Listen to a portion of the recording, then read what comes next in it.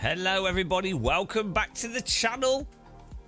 We're trying to do some new settings. Will the computer catch on fire? We've put more RAM in it. We're going all in on everything. So the ultimate test, this really. Hopefully things do work, but if they don't, it's not the end of the world. If they don't, they don't. If they do, they do. That's how the cookie crumbles. The cookie crumbling away. I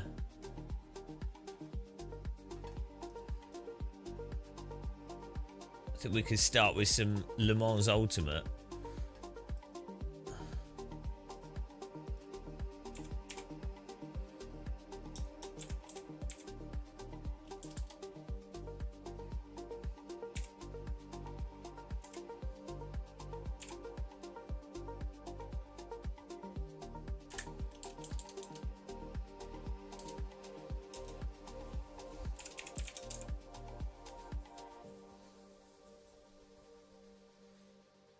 See how well this works.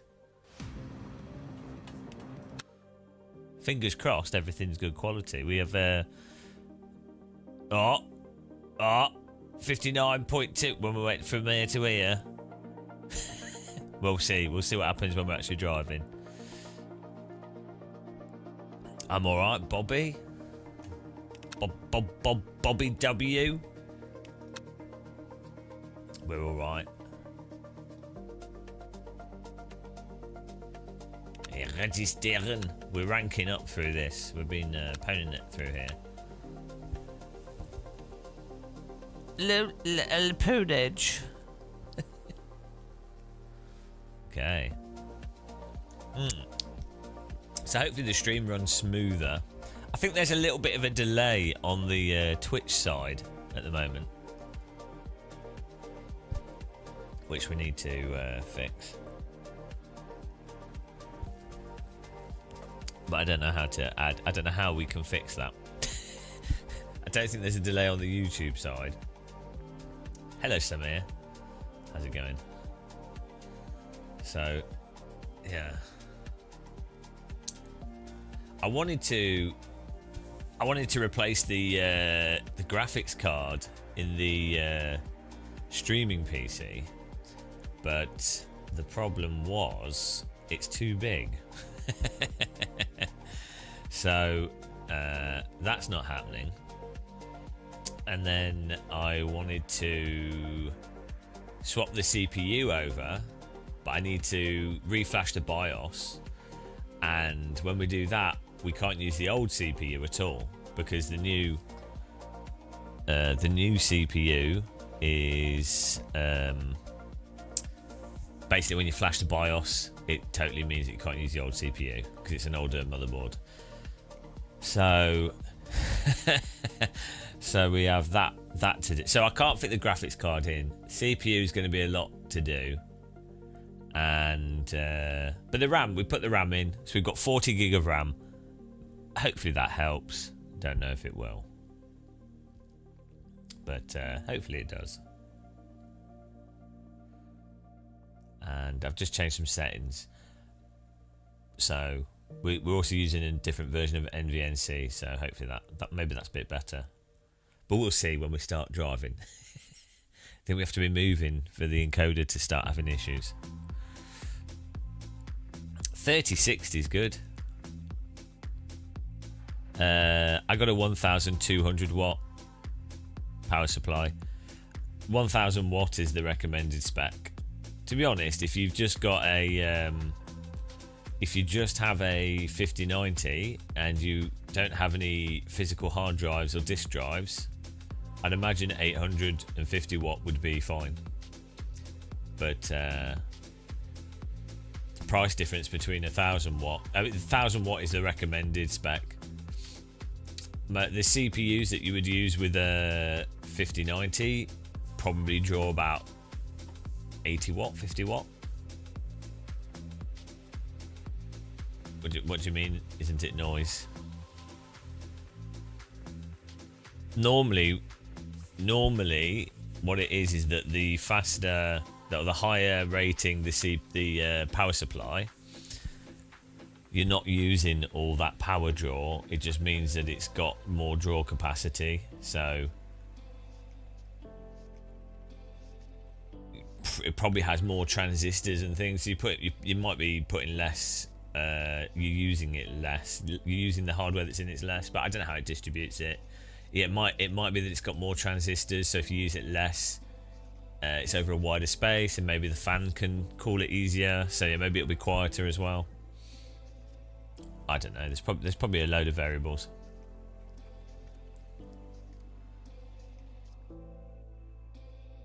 Gotta run down the crossroads.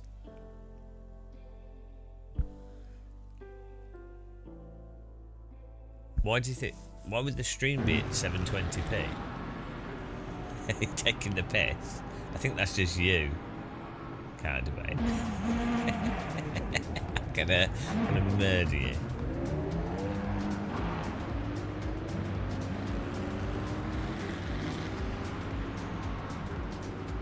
It says 1080p 60, so you need to select it. Select it from the menu at the bottom. Maybe it's maybe it's not selected it for you guys. I did change settings, so maybe it's using different. Maybe it's transcoding it different.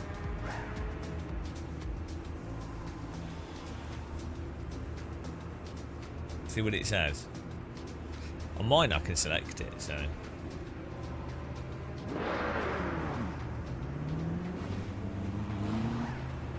Definitely going out at 1080p 60. It's the source resolution. What about YouTube?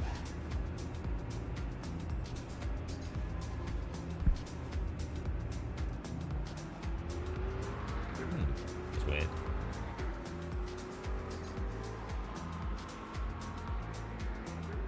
Yeah, YouTube's going out at 10. Maybe Twitch is just bugging out a bit. It's very strange. Because I can see it in 1080. Maybe you need to refresh the stream. That's really weird. The pace car is out of control. Oh, I've got to do qualifying here.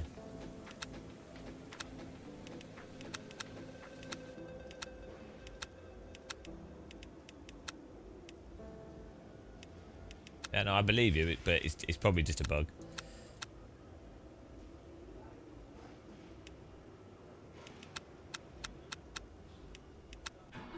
Very strange. Yeah, we've just changed a bunch of settings.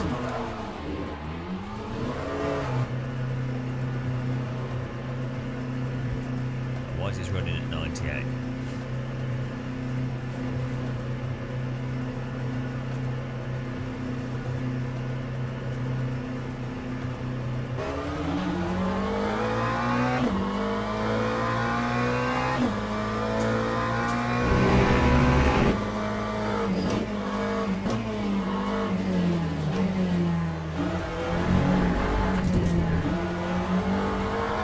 I seem to have a weird thing when I put SimHub on. We lost some performance. I'm not sure if that's because the Sims doing some weird stuff. Hello, Beers, John. How's it going, man?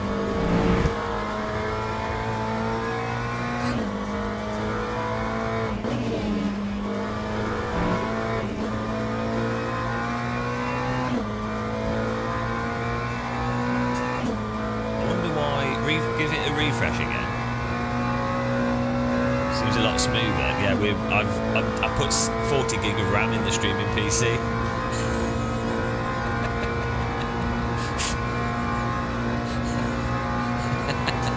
I was going to upgrade the graphics card, but it won't fit.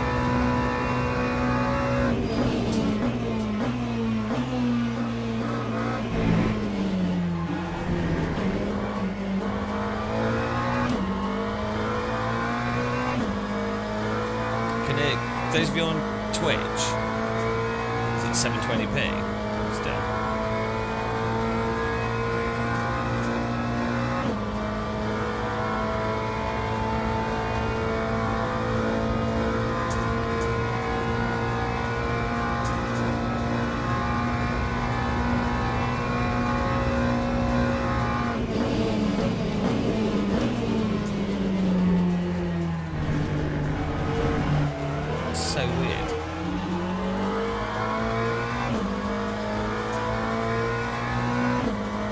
I can see it in 1080p.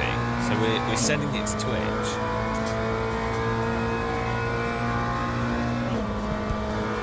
How about YouTube?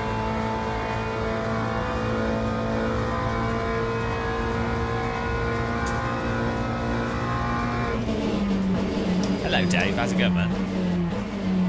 Well, that's weird. Yeah, because we're encoding the set. We're using the same. I'm using RNTP multiple output, and I'm using the same settings on Twitch and YouTube. So I did change the encoder settings for Twitch, but it's 1080p. Like, I can see it in 1080p. What's weird is on my dashboard on Twitch, I can see it in 1080p. So it's definitely going to Twitch in 1080p.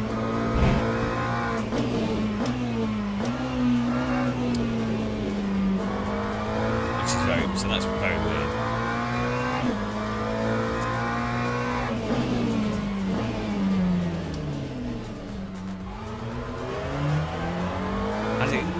Guys, go and check out Dave Camp's channel if you haven't. He does a lot of iRacing and SimRacing.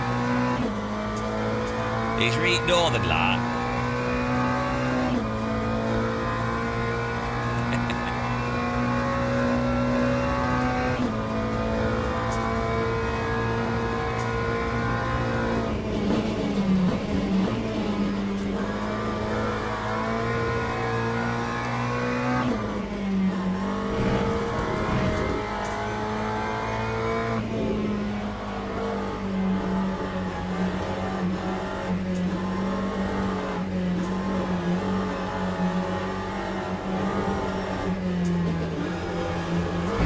Seems to be working okay now. I just don't know why. There is absolutely no reason why it would be 720p for Twitch. No reason at all. It's got to be Twitch doing some weird stuff.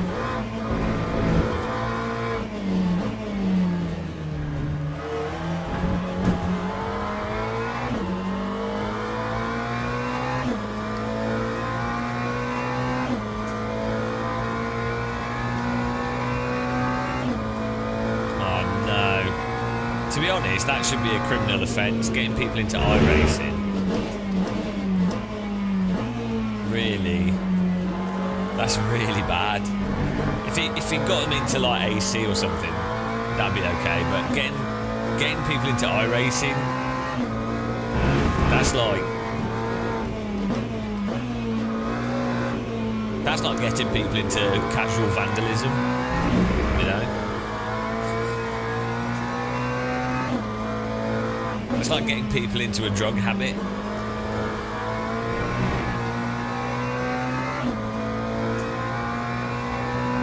That's like getting people into crippling debt.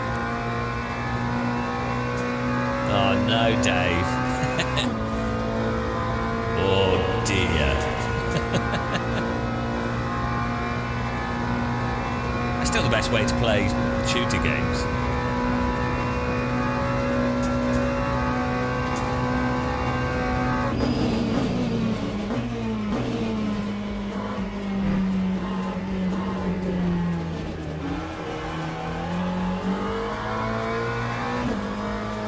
Children with the wheel.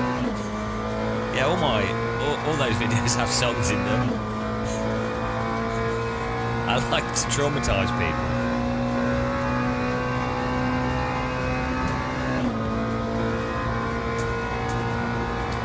Dave Camp's been sim racing for like 80 years now. I think he started in the 1950s.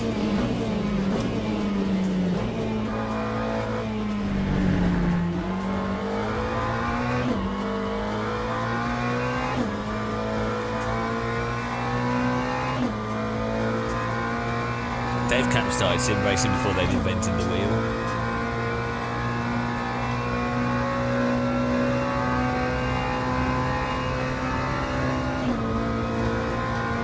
There's a hieroglyph on the Great Pyramids of Giza of Dave Camp sat in a sim rig.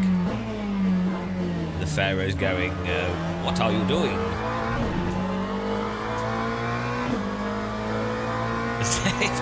Dave Camp. Yeah, well, all my songs are pretty beautiful. Yeah, majestic, emotional.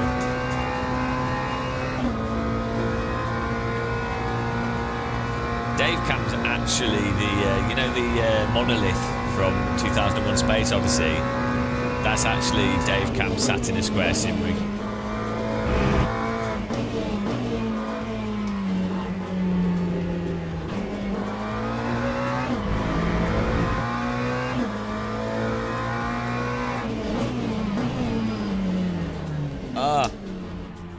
Well, there goes that lap.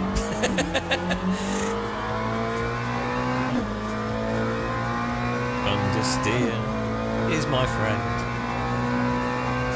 Matt Malone's been playing my song on his stream a lot. I think we've caused severe damage to so many people. No, Matt Malone's a legend. You can come and live in the UK when America collapses economically. You can stay in my basement. His whole family. We've got a spare sim rig for him.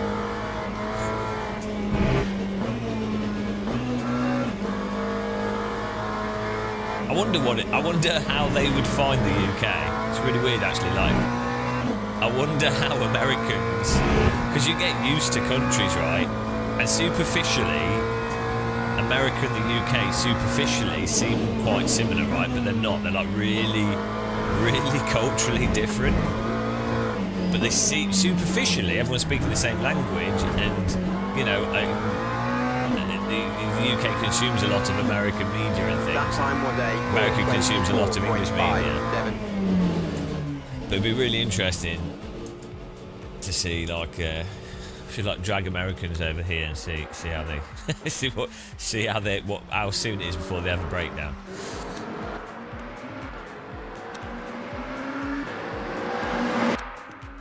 Everything is small in the UK compared to America. In Teams and America, drivers everything is go to the huge. grid for a race start. This is not 8 laps, is it? Let's do this.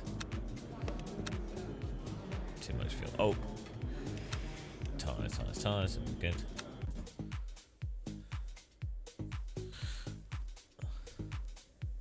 Triple monitor setup video. Dave Cam's got some. Boosted media. Race Beyond Matter. I have one, but I don't use triple screen, so I'm not really a big promoter of triple screen. It's not my thing. I'm more of a VR, and I'm the same as Random Call Sign. Either a large single screen or VR. I'm not really into triple screen stuff. I just can't be bothered with it. I have had triple screen setups over the years. I've had triple screen, but not anymore. Just don't care. Like you learn, you use car radars. You know what other people are going to do. You don't need triple screen. So it's good for immersion, but then if you go for immersion, just use VR.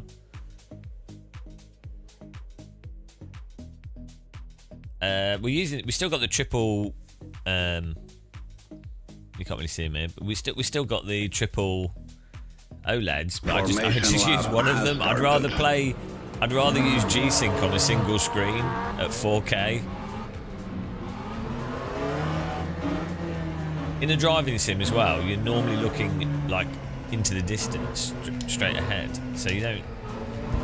I say if you've got car radar and you set your mirror up and you know how to drive, you know where people are going to be. So you don't really need to look left and right, because you're driving based off the line of where the track is, and you're also driving based off what you know the other car can and can't do. You're not driving based off what the car's currently doing.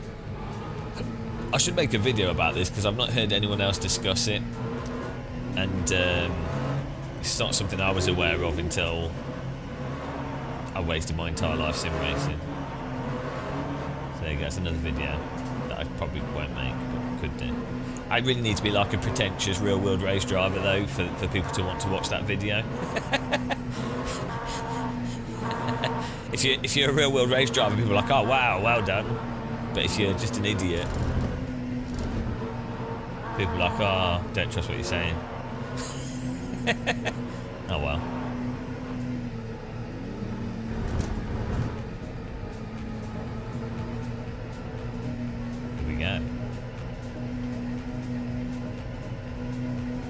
flag, green flag.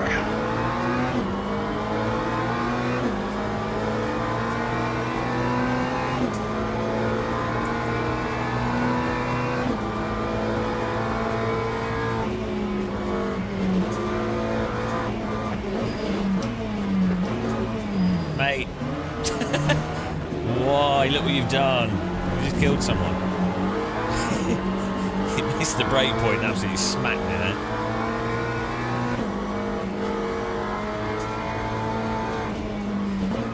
Oh, he's smacking his way through, this guy. Calm down. This is not Dodgems. I mean, it can be, I guess. Oh, there he goes. Here's another person. Murder!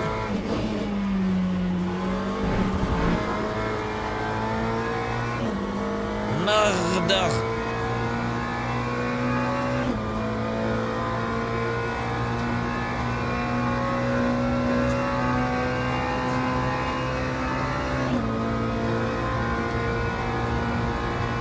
I saw a really good video today about ray traced audio, which was really nice. The video was really well made.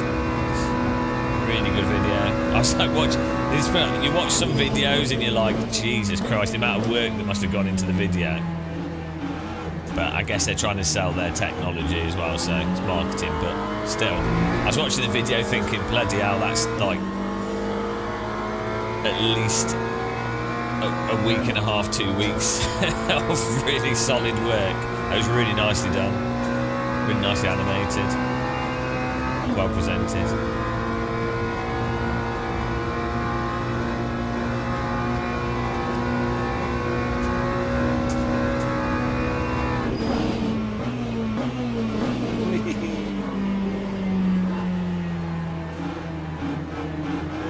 Hello, Nathan. How's it going, man? What are you doing?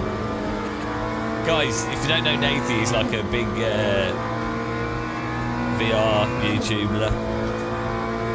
Smoking some pancakes. Check out his channel. It's like the Jimmy Broadbent of VR. He's like smoking some pancake.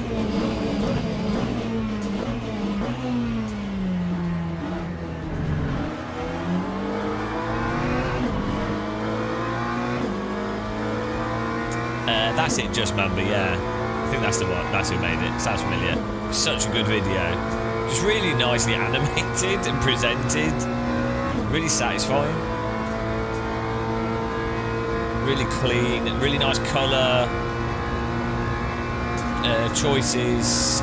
Really nice design. Yeah, it's just really nice. Could really appreciate it. I really like the style of it. But yeah, it also made me just feel like, Jesus Christ, that's a lot of work. So like, the video wasn't actually explaining that much information, and which is fine, you know. Sometimes you like to convey stuff to, you know, sometimes you have to do a lot to convey something quite simple. But it's just like, oh my god, the amount of work to convey something that's not that complex. But it looked really good and it was entertaining to watch. So it was nice. So maybe it was worth it still, but yeah. I really like the idea though of doing a ray tracing type solution to try and to do more realistic 3D audio.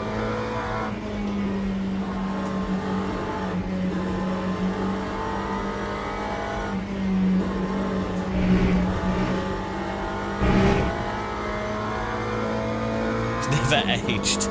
It's because he lives off a diet of waffles. That's the key to... Dutch people often look pretty young, actually. It's because it's flat. Oh. Oh.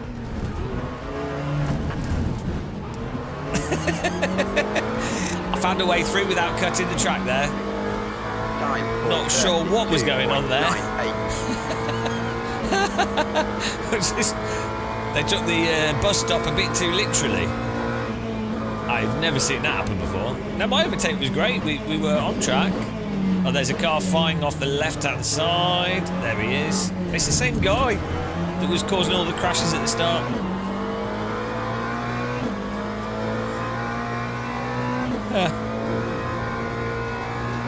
Yeah, we did an actual legal overtake, weirdly. We managed to find a way through and didn't hit anyone and kept two wheels on track. Bloody hell.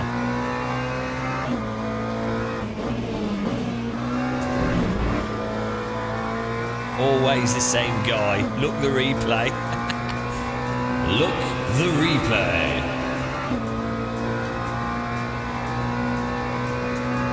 And my voice is wrecked, guys. I need to be careful today. We did 12-hour live stream yesterday and then 12 hours the day before. And there's too much talking. Really enjoyed it though. I had fun. Like the live streams were fun, but physically I cannot take. Wait, look, what is he doing? Is this guy just wrecking people? Who is it? McDookie? M. Dukaki. He's going to get a ban. Have we got any LMU developers here? SG. He's got a drive for it. M. Dukaki or something. It needs to be investigated. The stream police are here, mate. Gotta be careful. Oh my fucking god. Guys. Have I lost my rear? Oh, we've lost the rear. These idiots. What are they doing? Just ruined the race for no reason. I couldn't even see him coming. Jesus Christ. Do we need a rear wing on this track?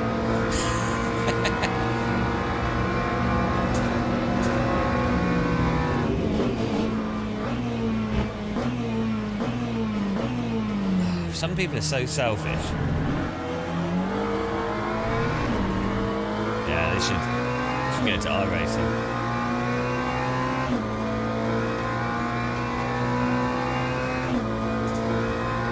You really have to hit people hard to damage them in this. We've got low downforce setup here.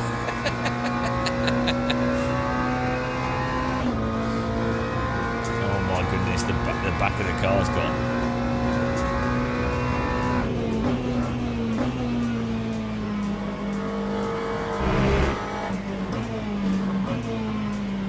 We've got no rear wing.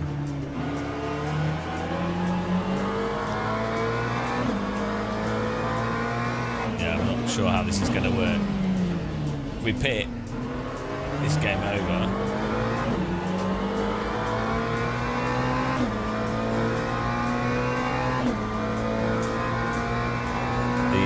These sweeping corners are going to be very difficult.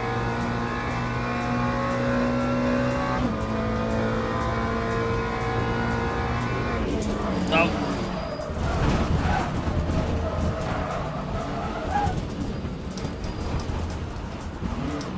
Typical, that's textbook entry into that corner. Yeah, we went going over the crest. Just froze the car off.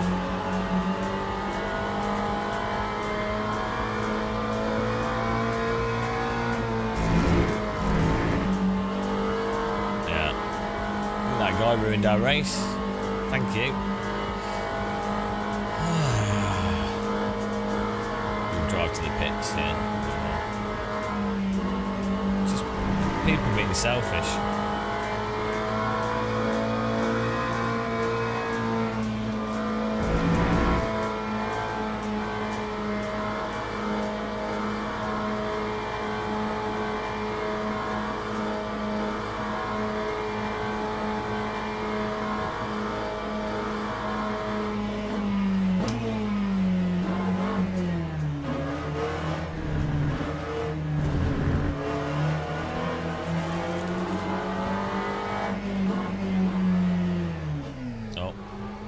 In the pit lane as well. Oh well. Lap 4:59.42.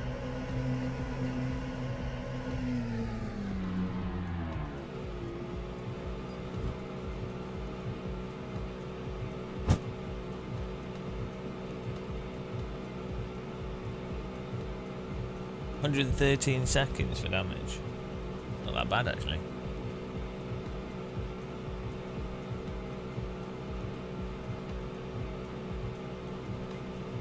When's the next the LMP2 race? I think we'll probably just quit and do that. It's probably a good idea.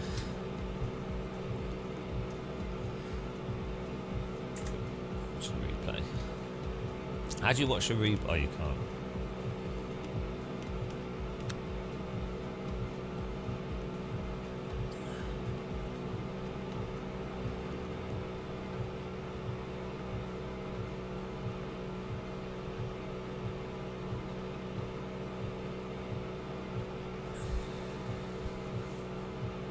Replacing the rear wing. No, the DLCs are for some of the stuff, but not all the stuff. So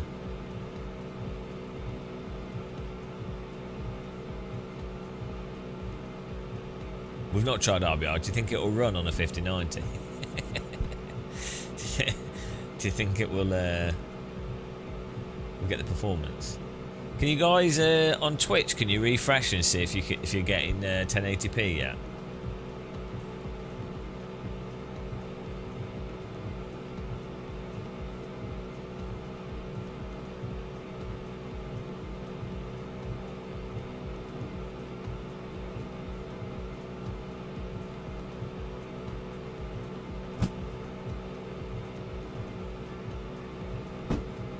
The pace car is out of control.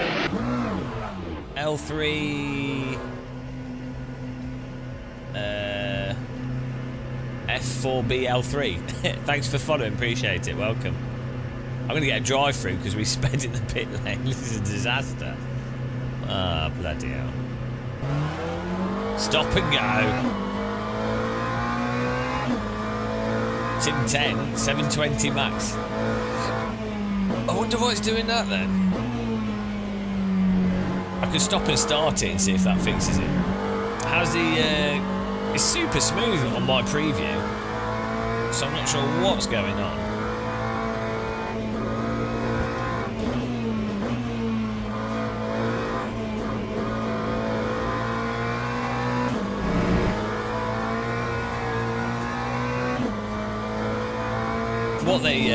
What LMU could probably do with is you give people they give people moderation power on the servers that are like trusted people. So when you have people that are just causing wrecks or really cheating, they can be kicked off the server. I don't know if you can load into a server though to check it easily. I think that's what you need for multiplayer games, like driving games where the sessions go on for quite a long time.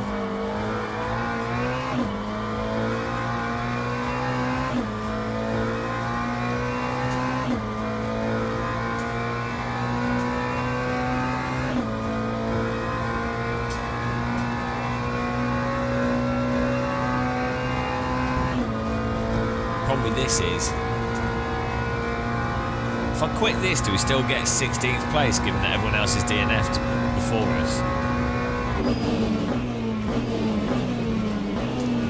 Because if we have to do another lap, we're not going to get into the next race. So I might just quit this. We'll finish this lap, and then we'll quit it.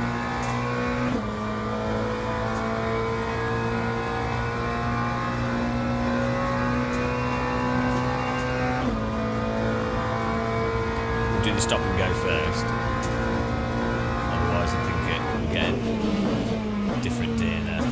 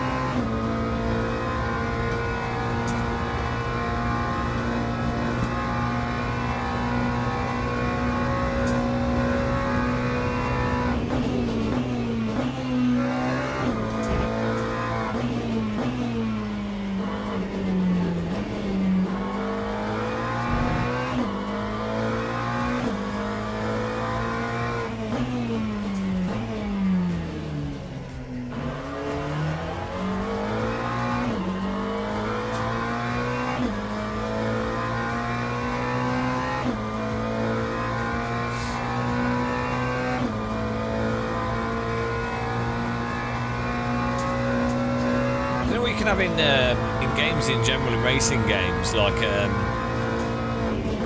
obviously you've got like reports and stuff, but you probably have like if you could have like an instant like button for like to report people that are griefing or something, like a soft report.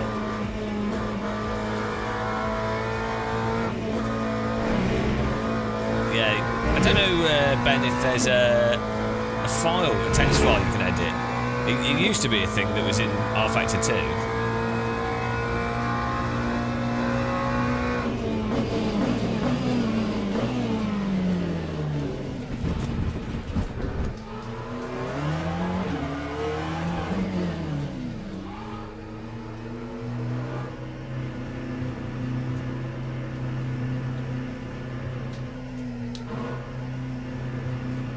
Time 6:57.41. Ban them, yeah. I think what you need to do with the game is set up a reputation that it's very easy to get banned, even if it isn't. But do you know what I mean? So people are like, oh god, I've got to be really careful. Oh. So when a game first launches, if you're like super harsh on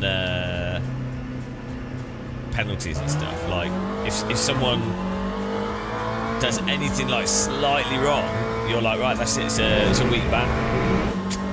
That's a weak ban for multiplayer. So, and then also to make a big thing out of it.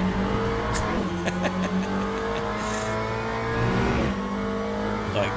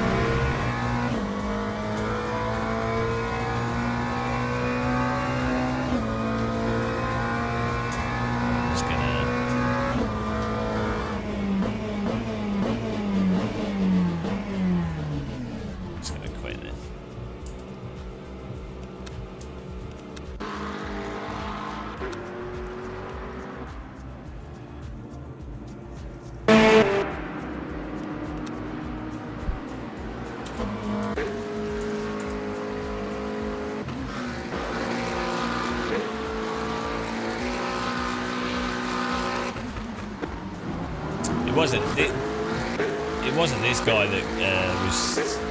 I think the guy that hit us just missed the break point by like a lot. What was he doing? Right, but it was the other guy that was just cutting and wrecking people. Oh, okay, he hit the grass, but still, why is he doing that? Like, why is he taking this line? So it's stupid. Like, it's rainy. Why are you taking this? Why are you even driving here like this?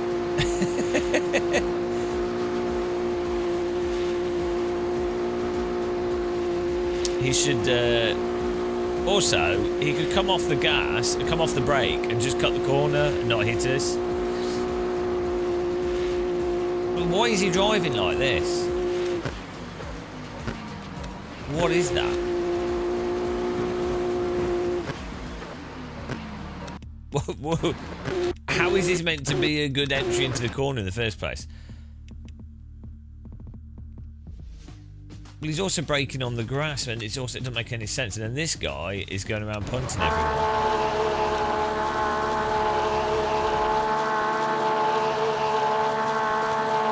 He's just 100% throttled into this person. This guy needs a ban. Marcin. That was intentional, I reckon.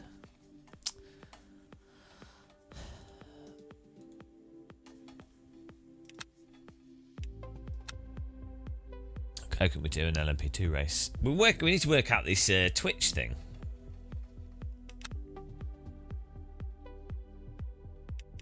Yeah, it's possible.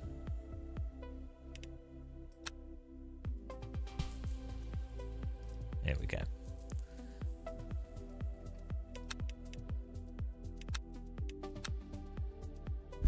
I'm going to start and stop the Twitch. So we'll be back in a second, guys. But we're going to start and stop it and see if that fixes it.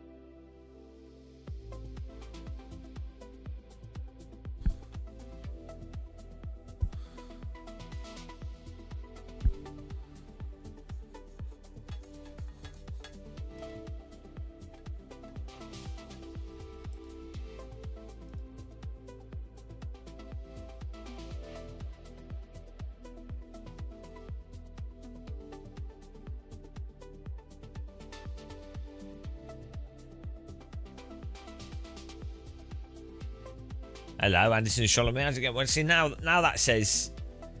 On mine it says 72060, but we ain't going out. What is going on?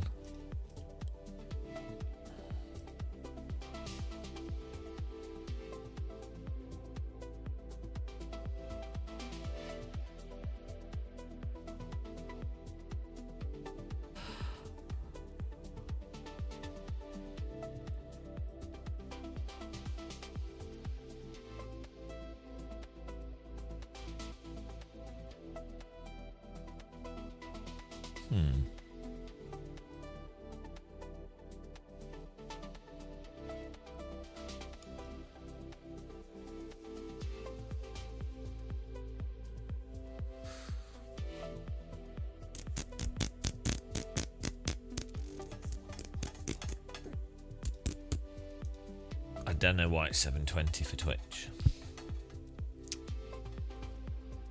But at least now it's showing 720 for me, which is different.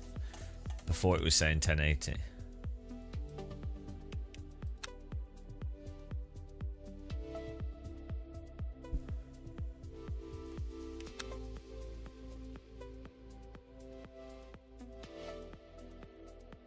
We lost 3.8% for that, and a load of... All because of people wrecking us. What gets?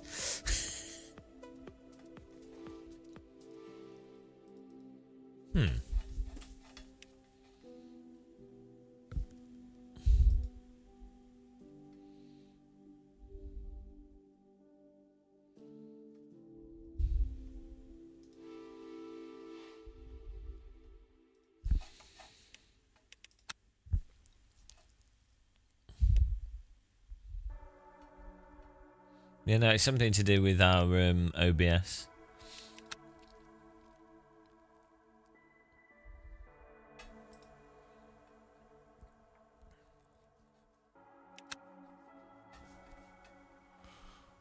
Probably have to stop the YouTube stream to fix it.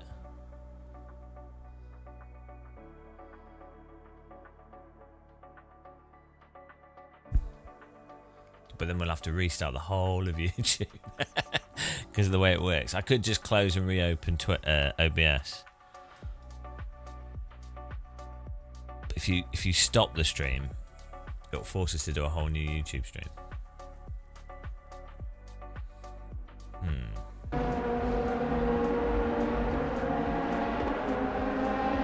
I haven't Vertex, not yet.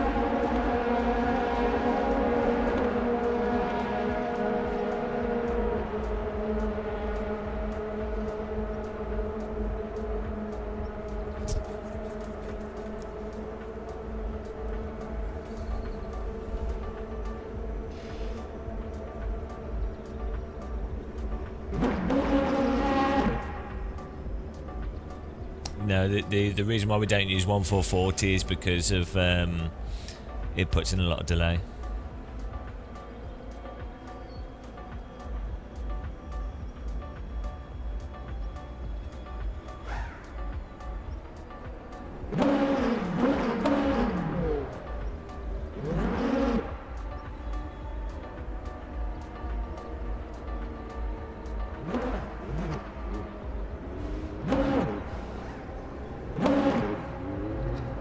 Yeah, this doesn't make any sense. This genuinely doesn't make any sense that it's 720p.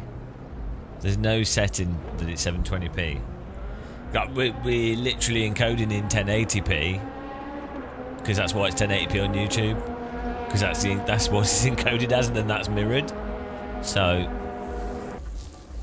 unless Twitch's Nike doesn't like the bitrate or something, which is possible, and then it's doing something else, but it doesn't really make much sense for it to change.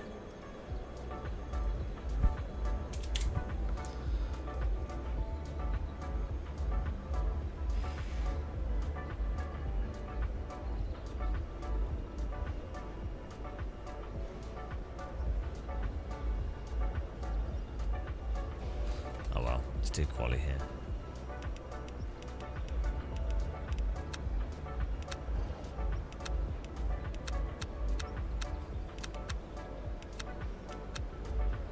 Very weird.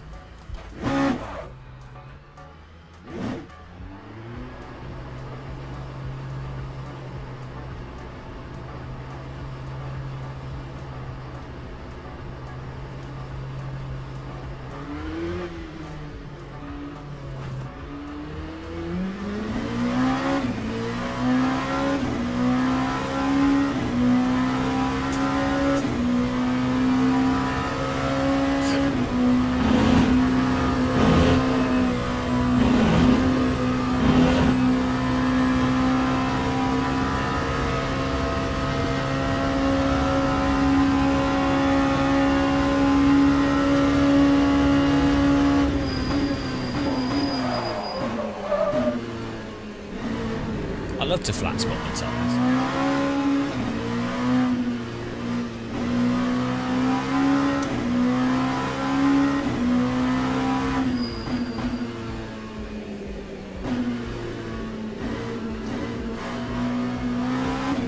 Should be more shiny in 720p.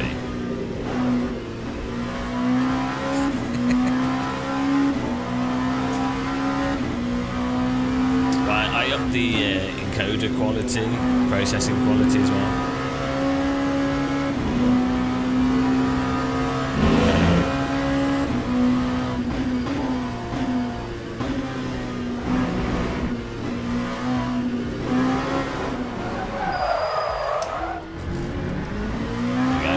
Spot the other tire as well. It wouldn't be a LMP2 car without this bouncing up and down.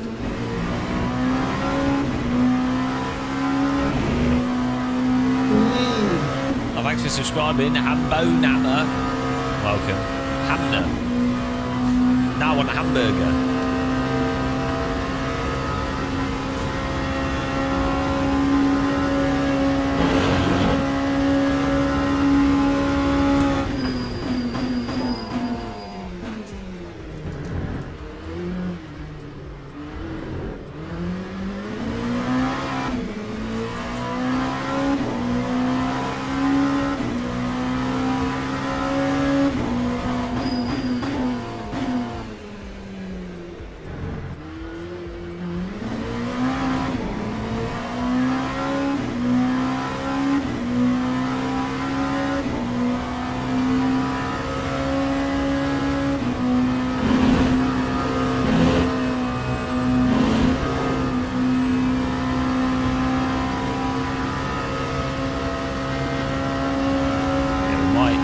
Have to restart the stream. Not sure what settings we can use though. That's the problem. Might have to do some googling.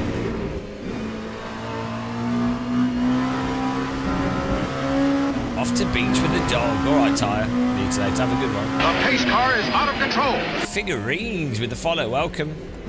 Thanks for joining us.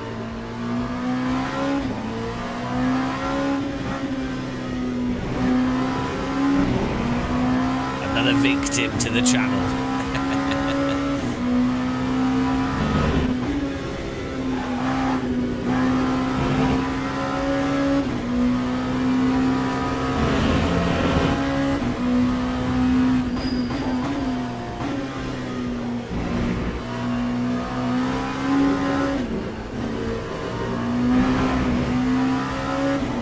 Yeah, the 720p is where it's at. All the cool kids are at 720p now. the new meta, the new Twitch meta, 720p. We go back in time. Oh, you just spent £3,000 on a graphics card. Wow. Proceeds to stream at half resolution. I've turned the graphics up, but we've turned the stream down. Also, ironically, it's done that just after we've upgraded the RAM in the streaming PC. That's computers for you. That's computers. The law of computers is if it's currently working, don't change anything. These thumbnail and community posts are getting out of hand. AI is a dangerous tool in my hands. I love being able to create stupid images. It's the best. We're all going to die from AI, but at least we can create stupid images beforehand. I don't know why other people aren't making more stupid images. And the images I make are like the stuff that I would want to make, but I don't have the talent to. Like, just really stupid scenarios. Why don't... Is it that other people are not thinking of these things? And rather than not... I thought that other people would be thinking about these sorts of things. They're just, they don't have the ability to make them, right? But now you've got the ability to make them, is it that they just don't actually think of that? Like a pigeon riding a fish is something I've thought about for years. Or like a teapot army, Did people not consume, like, Shooting Stars, Hitchhiker's Guide to the Galaxy, Red Dwarf, all that kind of stuff when they were kids? The pace car is out of control. Asterix. My mind has been filled with stupidity, and this is the result. Tripone memes. Hello. Thanks for following. Welcome. Nick White did change some other settings as well. Can't debate. Like we've updated. We updated OBS and we've also changed some of the encoder settings.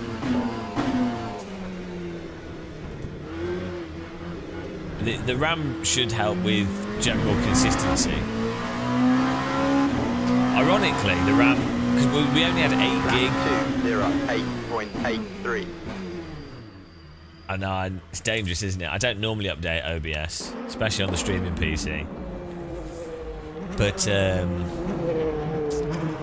yeah. 8 gig was probably not enough RAM for what we have set up, so 40 gig is probably too much. But I had 2 sticks spare, so just stuck them in. Probably better to actually take the 8 gig sticks out, the 2 4 gigs, and just put the 2 16 gigs in. But I thought I'd just stick them all in the computer and see what happens. Can't be bothered to eBay those sticks. I don't think I'd get much for them, so I might as well just stick them in the computer.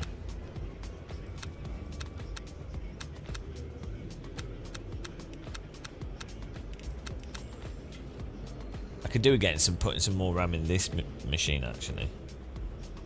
But you want like 4 sticks of you really just want 2 sticks, really.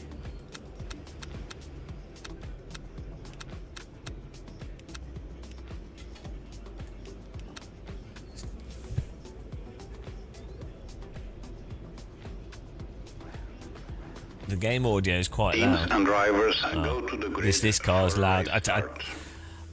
I turn up the volume for the GT3 because it's quite quiet. There you go. I've turned it down a bit now.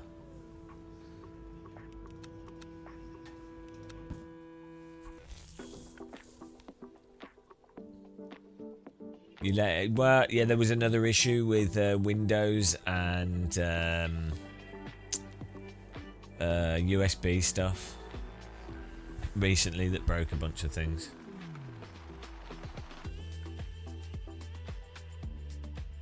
No, for DDR4, 2 sticks runs faster than 4 sticks, just because of the way the architecture works. So if your goal was like gaming, you're better off having 2 sticks that are higher in space than 4 sticks that were lower, that added up to the same amount. I don't know. It would be interesting to actually test it though, side by side.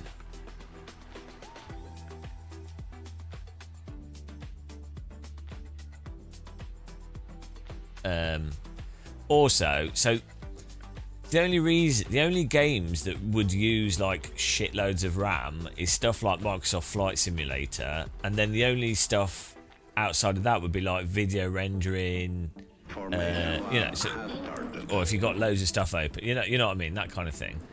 So yeah, it would be really interesting to actually test it with a bunch of stuff, like how much difference does it actually make? Because I bet it doesn't make much. Because so much more is done on the graphics card directly now as well, and hard drives are so much faster now that, you know what I mean, like NVMe hard drives are the same speed as RAM almost. Some of them, it's insane.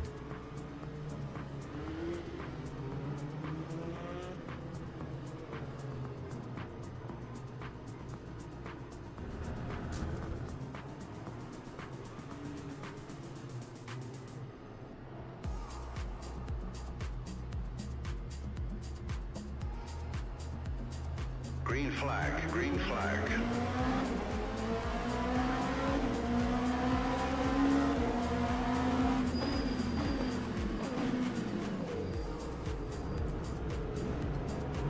Turning circle of this car is so bad. See, this is quite quiet, this car.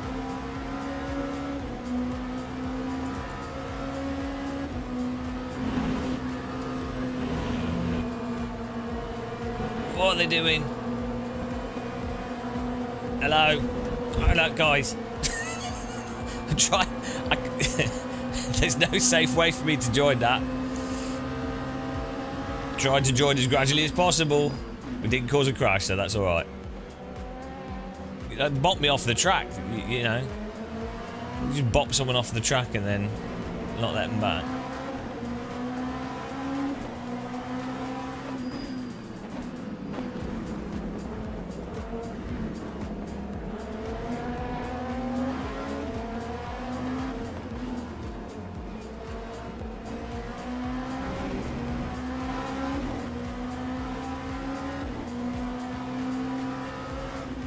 My what? Your Evo Access song complaints discussions on Steam. Oh, what, the early can't complain early access. Yeah, it's early access, can't complain. Such a stupid song.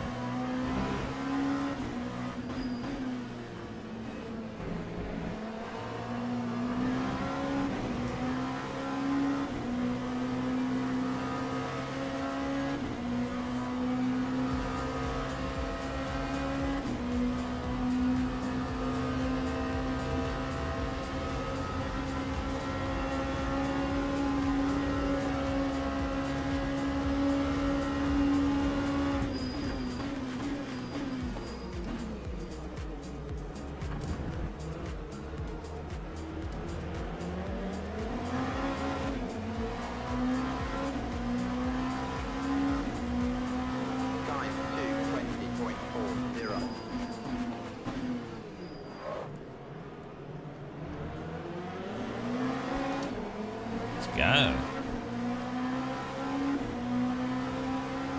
bit more competitive today than yesterday, I think. Or maybe we just moved to a high split.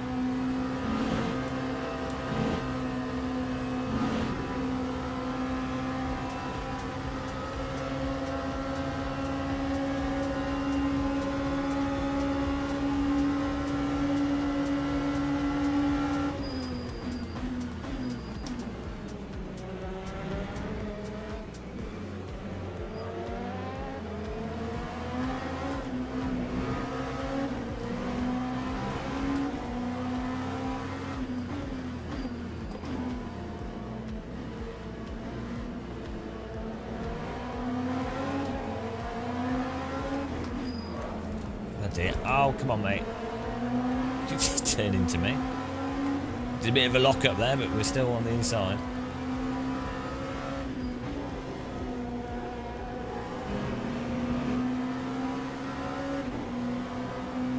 feel like this pink car's going to wreck us.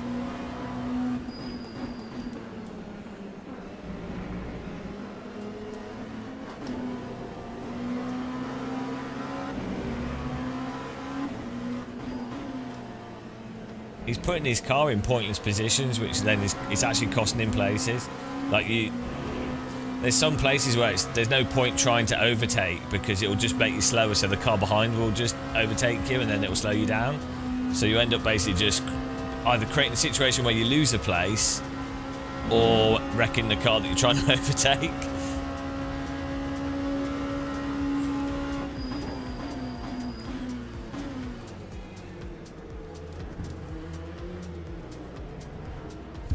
Oh, Christ.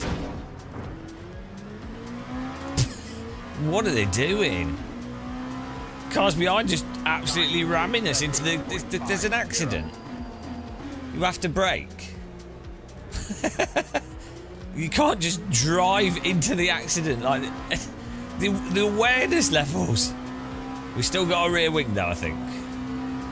Bloody hell.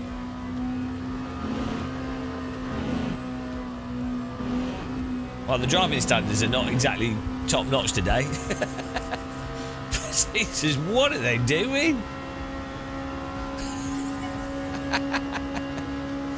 Drunk driving session today. They could have damaged the car on the left and then we wouldn't have wonky steering. That'd be nice.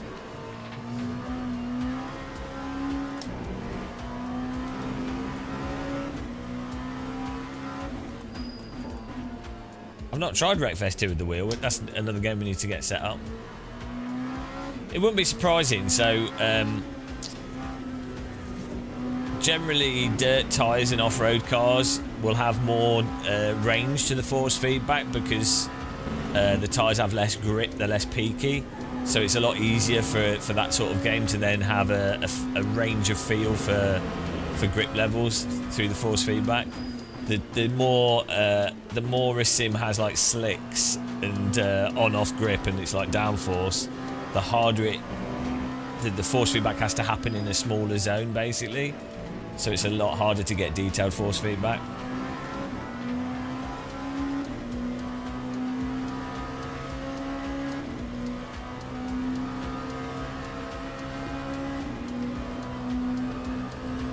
It's like the off-road cars in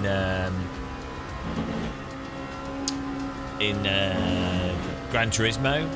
They actually drive really nicely. It's really funny actually. Gran Turismo, the dirt stuff, is so much more fun and better to drive than the tarmac stuff. They only really have like one dirt off-road thing. Gran Turismo could be a really good off-road game if they had more off-road things.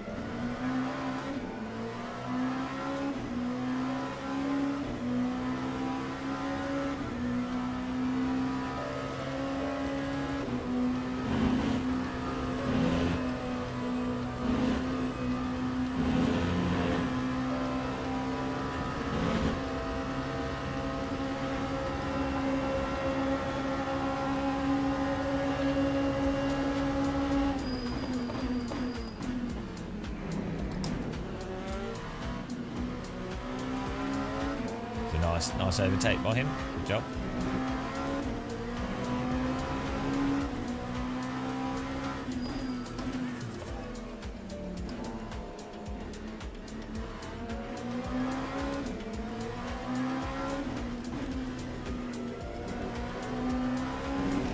We got a bit of damage, so hopefully we can keep the tow and use that to make up for our damage. Be nice.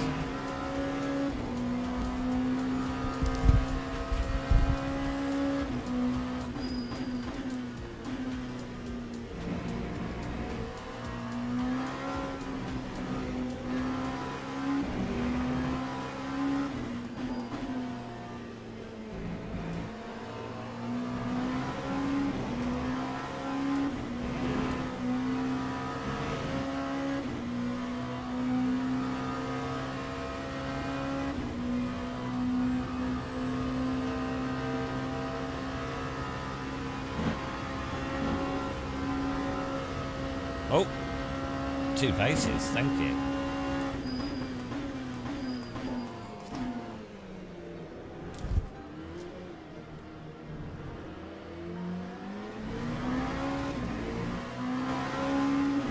Easy.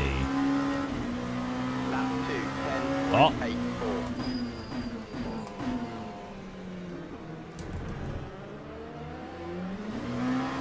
4. Glorious 7th. Boost pedal's alright. Software still needs some improvements. How I use it, it's like I basically use it as a very solid pedal with just the vibration haptic stuff, which is a bit of underusing it, but that's how I'd like to set it up.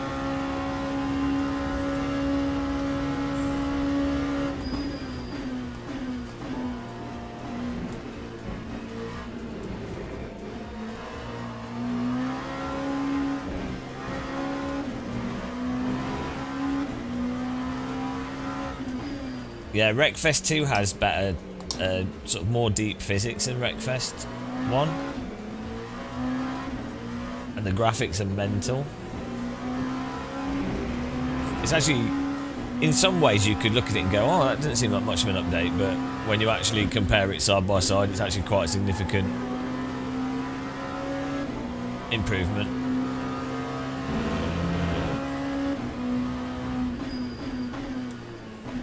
The actual physics are quite subtle as well in terms of the different cars and how they drive.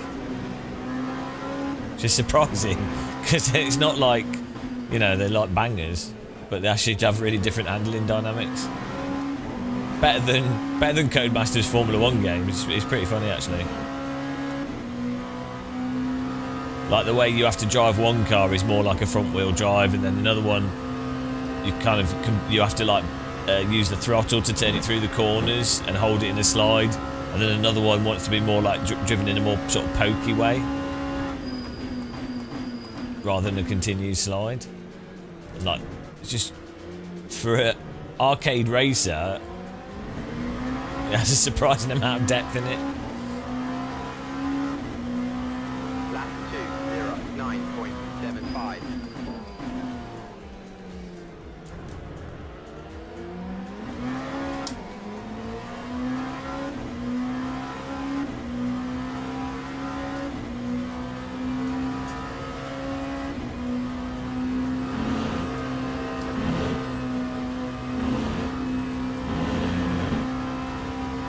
Yeah, the graphics though are crazy in Wreckfest 2. It's not a simcade, it's a simulator. It's more, generally, aspects of it are more realistic than iRacing and other actual simulators. This is what I think the term simcade is just a bit silly. Basically, something's either realistic or it's not. I know, I get the term simcade is like, oh, what's the developer trying to do? Are they trying to make a simulator or are they trying to make a game? But then if you take that logic, it's like, well, hang on, they're all trying to be games, really. Like, they've all got like online ranking, they all put stuff in it that's not, they're not being used as literal pure simulators for a real car. So, and then it's like, well, so okay, they're all simcades then. In which case you're like, well, hang on. Do you know what I mean? In terms of like words. So basically, the term, yeah, it just doesn't make. It's just not useful. You might as well just say, oh, it's a realistic simulator, or it's not a realistic simulator, or it has good gameplay, or it's easy accessible, or isn't. There's no actual utility in the word simcade. If that makes sense. When you really jump into it, there's no. It doesn't actually, other than if you then just sort of arbitrarily go, wow, you know, we'll say F1's a simcade, we'll say Wreckfest's a simcade, we'll say BeamNG's a simcade, but it's like, well, but why? Do you know what I mean? 6, 9. I mean, maybe if you were gonna, and then you go, oh well, okay, Forza's a simcade, so you're like, well. BeamNG's like a mental simulator. Wreckfest is really quite good in terms of simulated actual driving in Destruction Derby. It's probably the most realistic game out there. iRacing does not simulate how cars drive at the limit. So, but most people go, that's not a simcade. It's like, well, okay. I know you have the whole thing. You can always nitpick any category, and you can go, well, you know, nothing fits in any actual category. But the point would be is normally when you set up a category for something, you have some defined specifics that define a category. So, like, you know, with music, you generally go, okay, well, this is built on a synthesizer. It's got a beat, this type of beat to it. It's got this structure, so we'll call it X type of music. But if you have a thing that's like literally doesn't fit into a specific category, well, that category doesn't work. So that's the problem with how simcade is used.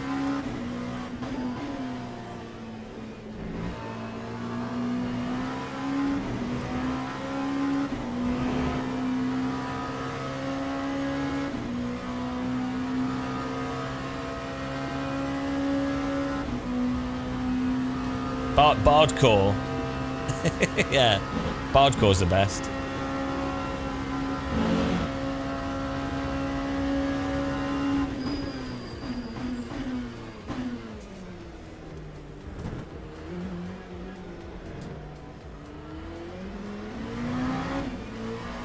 Hello, filing account. Guys, can you check Twitch again and see if it's at 720p still, if you refresh the Twitch stream?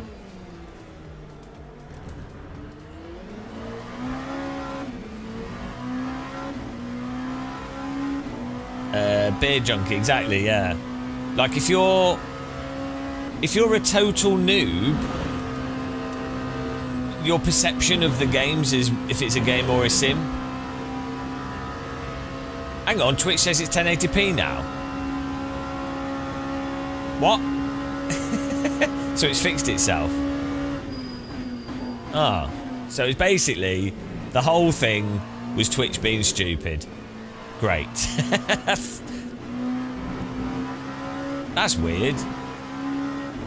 Oh, there you go. It was just Twitch. Maybe because it had trained itself on the previous settings that I'd used for like 2 years. That's why I was confused. I was like, I didn't change resolution. It's using the same settings that's going out to YouTube. I did just lower the bitrate though. Maybe that helped, but still, it shouldn't really. We'll put the bitrate back up and see what happens. How is it? Smooth does it look?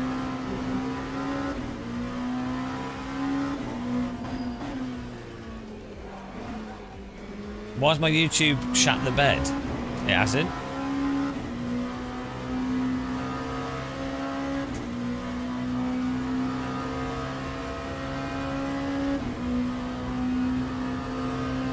I can probably turn the quality up even higher because it's still we're not getting any frame drops, I don't think. It should be a lot smoother than yesterday, hopefully.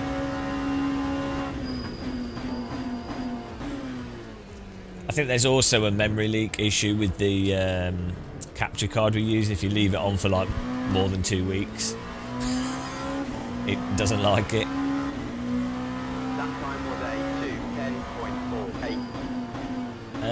In the gaming PC, yeah, we're on max everything with all the games. 4K absolute max graphics and basically 120 FPS, probably more. But I use G-Sync and the screen's 120 at the top, so.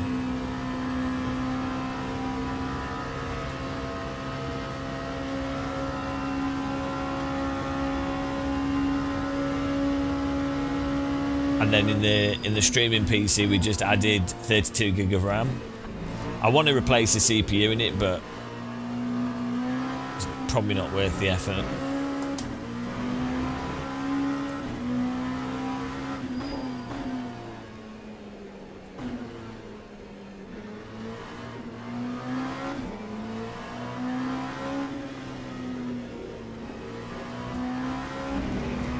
What I'd quite like on OBS is like a full screen scene switcher, which we can get a plug-in for that.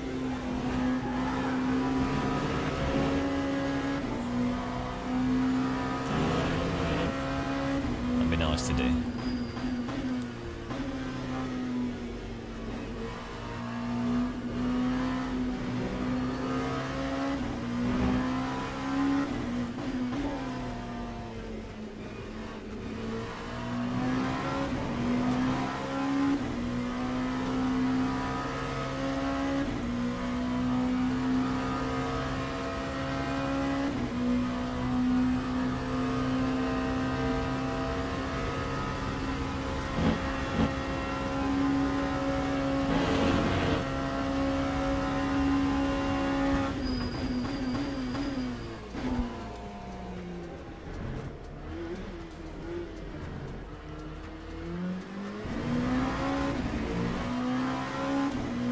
One more lap to go here. We survived the pump fest.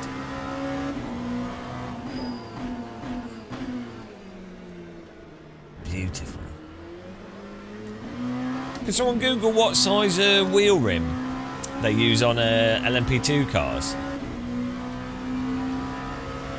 It's probably like 270 or something, but...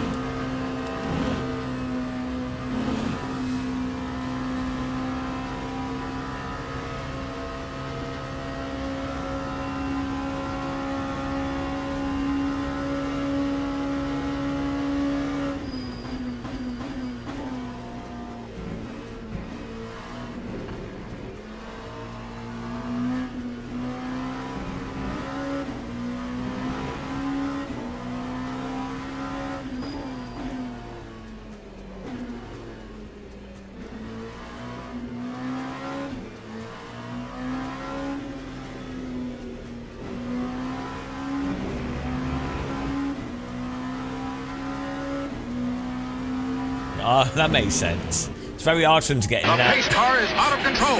It's very hard for them to get in and out of the car. They use a pirate ship wheel. Arg. I can't see out at window. Thanks, dude, Derek. Thanks for following. Welcome to the channel. Oh, bloody hell. Welcome to the drift zone. No, I don't want to lose a place. Bloody hell. Look at this slop. Look at the slipty slop there. Didn't see nothing. Hail the FFB cult leader. Hello, Tayson. Blessed be all your force feedbacks on Sunday, guys.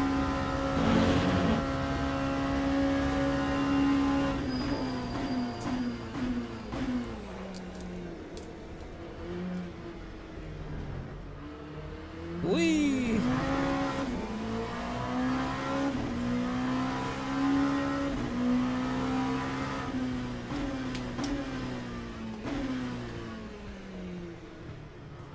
I mean, that was an absolute shit show.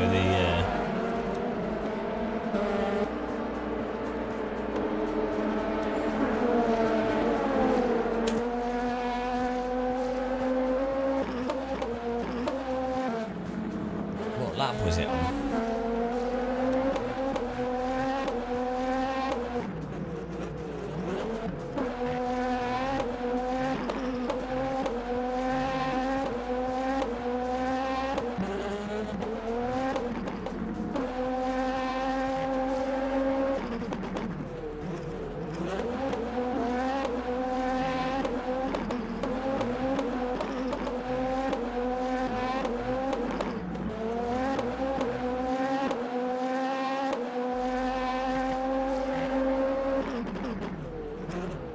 What lap was it on?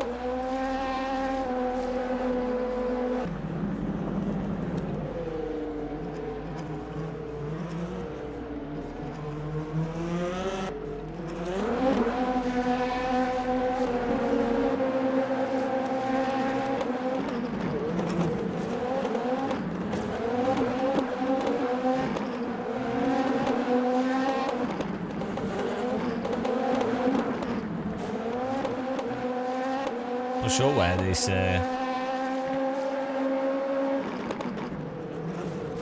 there it is.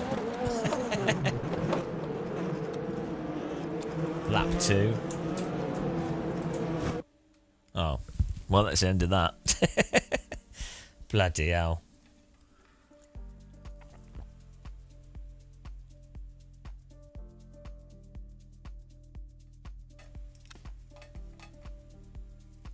We recovered the damage from that previous one.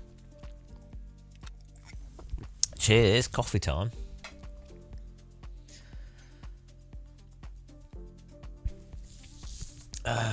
We could do... I kind of want to do another prototype. We're just like farming the rating here. Oh yeah, let's turn the quality up even higher. So we got... Hello, thanks for subscribing. Kimi Raikkonen, is it the real one?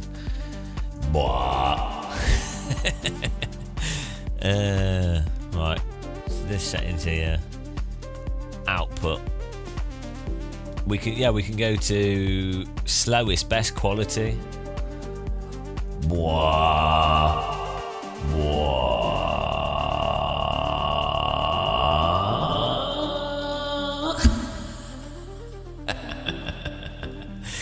Could do Kimi Raikkonen in a 90s Formula 1 car.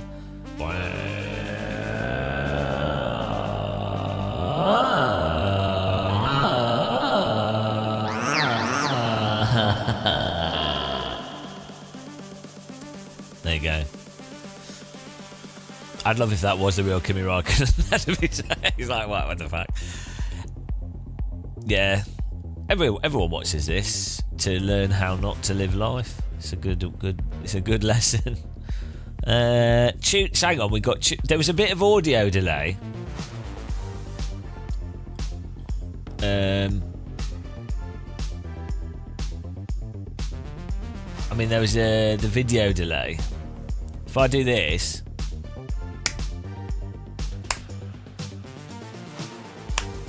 is the video too soon or too late? If I clap, is the clap happening too soon or too late?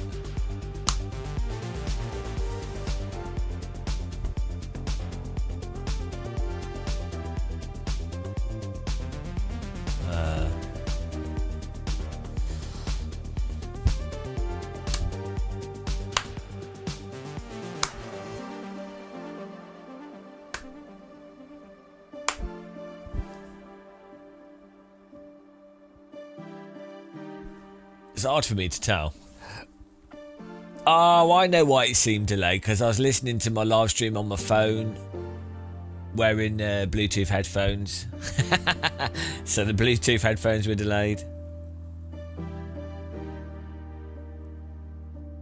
That's what that was.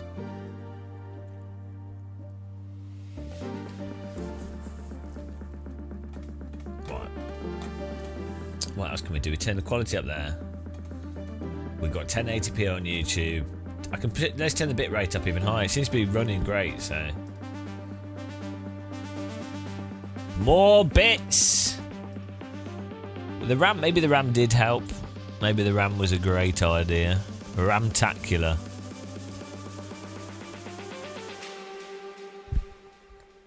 Give you 500 more bits.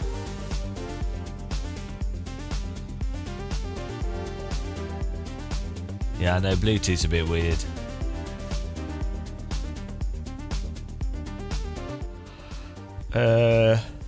What else? What else do I need to do?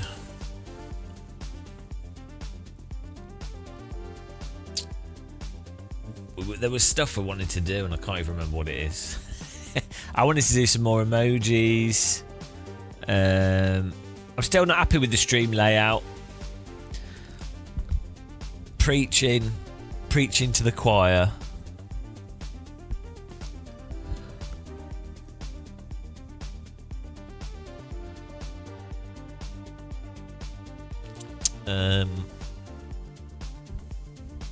Yeah. Need some good makeup, that'd be nice.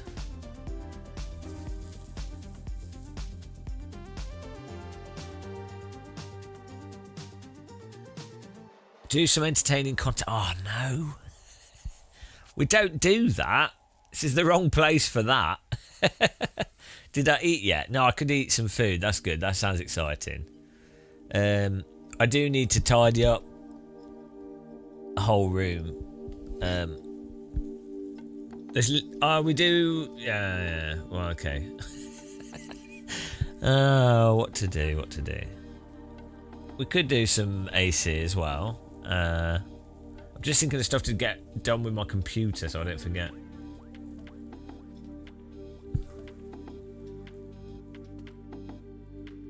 We can host. Oh yeah, what I wanted to do was host like 35 slot F4 races in AC.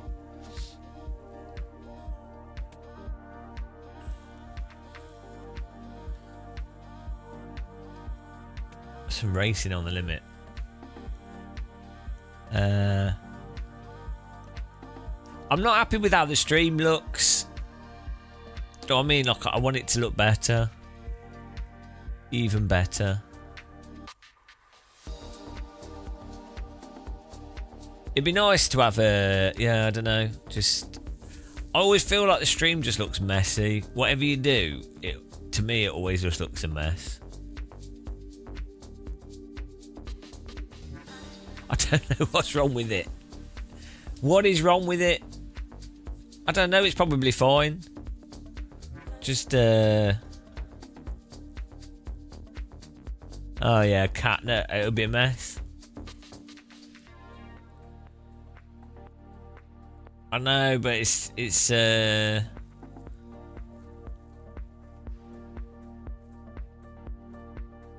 Stop being an analyst.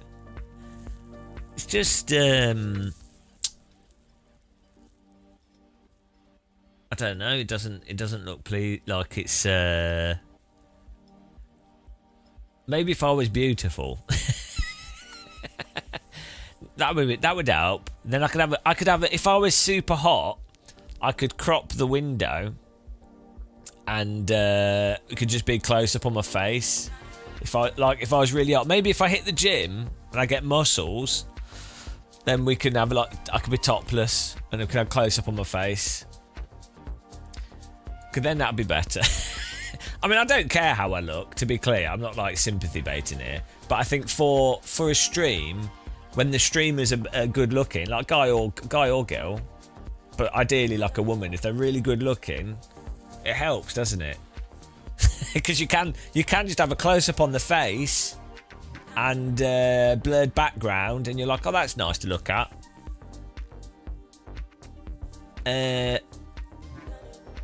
Maybe like, I know some cameras, a different camera that I could look at to be stupid to. That'd be good. we need like a full screen reaction camera that I can cut to.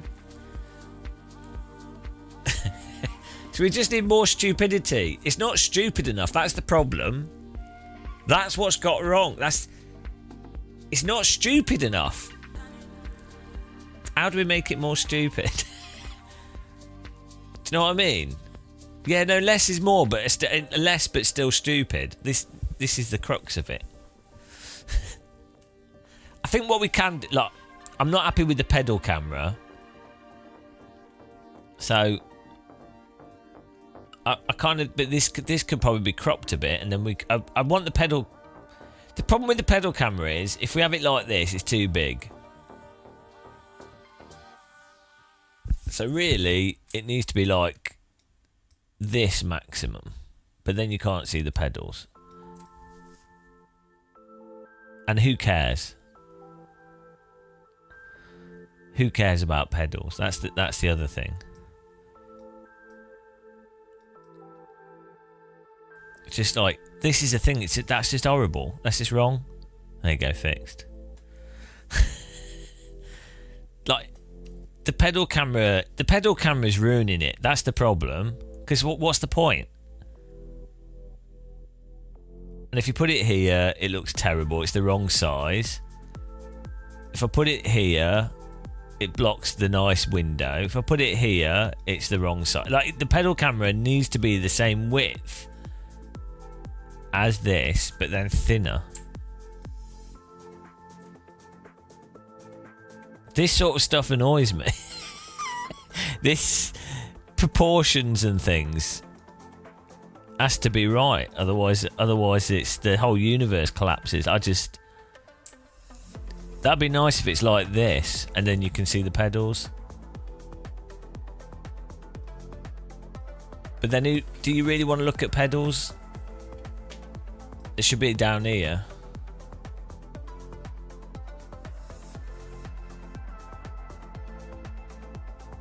I know it's much ado about nothing, but these things, it's a balance in the universe, you know? If we move this up, it's whether or not it's satisfying. That's the thing. Like these things are important to me. They're just... I'm the one that looks at this for 12 hours. You have to keep in mind, you guys have a life, I don't. So we move that up there.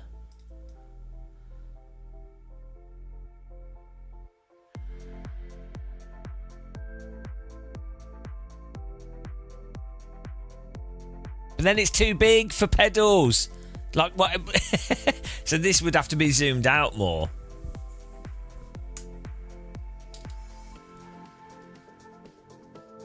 But it's still too big. It's like, why? Who wants to look at pedals like that? I don't. Do you know what I mean?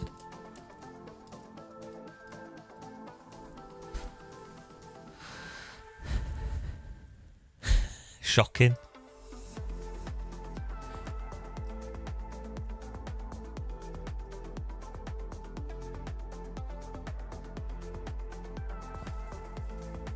Now it's blocking. It just doesn't. It's not. The pedal camera's just not happy. I'm just not happy with it. I'm just not happy with the pedal camera.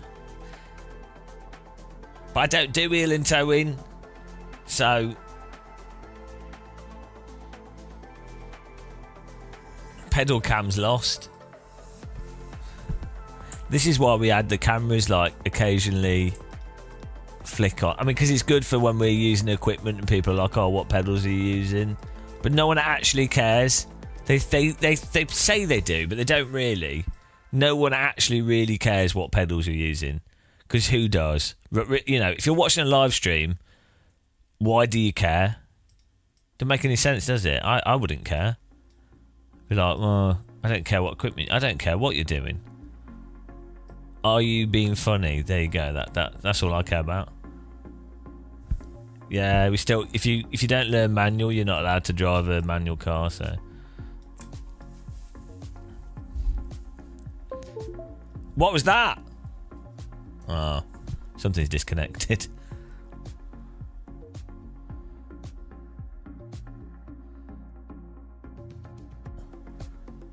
And if you put it over here, it's like, well, why is there pedals over here? It doesn't make any sense. Ah, it really needs to be the same width. Then the other thing was, oh, you could have a square here.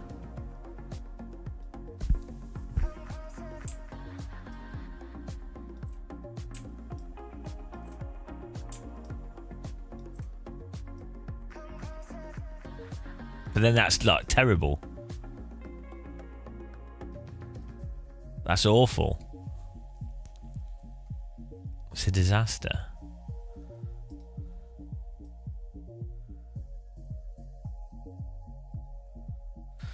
Pleb SimRacer, maybe flip through the cameras, everyone. No, we do that. We can. We did have that set up before, but then nobody wants a full screen pedal. I tell you what, though, get rid of that. We do have this other camera. But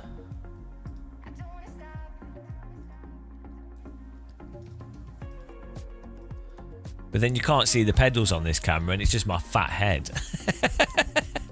So it'd be fun to flick through these two cameras. But it'd be better if this camera had the pedals on it, and it wasn't my fat head.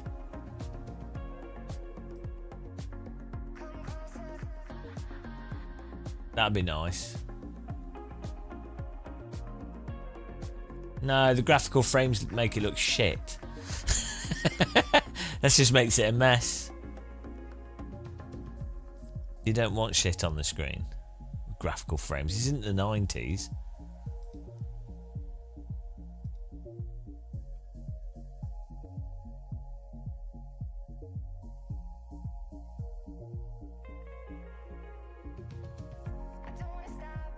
Less is better. You don't want shit everywhere.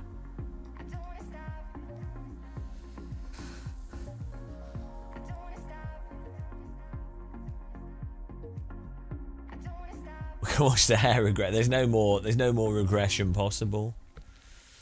Oh, so there's nowhere to put the pedals without it ruining the layout. Basically, that's just the reality of pedals. I mean,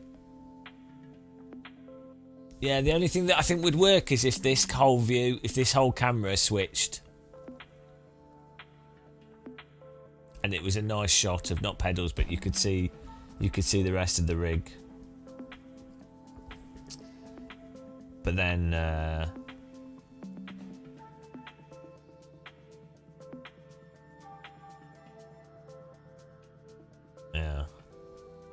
I don't think anyone cares. That's the thing. I don't think, like, who actually cares when you're watching a live stream. Why would you want to look at the steering wheel? Like, you don't care, do you? What's the point? You're watching the game and you're watching the streamer have a mental breakdown. That's the point of it, the game and the mental breakdown. Who actually cares about the equipment? Nobody. Oh, well done, you've got a steering wheel. The companies care because they're like, oh, look, there's our steering wheel being used by a streamer, someone might buy it. So from a sponsorship perspective, it makes sense. But from a is it actually beneficial to the live stream for people watching perspective? Not really. This is the thing. This is the thing, guys.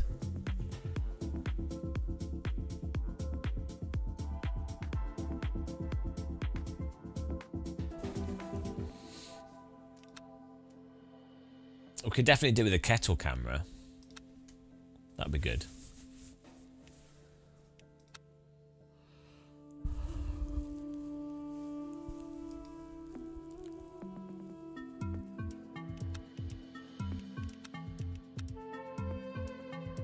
I think maybe playing popular games is probably a good idea as well.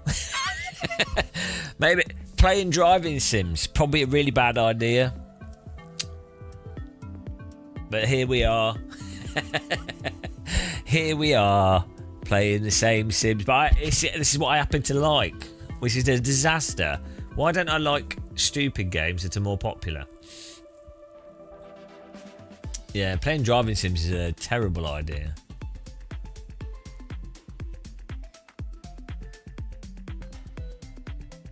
No, Paul, because that would look absolutely shit, because you'd then have like a tiny window of a game and all the other stuff, and you'd be like, well, that just looks terrible. Because also then all the other stuff looks totally separate, and you're like trying to squint on the game and it's all detached. I mean, come on, Paul. Absolutely terrible idea. We're not paying you for these awful ideas. Bloody hell, Paul. Again, another 1980s web design idea. You're like ChatGPT when you type something vague in and it comes back with something absolutely disgusting. I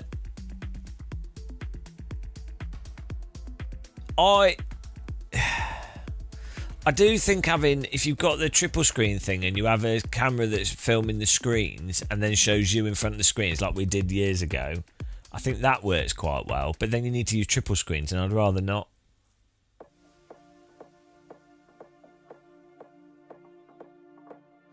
Thanks, John. Yeah, that's a great idea.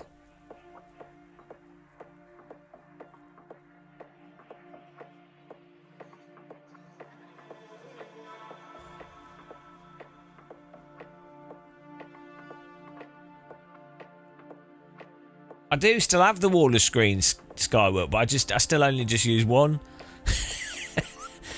I'd rather play at 4K 120 FPS G-Sync, to be honest.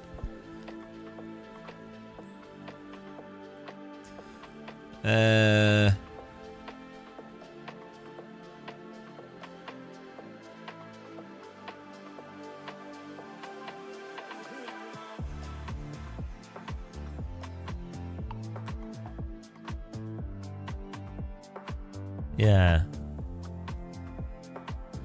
Maybe we could be a little bit smaller.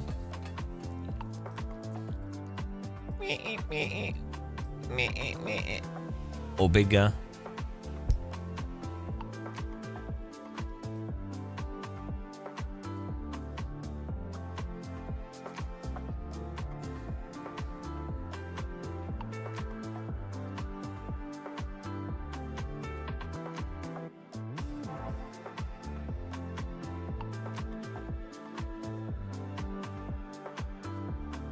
No, John.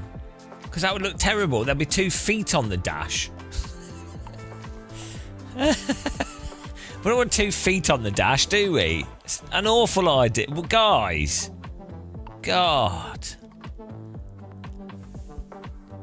I'm not paying you for these amazingly terrible ideas.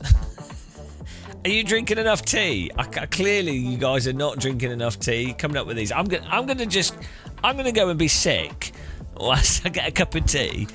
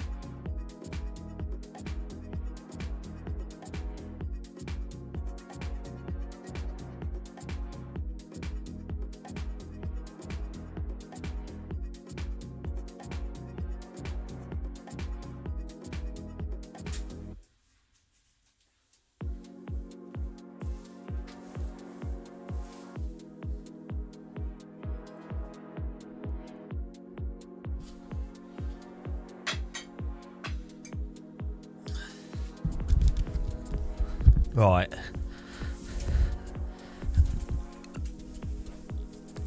I had to just murder a chicken just because of all your bad suggestions.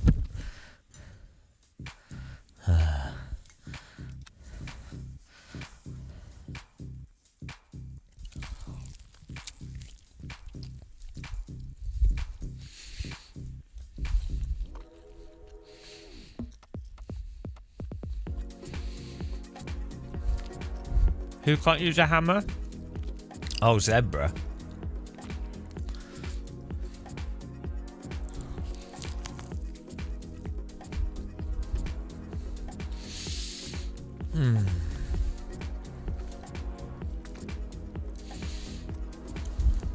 Oh, we need to qualify.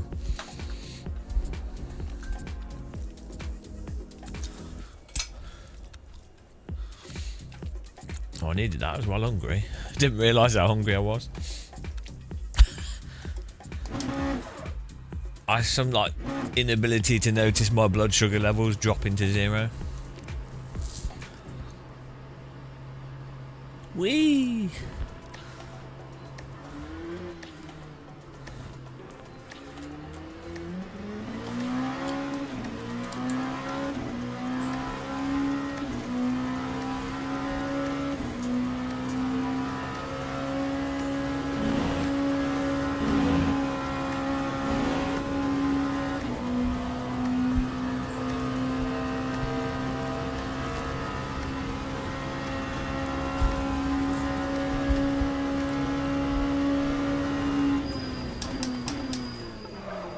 It's weird that warm chicken tastes different to cold chicken.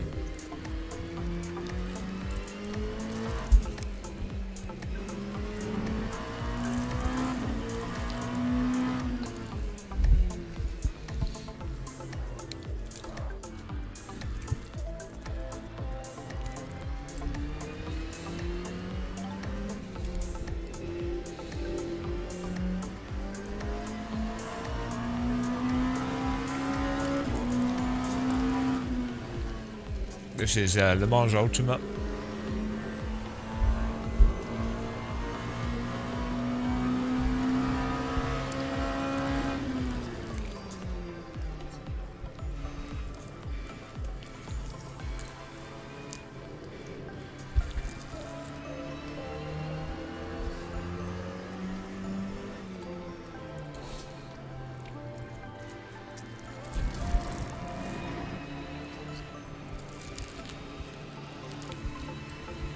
One of the top sims for chicken eating.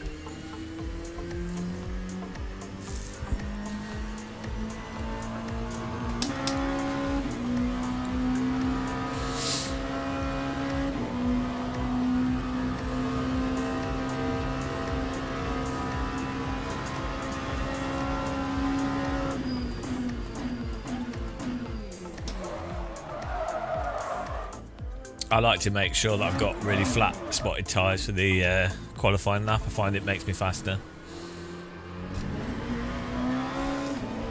I think it's a pro tip, that. Only the world's best drivers know how to drive with flat spotted tyres like I do.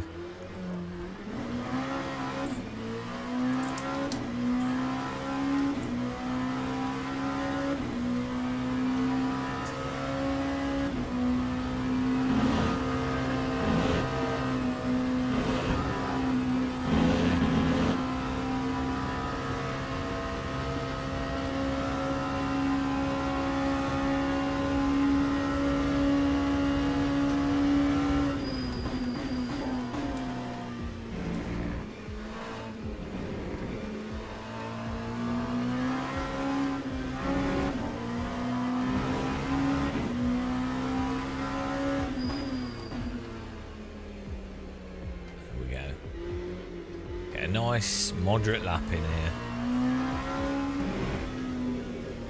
Maybe I'm thinking like, say if we have like a external cam, like the whole scene can change occasionally to an external view, but I think I want another face cam.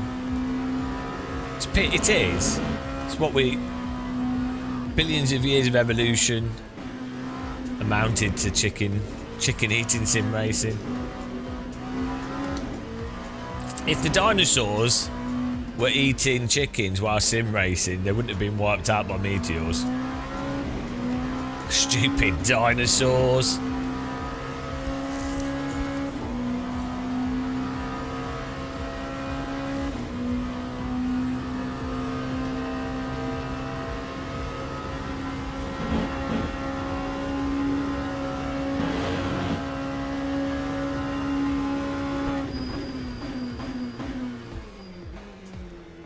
Mind you, the dinosaurs had very small hands, so pretty hard for them to eat chicken. Also, I don't think chickens existed, did they? I mean, the dinosaurs technically were chickens, so they'd be eating themselves.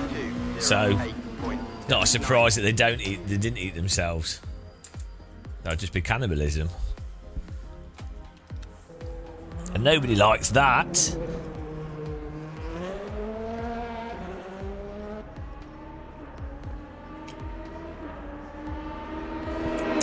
Beautiful.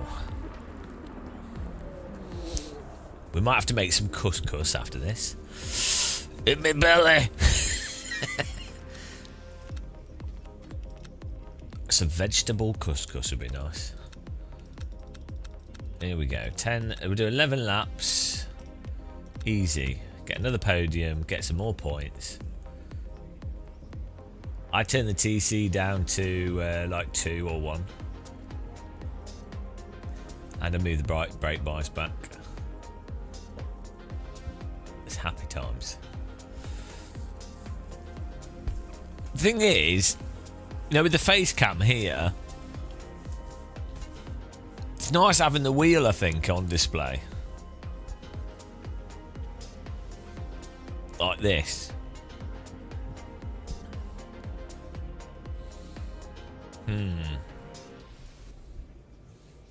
But we could crop it, and then the bottom, on the left hand side of the bottom is the wheel, it's the front of the wheel, and on the right is the pedals. That could work. So you've got like 3 images. So the top is my face. Top is my face. Bottom left is steering wheel from the front, and bottom right is the pedals. Teams and drivers go to the grid for a race. We could try that. We'll give that a go after this race.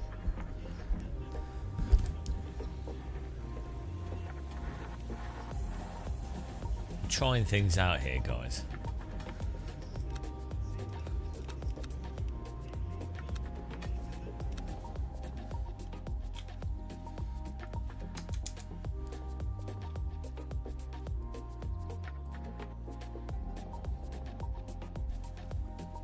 Also, we could do it like a race labs type thing. Like an overlay.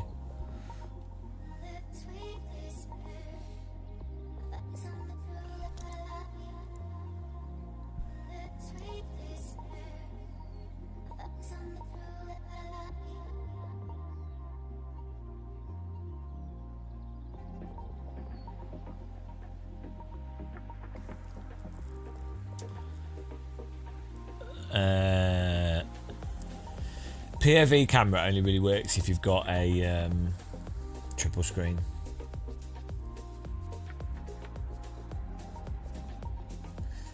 I don't really the VR thing for streaming. The problem with that is that it just I don't think it works very well for streaming. As the streamer, you can't really see the chat clearly. The viewers, it makes them motion sick. You know, and then it's really convoluted to capture unless you capture it from the PC that you're actually playing on. But if you use a capture card, it's a total pain in the arse. It's a shame because what you really need is 2 rendered views, like a game rendered view and a VR rendered view. Some games have that, and then that'd be fantastic because you could actually make it look like you're in the cockpit with the sim racer. But it's not really a thing. Here we go, guys.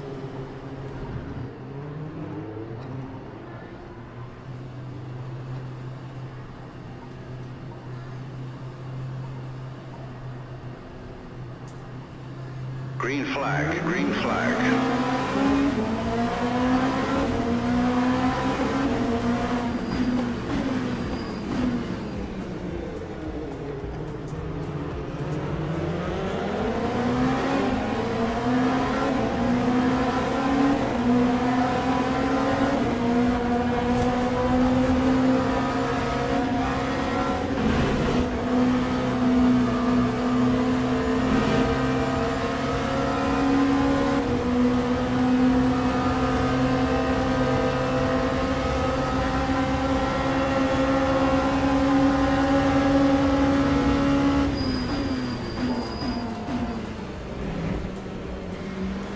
Not sure where he's going.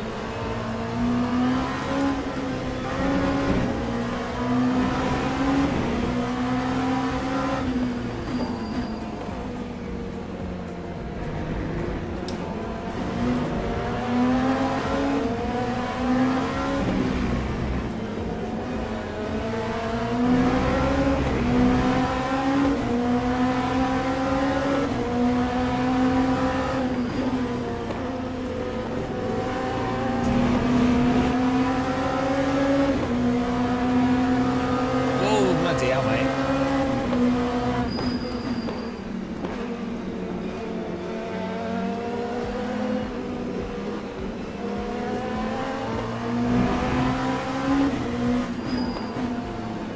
Side by side, do.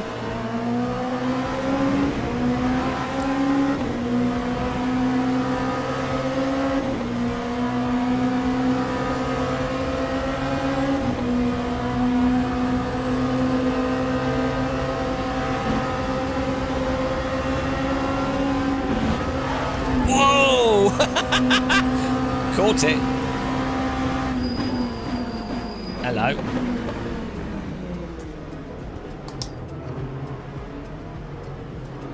What are they doing? Nice send by the guy behind. I'll just move out of the way. Time 2:19.34.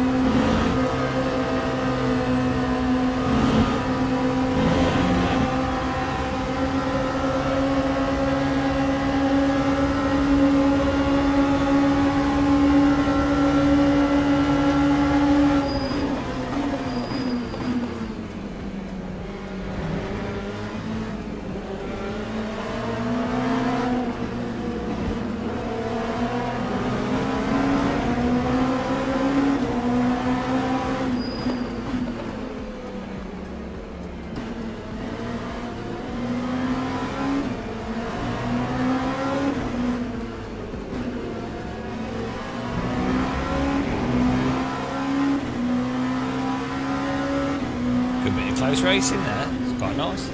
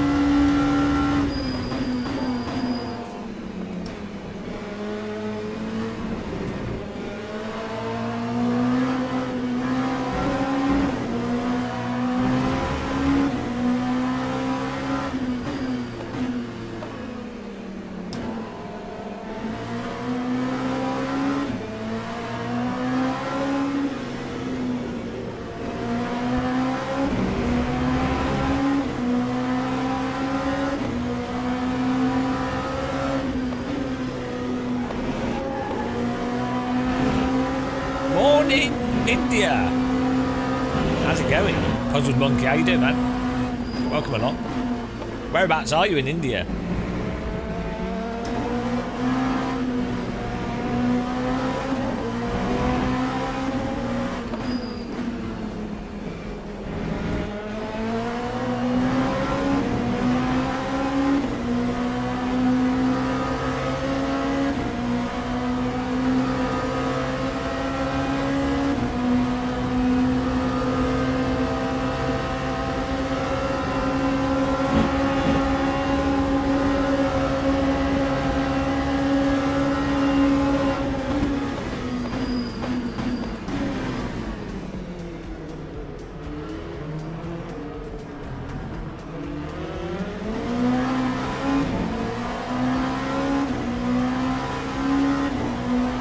That time was a 2:10.14. She's very close. Good driving.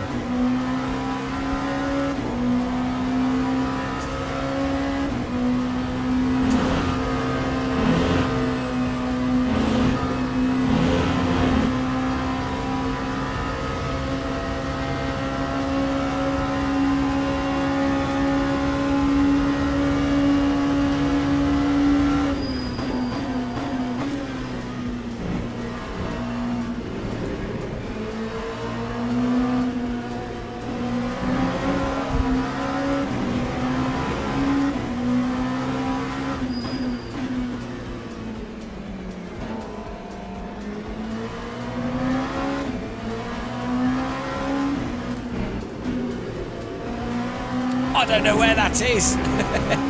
Boys video. Okay.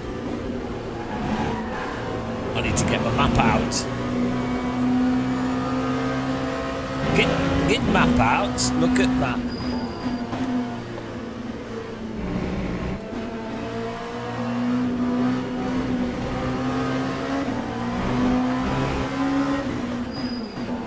Woo-wee.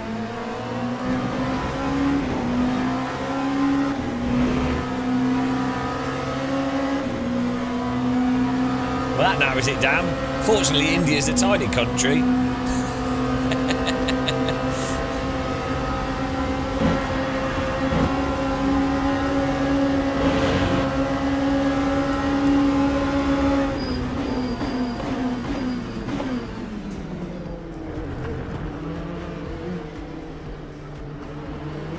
Woo! Car on the left. Time 2:09.88.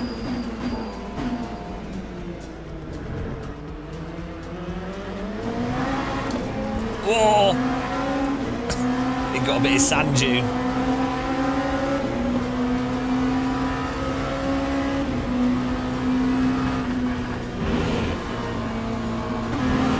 Bloody hell, he wouldn't give up the inside out to the lift. I'm still going now.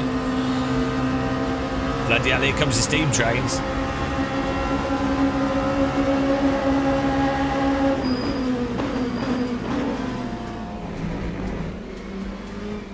I'm on the inside. That's mine, thank you. Whoever's on the inside's in the place to come out of the corner.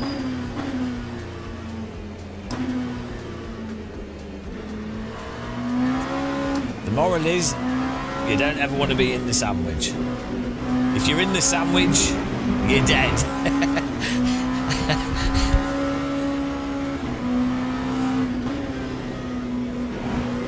Hello, Claudine. OG. This is great racing, this. Good driving by the other people.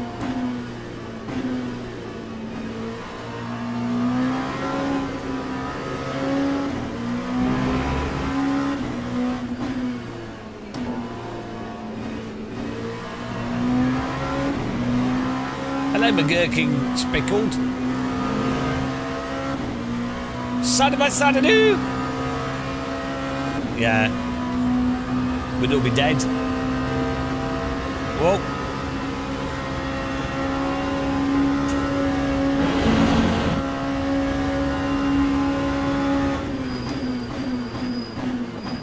don't think he's making the corner, neither am I.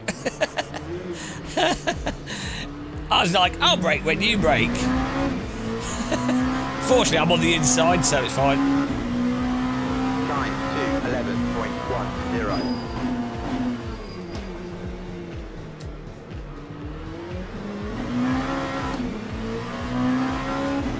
We're holding on for dear life here.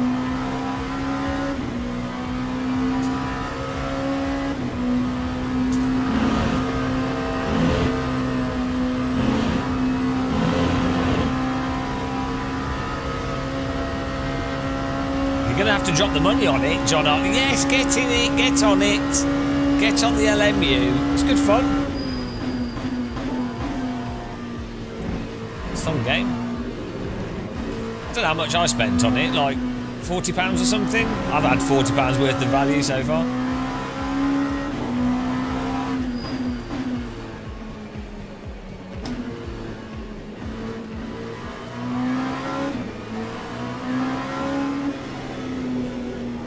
But I do quite like LMP2 cars. Be interested to see what they change with this, with the tyres, though. Because this has the old tyres on it. You can play it in VR, but I think the rain is a bit weird. But yeah, it does have VR support. We need to try it ourselves.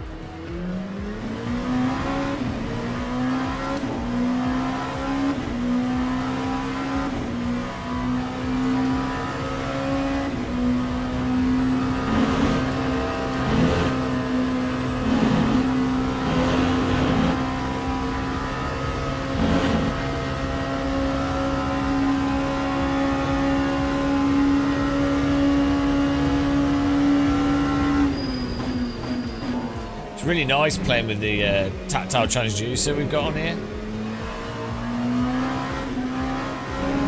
for the gear shifts. It's actually super immersive. It's just I just have a clunk for when we change gear on the back of my seat, but I also have it vibrates when the traction loss, when the rears slip as well. A bit too subtle at the moment, but it just means that the rig's not totally static, which is nice.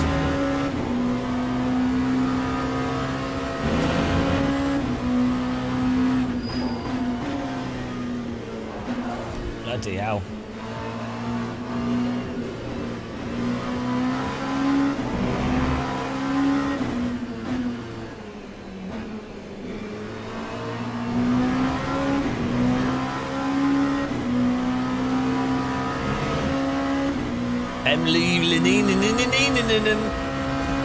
Chasing us down.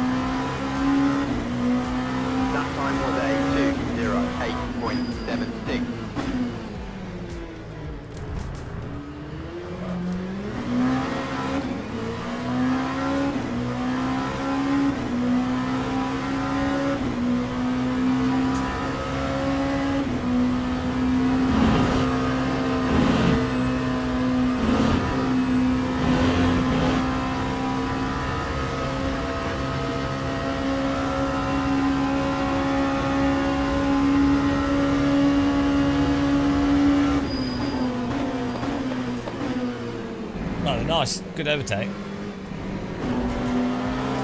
Good overtake by them. I broke a bit too early. They took a nice along. Nice driving there. He earned it. He earned it. I can't be bitter. I can't be bitter, guys. That was a good overtake, little bastard. It was a good move. Credit where credit's due. It was surgical. He surgically struck me. I can't even complain because it was such a clean, nice overtake. Bloody hell.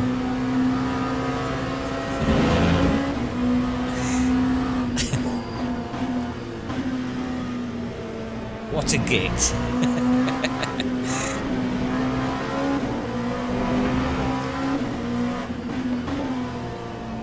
It's like he removed my kidney and I didn't even notice. I'm missing my spleen. Where did it go? It's like a pickpocket, that, on the Paris Underground.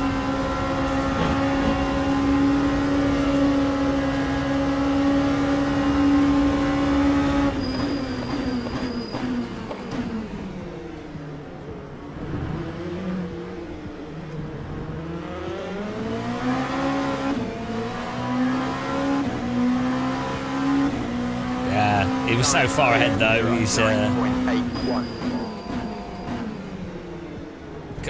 I broke far too early, so now it's time to show you what a man with a hammer can do. He's a man with his scalpel. I'm a man with the nuclear warhead.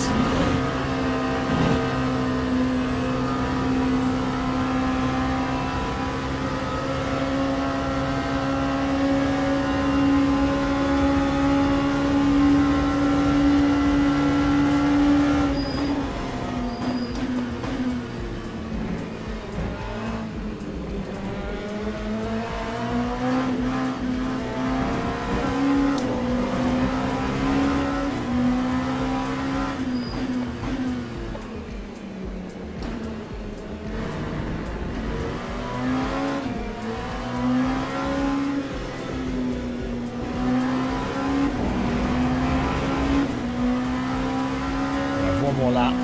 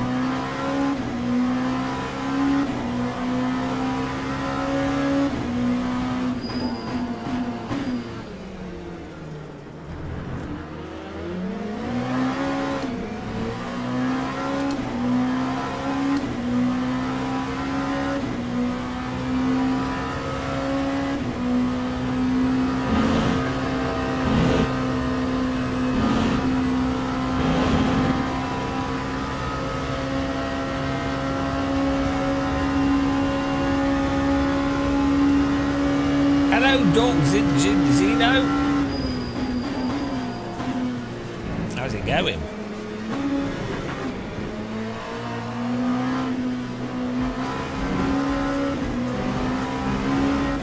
Just rage quitted. Ah. Get a stress ball for your SimRacing.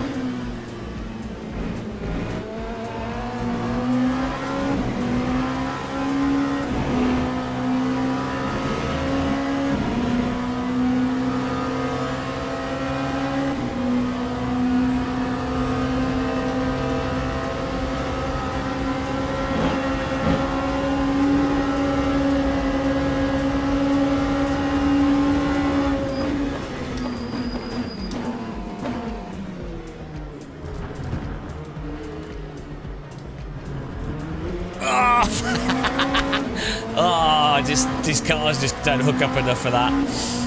Good racing though. That was really good driving from that guy. Nice driving. Good race. friendly flash. It's good driving. Nice move by him as well. That's good.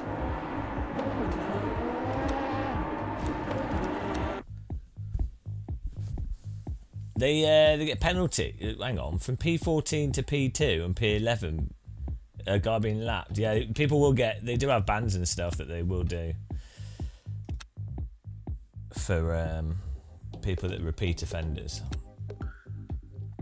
What safety rating and ranking are you on? Yeah, give them a report. Click on the name.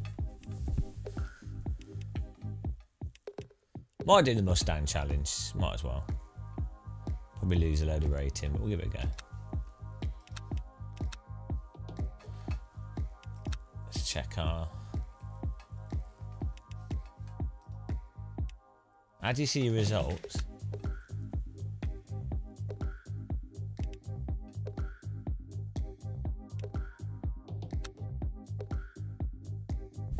In the beginning, you joined yesterday from iRacing. All right, yeah, I think it helps getting higher up. Like we've the LMP2 racing is a lot better quality, I noticed, than the GT3. To be honest.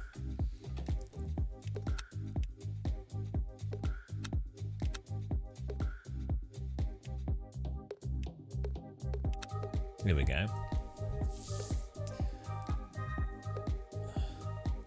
+3. Gold 3. What happens after gold 3? What's after gold 3 safety rating? Do we get like platinum safety? Super mega platinum?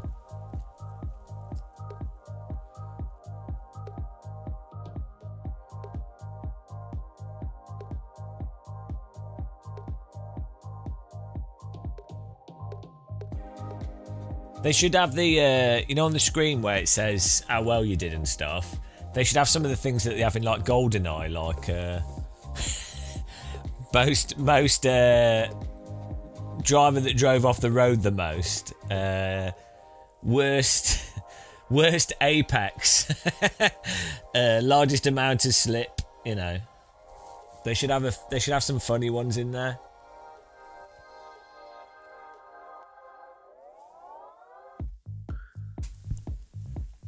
A bit of humour. I mean, I'm going to look at my stream quality and see. Let's have a little gander at how good it looks. Global Elite Safety. Yeah, see, the thing is, YouTube still looks a bit muddy, even at 1080/60. Like, unless we did like 1440 or something, but then you end up with the delay.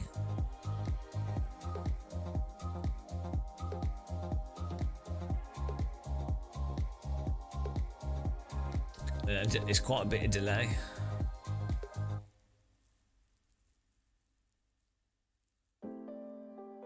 Stream's still stuttering a bit occasionally. I wonder if that's just YouTube. It's mostly really smooth. So that's probably a YouTube thing.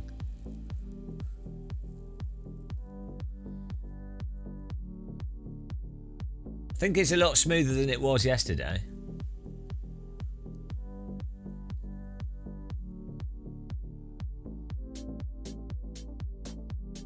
I've got obsessed with smooth motion. The motion has to be smooth, guys. Yeah, I want even higher quality on the live stream. I mean, we could try. The problem is, if you do like, we do like 5+ hour live streams, and when you do that, the delay gets longer and longer and longer. Yeah, just for wheel slip. So they do pick up.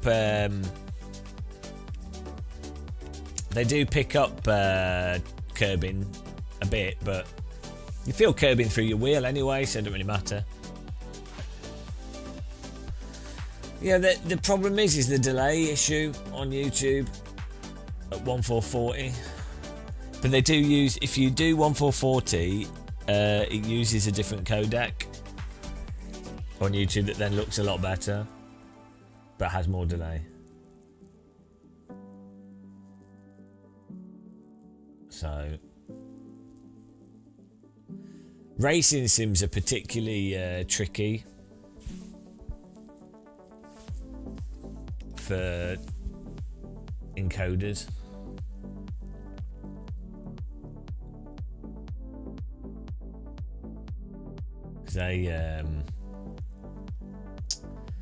Because the whole image is changing all the time.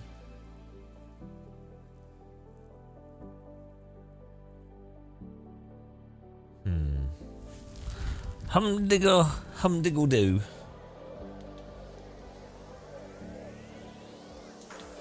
Hello, Bleezy. How's it going, man? Well, Twitch actually has better quality than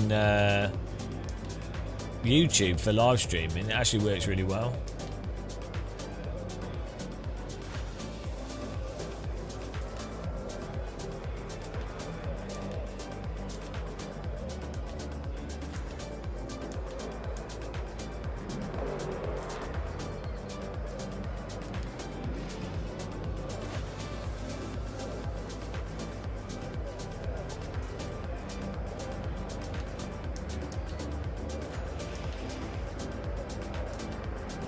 This game is actually quite contrasting.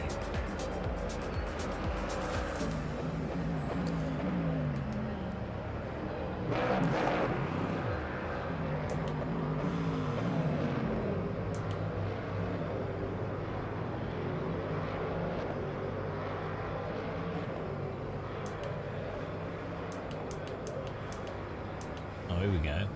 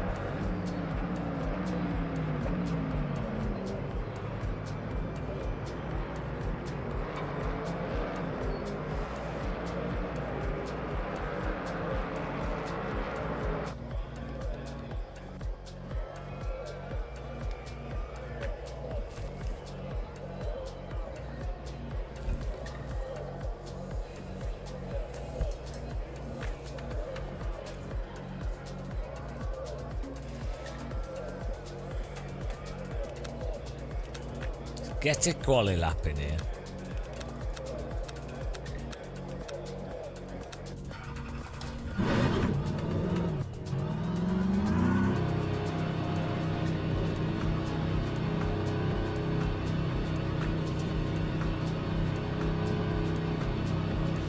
Oh, you had a... Yeah, I think hopefully they get more moderators in this. It seems it's a GT3 though, to be honest. Like most of the LMP2 races are doing, there are crashes, but it's no worse than anything else.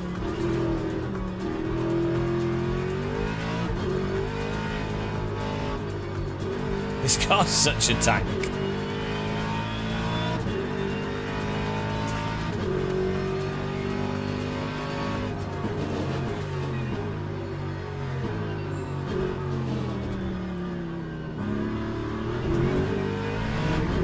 We need to adjust our camera, our OBS thing. We're going to have like a wheel cam and a pedal cam underneath our body cam. It's genius idea. 2 squares. I think it might be a good idea. Probably isn't, but we'll try. We'll try it and we'll see what it looks like.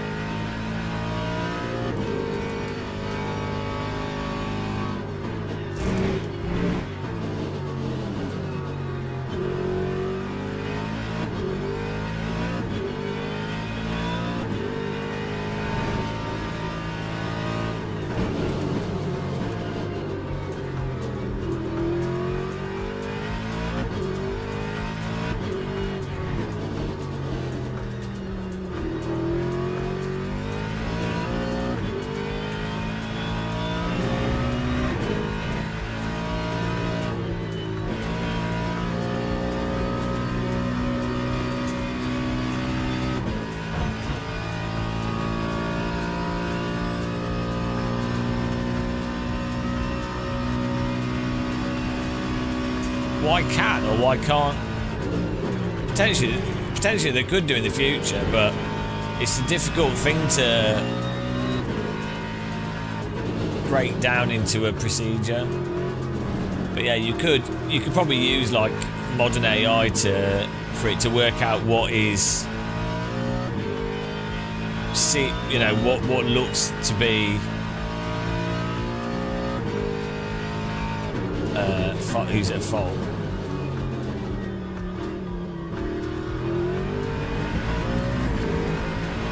The problem is you'd have to feed it the data,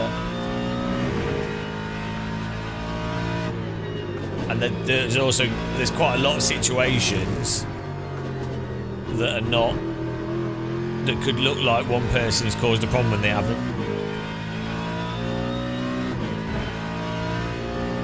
To be honest, that's like a system that just tracks the general behaviour of someone is probably better.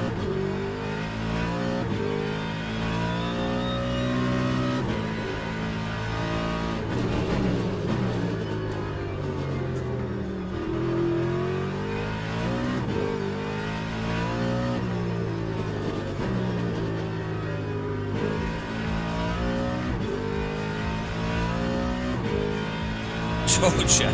Well, that is iRacing. That's the whole point of it, is torture. Congratulations, welcome to iRacing. Did you buy it thinking it was going to be fun?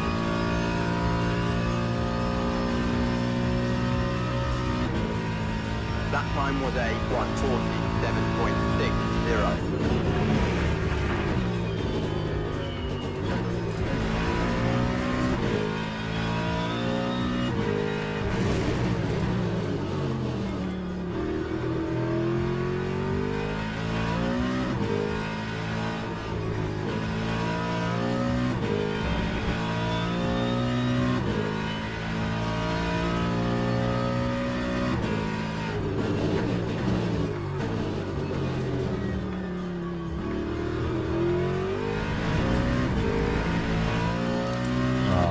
Same.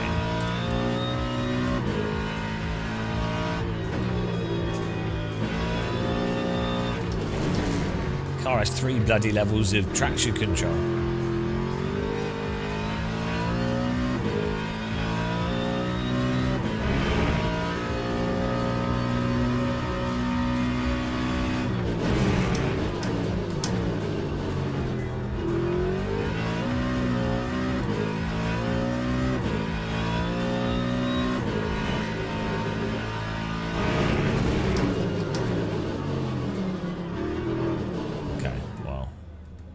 Like 45 litres of fuel we need, I think.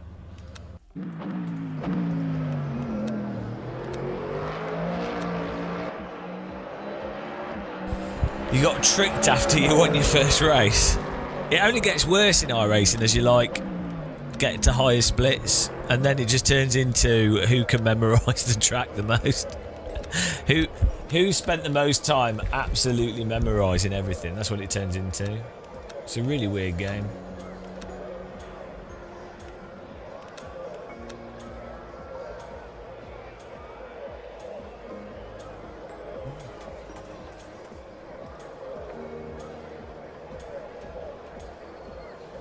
I mean, that's all sims, to be fair, are a little bit like that. All racing sims are a bit like whoever memorised the stuff the most, but iRacing takes it to another level because it's so unforgiving.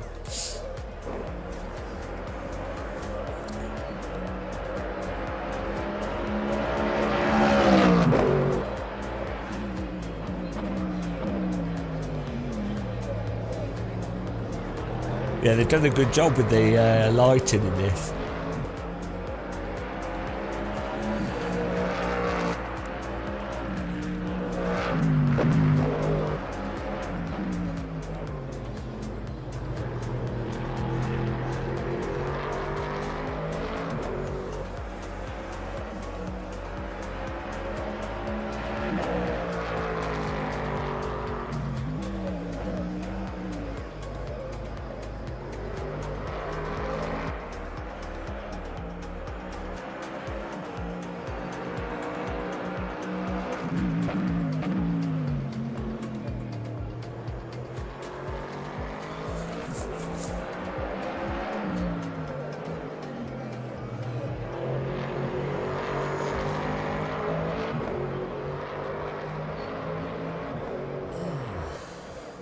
I need to try Wreckfest with the steering wheel on this rig. Streaming PC seems to be working well though. The RAM and whatever we did seems to have made it run a lot better. Teams and drivers go to the grid for a race start.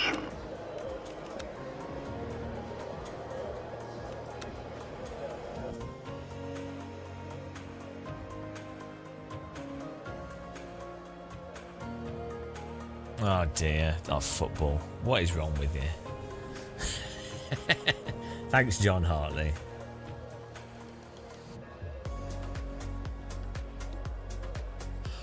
Whew.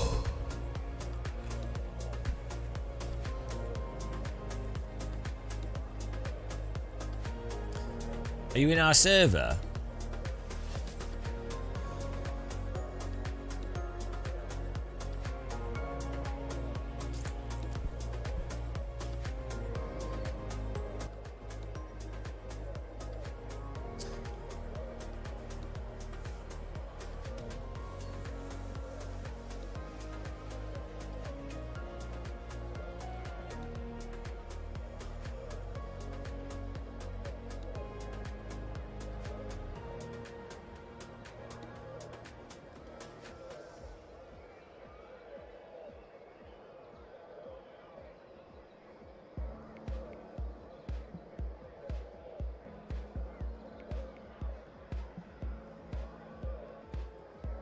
Well, I don't know where we need to finish to get rated. Formation lap has started.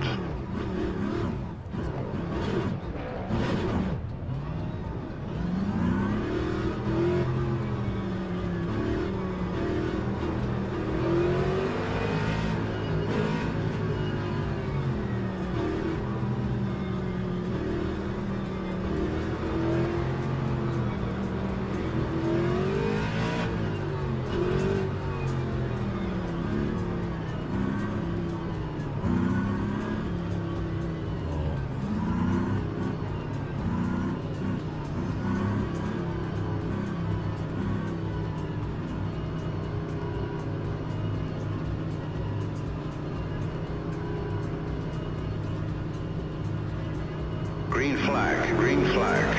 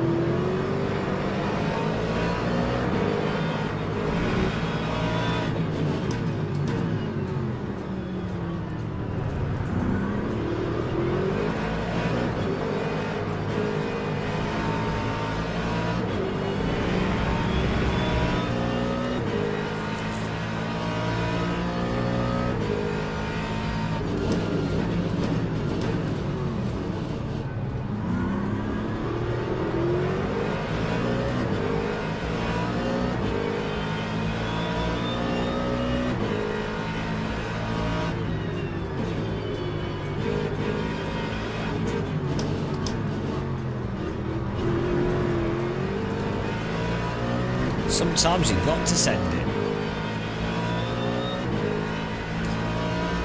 Yeah, pretty much use the same thing with everything. Pit house, just a bit of top filter. That's it.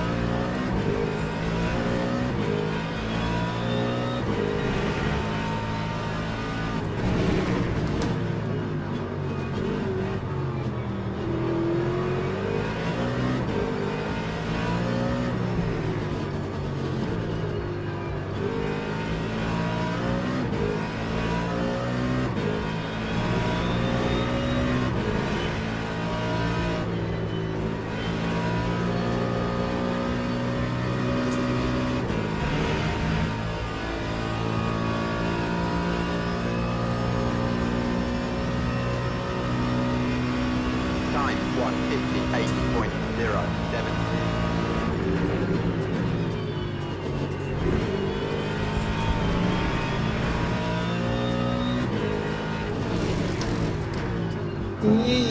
Thanks for subscribing. Welcome. Folcar X smiley face or something. Welcome along. I'm having to concentrate now. I don't think we do need DLCs for this, for what I'm playing. The pace car is out of control. I think it might depend on the track though.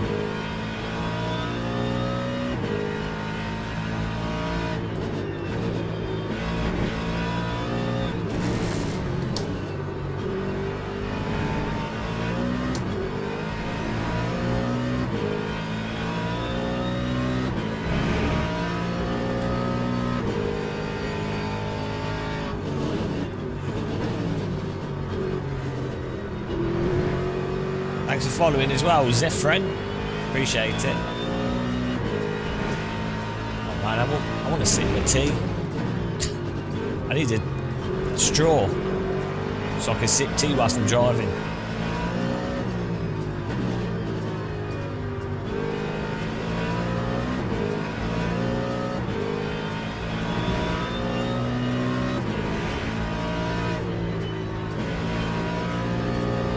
This car's such a tank.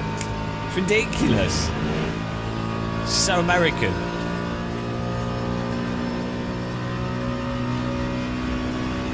Lap 146.65. It's quite fun to drive though. It's ridiculous, but it's quite fun.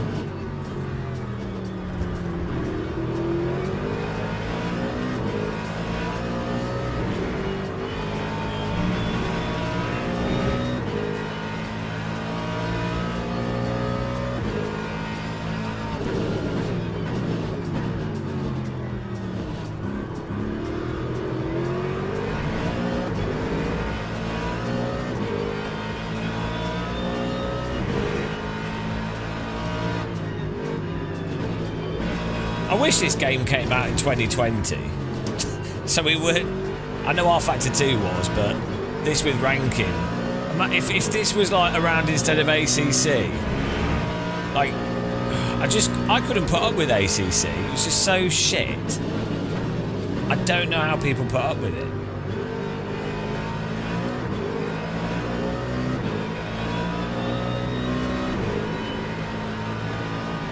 Because maybe if you hadn't done like a decade of sim racing prior to ACC, you'd be like, oh well, it is what it is.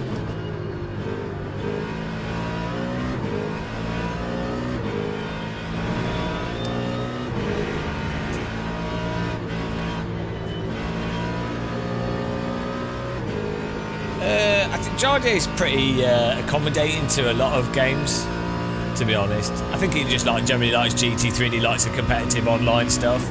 He's a bit, because he was a bit of an e-sporty type driver, so I don't think he cares too much about the absolutes of the sim. Like he doesn't like the stupid stuff with like the some of the setup things and tyre pressure and suspension and stuff. But he's not as picky about the sort of fundamentals of the tyre model and the grip at the limit sort of thing, and he doesn't care about force feedback that much, I don't think. I think he likes the competition thing more, I think. That's the impression I got from talking to him. That's the best thing that happened with ACC, is it allowed people like Jardier to build an audience. I'm sure he would have built an audience anyway with other stuff, but I'm glad that it's good that the SRO thing worked out quite well, and like OG UK and Jardier. So I'm glad it exists for them. You know.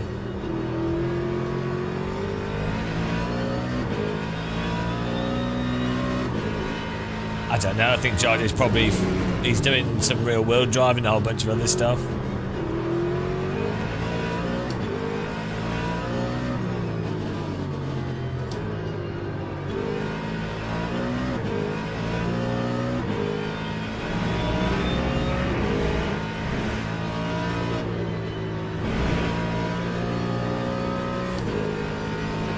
I think with someone like, I imagine with Jardy, he should have been a real-world race driver. I mean, he did do some real driving, but he just didn't have enough money. And there's a whole bunch of sim racers that are like that, where they're not really like PC gamers.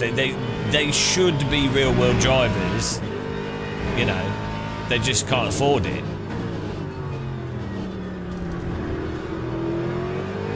Whereas I'd say like people like me, I'm more of a sort of, I like the technological thing of sim racing.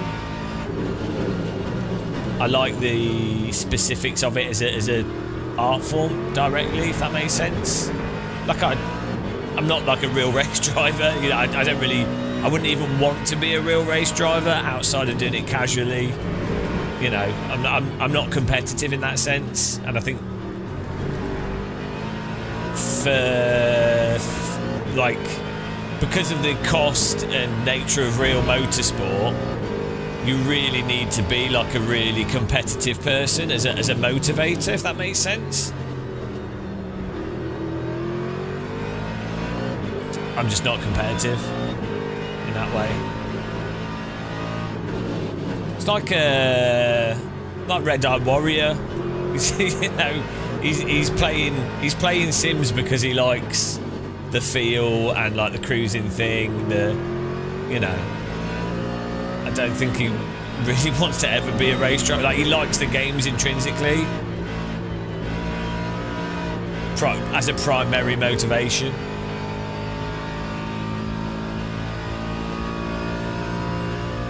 Chandler, well, look, the driving is terrible in ACC, so the force feedback's awful, the physics are terrible, but it's nice that you can enjoy it. It's so bad. Do we need a quote from Max Verstappen? I can see how you get into it though. Like I can totally get when you put a lot of time into any sim and you're used to it.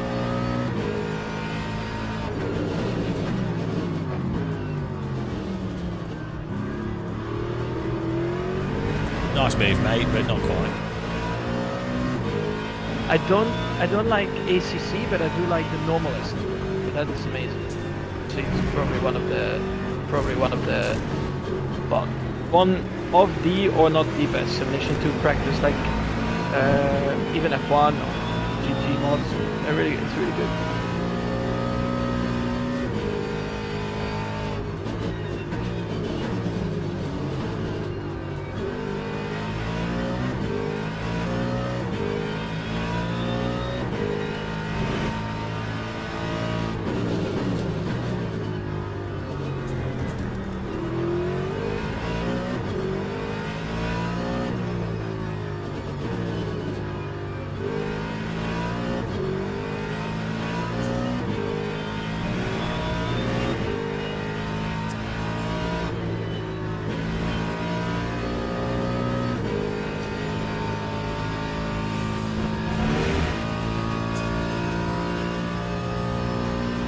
Jardier's opinion doesn't count because he's a real-world driver. Max's does. Max Verstappen is probably the greatest driver to have ever lived. So, and Max Verstappen specifically has exactly the same qualms with ACC that I or any educated person has. So, you know, it's not a surprise that Max Verstappen would have the same opinion as me, really.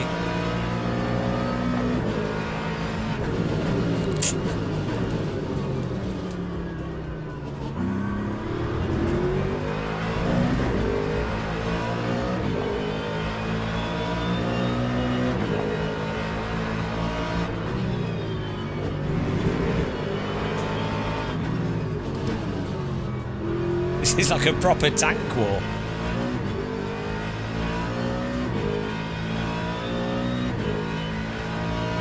Well, when you're as fast as Max Verstappen, you don't have to race anyone. That's the thing with motorsport. If you can drive whatever car you've got between 2 and 2/10 and 2 seconds faster than anybody else, it don't matter, does it? You're just in front and you're just always hot lapping.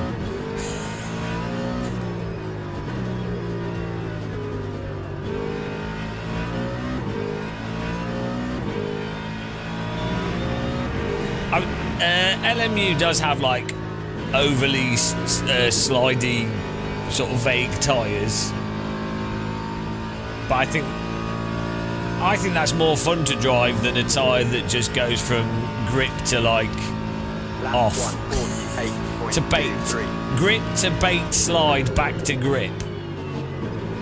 Like, sure, the limit in LMU is a little bit vague and sloppy, and the meta for driving it might be a bit like slidey,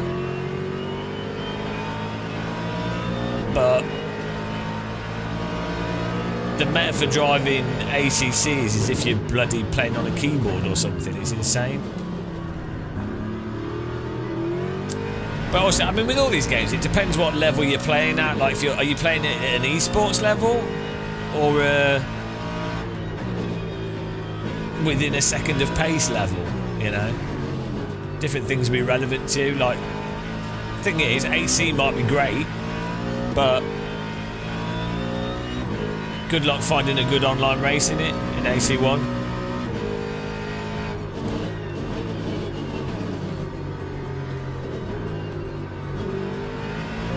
I don't know what you mean by LMU braking's on another level. What does that mean?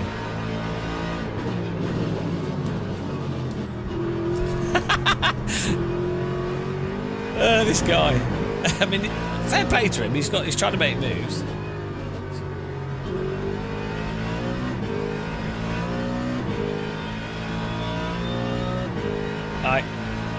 ACC's pretty terrible, to be honest. I think in 10 years' time, people will be like, "Hang on, what on earth is that?" In a sense, Jan, but like in real GT3 cars, if the ABS is set up super aggressive, the driver can just absolutely mash the pedal. There's weird memes in sim racing of like what's realistic braking and what isn't, and like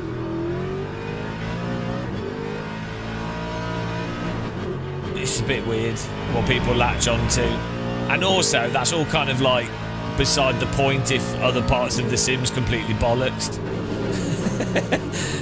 You know, like iRacing, for example.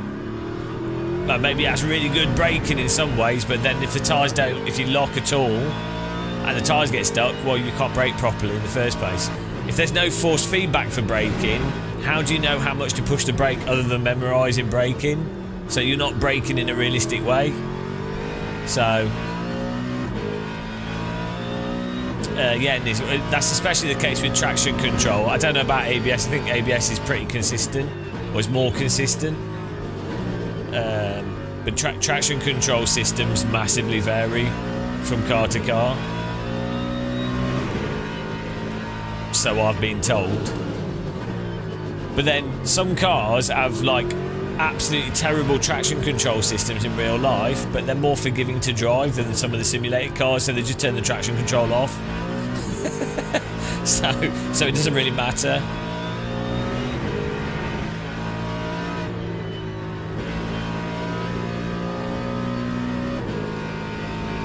Yeah, I think the idea of a really good ABS system in a real car is that basically the driver can't lock up,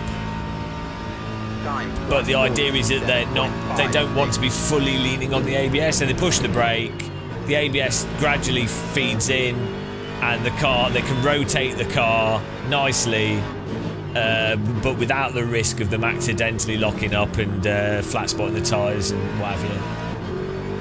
That's generally, I think, the idea. So generally speaking, if you had a car with ABS,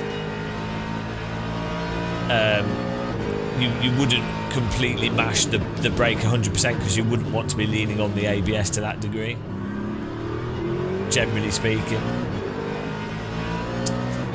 But the thing is with real life stuff is it's just more complicated and there's more variables and it's fundamentally different. So again, it's kind of weird when sim racers latch onto subtle, like super specific real world things. They really like latch onto them as like, oh, this game's completely broken for this thing, and they're really arbitrarily selective with what they're latching onto and will ignore tyre model, for example. It's like, well, hang on. If you can't ignore the most important things, but then fixate on something that's less important. But sim racers often do. Same with people doing flight sims as well. Hello. But that's just sim racing stuff. It is. It's all a little bit silly.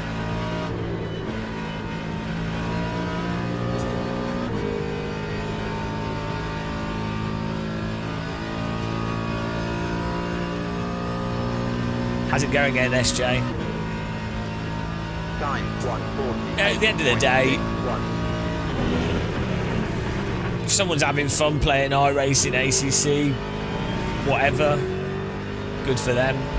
Life's too short. The only thing I resent is when I point out stuff that's really obvious and get a lot of shit for it. It's not me saying don't have fun or do what you like. It's just me saying the really, really obvious stuff, and then fans of the game get upset until a real race driver 10 years after I've said it says, yeah, this because they'll only listen to a real race driver because everything's an argument from authority. It's honestly the stuff I've been saying for 10 plus years, and then only when a real driver says it, people then go, oh yeah. So I'm just like, fine, I just wait for real drivers to say what I say. It's fine.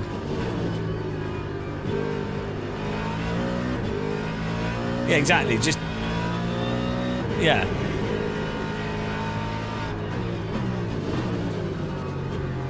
It's the same with anything. It's like countries and stuff.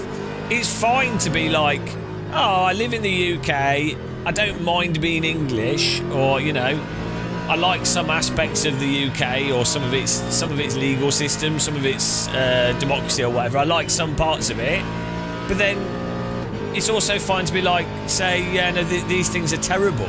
This thing's awful. This could be a lot better. Or this is absolutely a problem. It's fine to do that. You know. It's just not ignoring reality, basically, and not being afraid to sort of question reality. Hang on, mate. Come on. You can do better than that.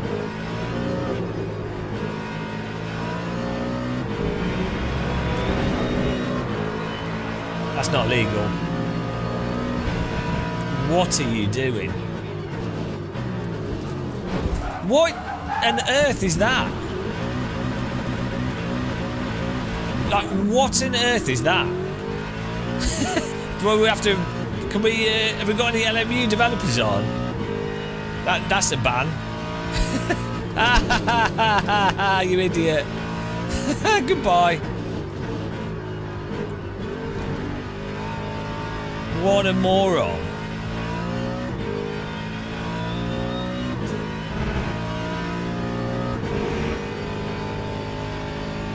We'll look at the replay. People that leave the track and then expect you to move over to let them back on.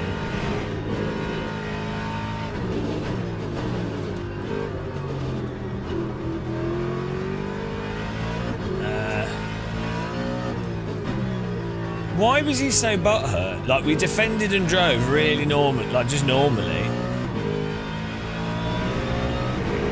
Thank you. I think he took it. He revenged the guy. The law won. The law won. Kay Henry's probably a stream viewer. Yes, justice has been served. What was that guy doing? Yeah, Kay Henry's the. That's it. Hit honorary teapot for Kay Henry. What was that guy doing? What an idiot. Blessing, yeah, the blessings of the Church of Force feedback. Right. This is so stupid when people do this. Like, right, here we go. So he's driven off the track here to overtake us. I don't need to move over for him to come back on. So I'm just going to hold my line and then he can brake. But he doesn't even get that, and then he decides to just completely ram us. Patrick Kentor. This is how you get a ban. Oh, what a shame that he got accidentally hit by the other car. That's a shame, isn't it? Justice. I don't endorse people crashing into other people intentionally. Clearly there was an accident there. But like this situation here is really common in sim racing, where someone leaves a track and feels like the car on the track needs to let them back on. It's like, no, I'm sorry, you need to just lift and rejoin behind. You can't leave a track and come back on into the car that's there. And it, like, he's throttling into us here.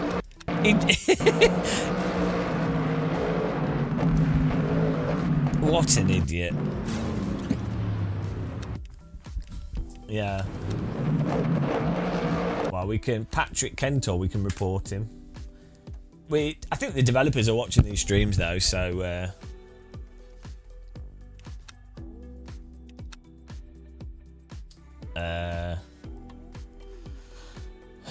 Banned. How do you report them? He didn't even finish. He didn't finish. How do you report? I don't know how you report people. Well, it's more fun to just race. Oh, here we go.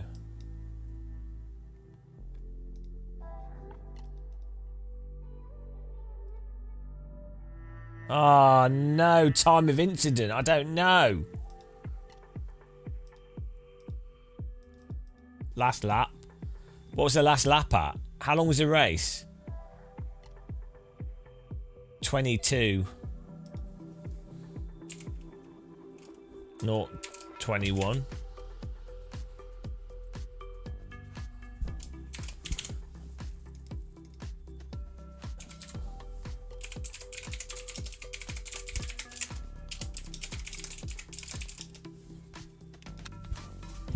There you go.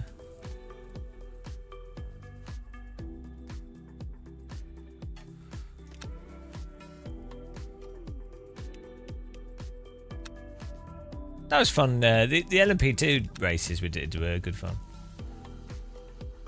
Well, you can actually report in this without it taking a whole week, which makes it a lot easier. That makes you more likely to report. I mean, I don't really care to report, but like if you just, you know.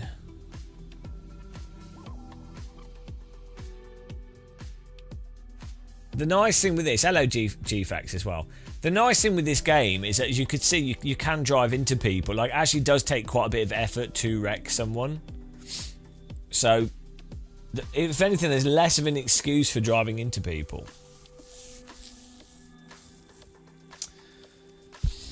Because this game is so easy to drive, relatively speaking. TM's a snitch. Too right, I'm a snitch. Right, let's try and do this cam thing we were going to do.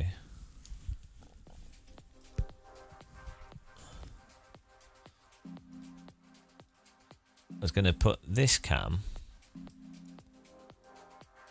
as a wheel cam.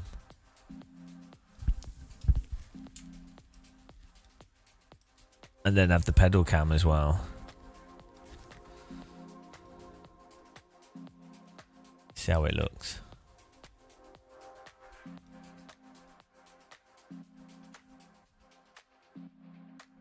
We'll just...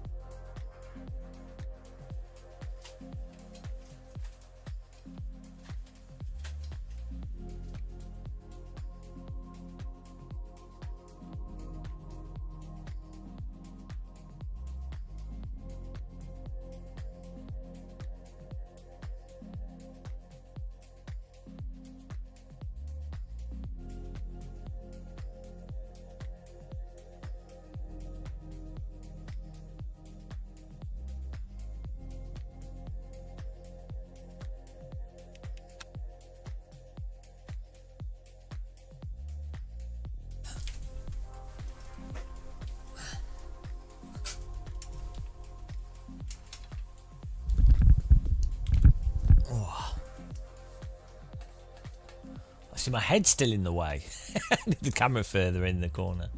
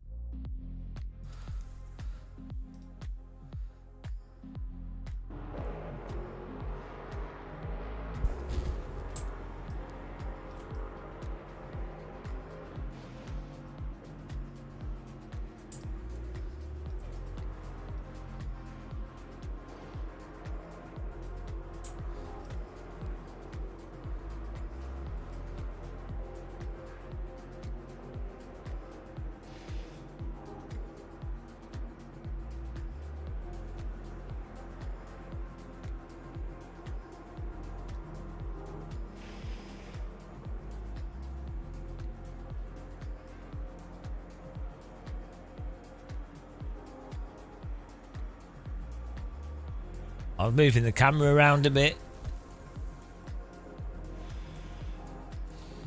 The pace car is out of control.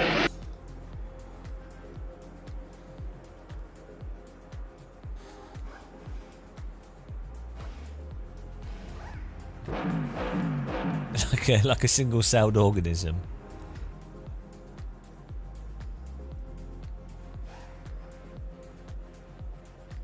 And now the wheels look like they're going the wrong way. That's well confusing. Wee, wee, wee, wee. Oh no, that's so confusing. It's like I'm doing opposites.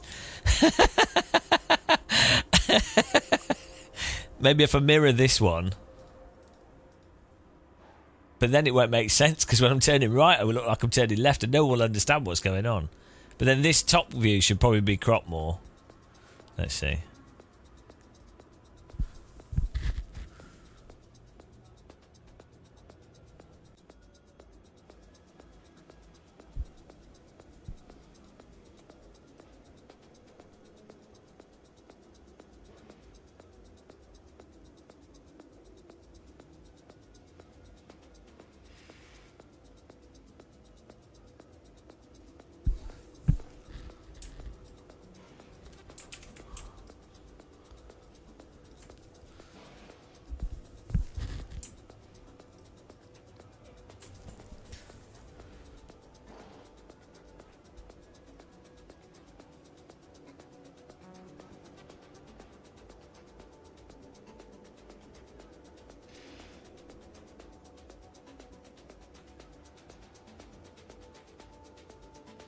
Is that better? That's just worse, isn't it? Now it just looks like a total mess.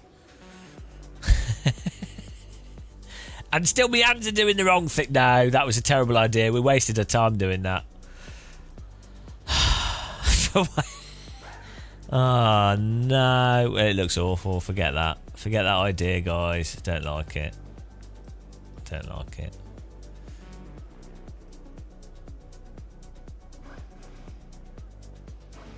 It was worth trying, though.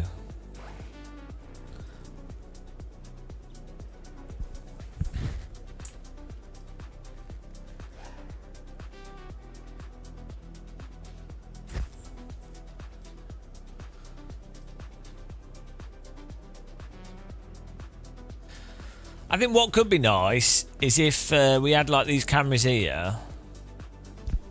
If it like popped out the side every now and again. You know. I mean, or like the whole image replaces it like we had before, but then to do that we have to make everything 16:9.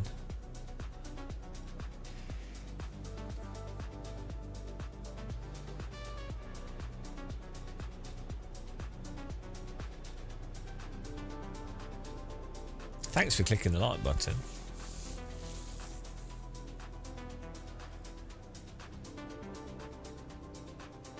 Don't forget to dislike when the stream's over.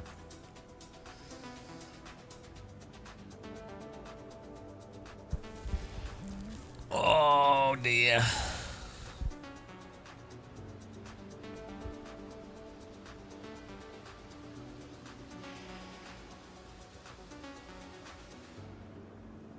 I like Michi Hoyer's setup. I think what looks better, the best sort of setup is when you film screens.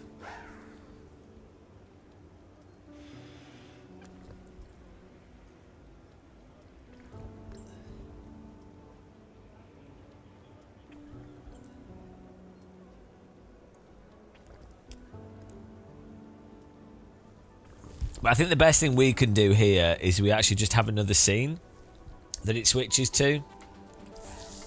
So this is just like the default scene, but then we have another scene that's like this one, but like with the game smaller, and then just every now and again it switches over. I think that would be nice. So we just need an auto, like a scene switcher. That'd be the best thing. I think, because I think the sim racing thing of having the bloody 3 cameras on the screen is terrible. Like, the game and the streamer is already a lot visually. Like, ideally, when it comes to like film, video, and stuff, you really actually only want one view at a time, because what you know, a person can only look at one thing at a time. Got mini Jardier cam. Yeah, got the mini muscle on here. You can buy these from SimStars. Mine's fallen off. I need to glue it back on. But we've got Jardier. Keeps me happy. I could just fiddle with Jardier's haircut.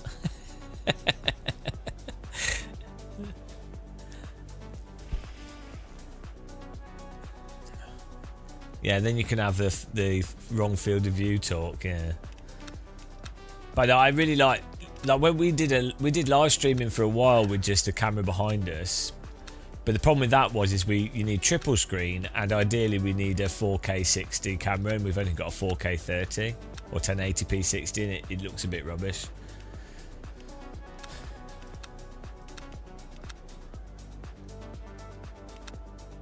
And none of this really matters, though, to be honest. Like, for me, with viewership, it's videos do better anyway. So live streams are just terrible, really. For me, I enjoy doing live streams. I like just chatting with people, but yeah, I should really just do videos.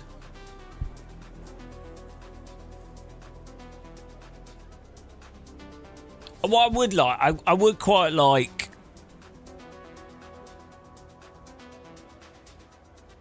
the stream donations and stuff on the screen to be more clear. I don't know, stuff for make it so that people watching can do more things.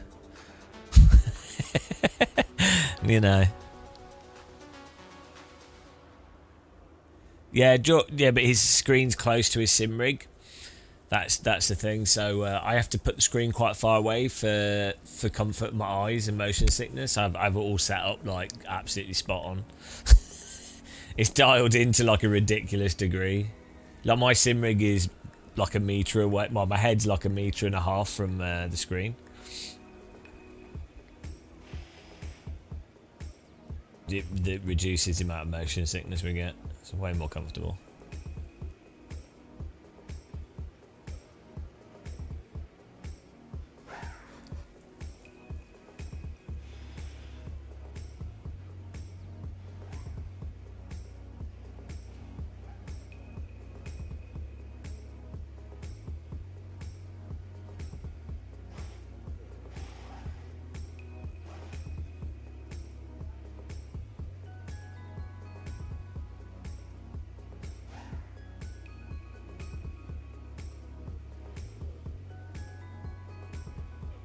Well, I mean, if VR was like super smooth, also worked with live streaming, also didn't require you to keep taking the headset off, also could use the G-Sync and go through the capture card, then it wouldn't be too bad, yeah.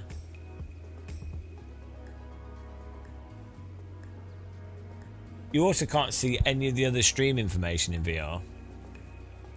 And then you have to organise windows virtually, and then they move position, and then you have to recenter the headset, and then the headset itself has like random issues. It's like, it's just too much if you're doing live streaming. It's not too bad if you're just playing VR, it's alright.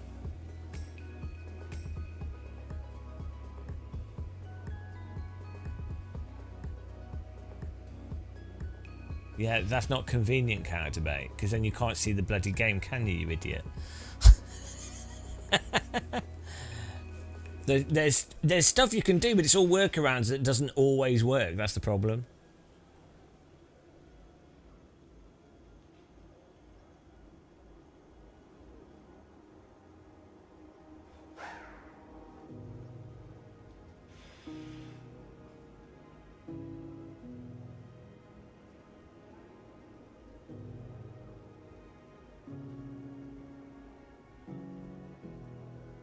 Yeah, like if I wasn't live streaming, if I was just doing SimRacing for myself on my own, I would probably have a cheap like VA like 35-inch widescreen on the sim rig, probably mounted to the sim rig, and I would have then I'd have like a VR headset as well. And I'd just have it all in. I'd have it all in one room. And it'd go in the corner so that I could use the same PC for VR with even if it was wide VR for other stuff. And it'd just be VR, one screen in VR, and this, you know.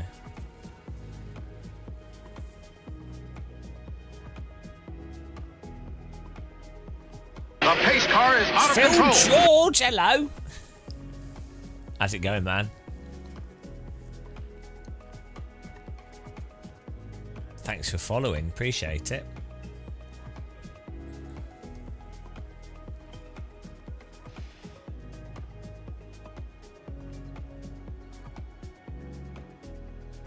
Teams and drivers go to the grid for a race start.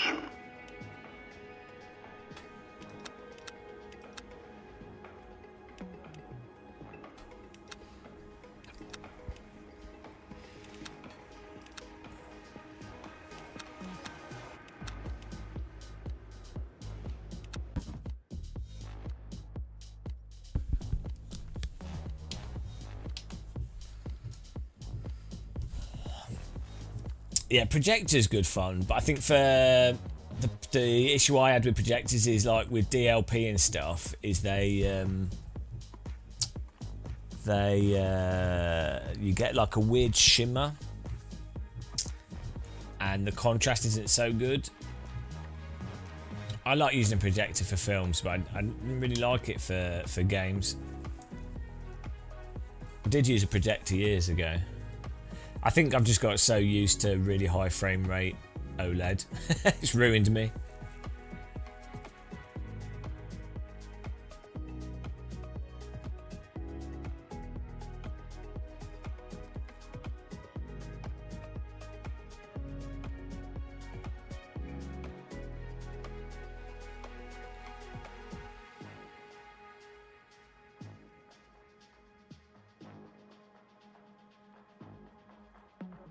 Formation lab Yeah, has but started. well, everything will blur, but it'll be more or less noticeable. Like, the clarity I have on this screen is ridiculous. Like, honestly.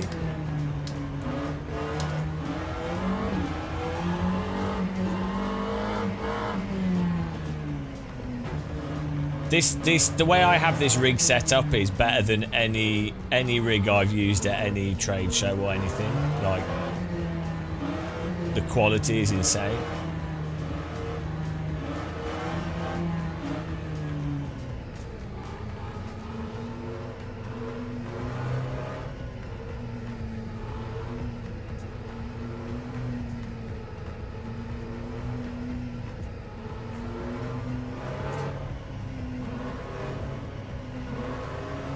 Well, I'm using G-Sync on the center screen because that goes through the capture card that supports G-Sync.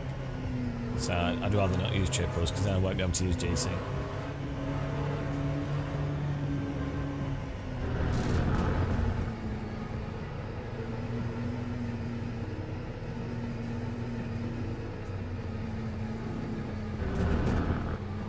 flag, green flag.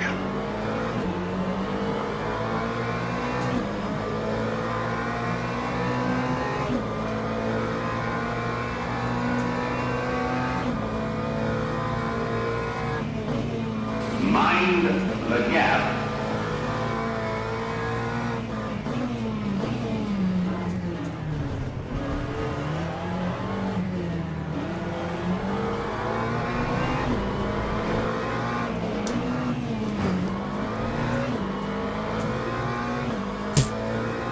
Clean driving by then.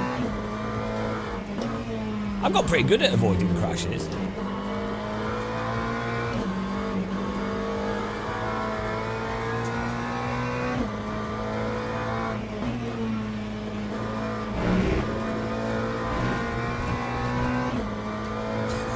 Not bad.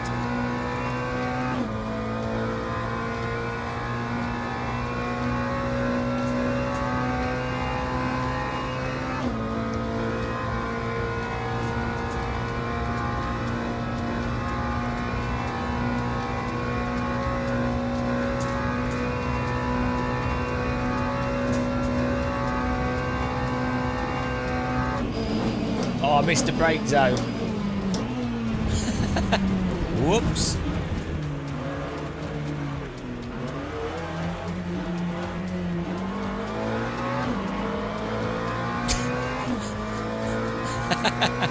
Whoops. Oh well.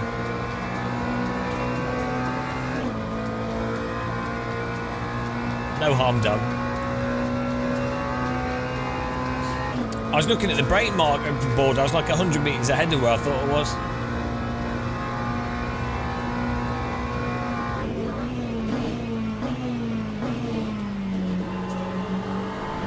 It was tactical to avoid all these accidents here. Genius.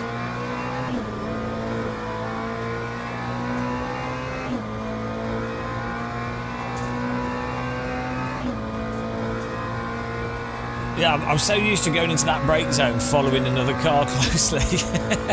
Caught me, just looked totally different.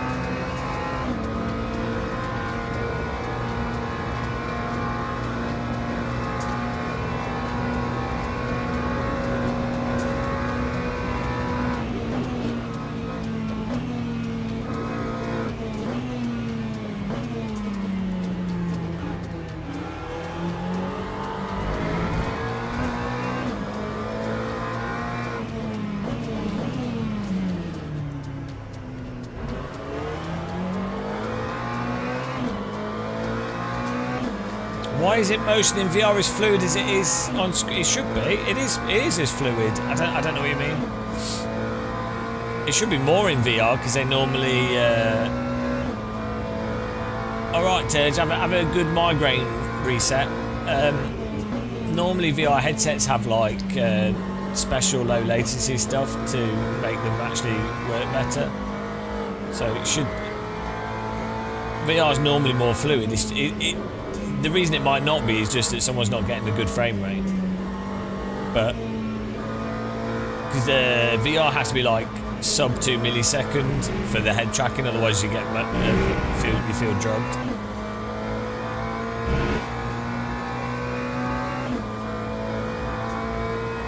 To be fair, that OLED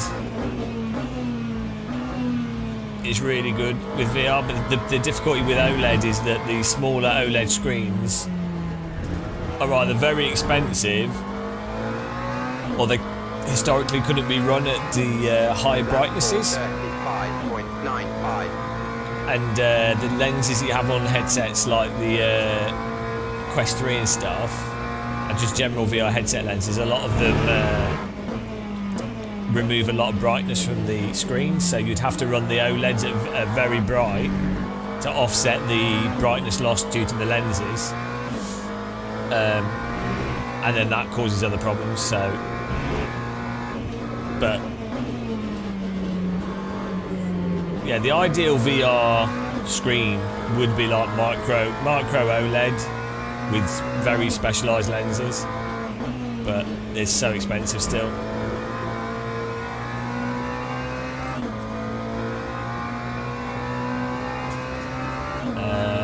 Well, that's probably how it was set up, maybe. And maybe reprojection was forced on or something.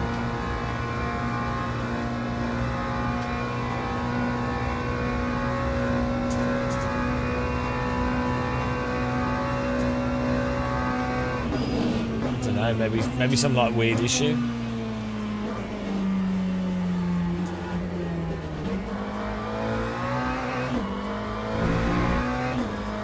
I don't know what games are we using.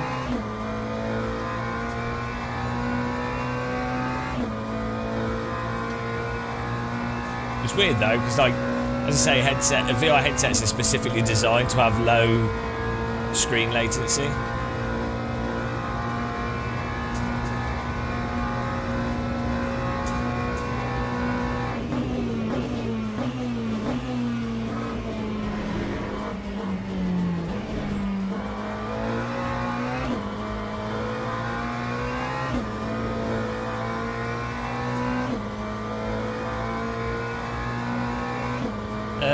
That's probably something to do with the Assetto Corsa. It's probably like a motion blur setting with the Assetto Corsa that's maybe noticeable in VR but not on the screen to the same degree. There are some like weird motion blur settings in Shader Patch, or there could be something weird going on.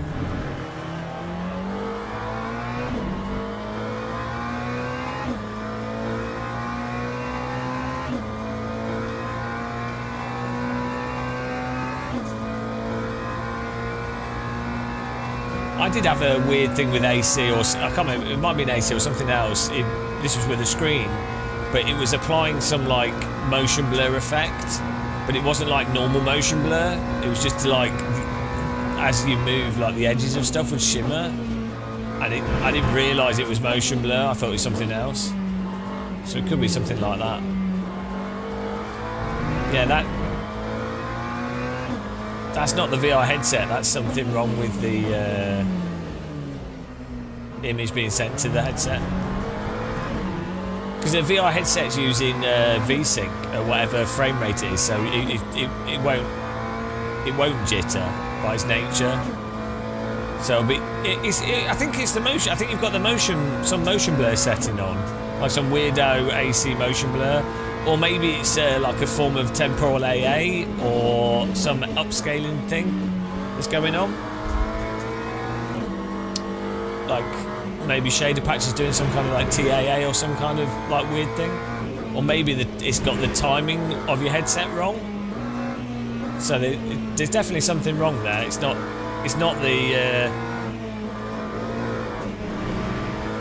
the headset.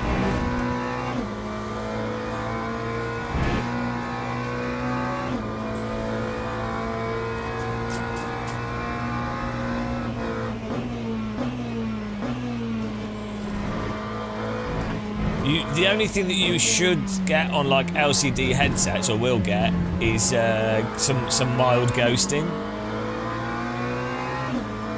But it's smooth. It's not jittery. It'll be a smooth ghosting.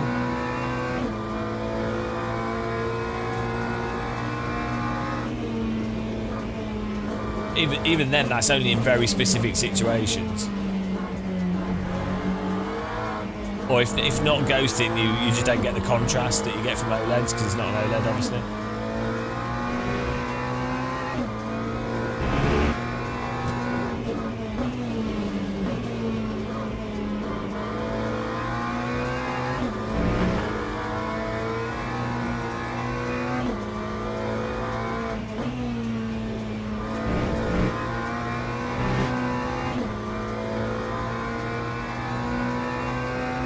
I well enjoy just driving this track.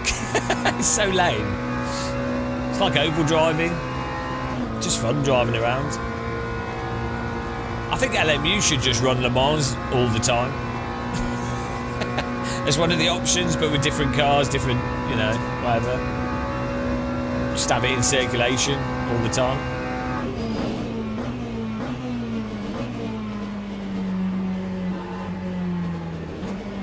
Well, yeah, exactly. I don't think it matters. It's like oval is always a circular track, so, you know.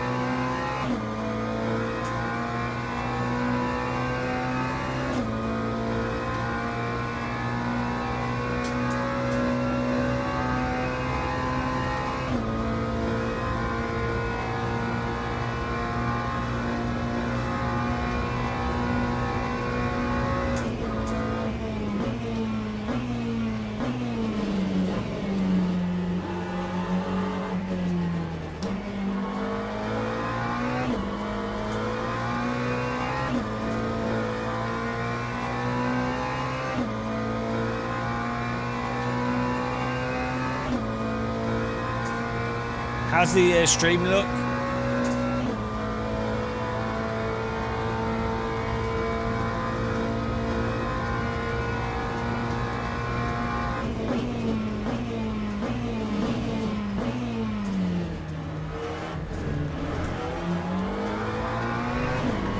Ah, all this bloody water. Bottle of water.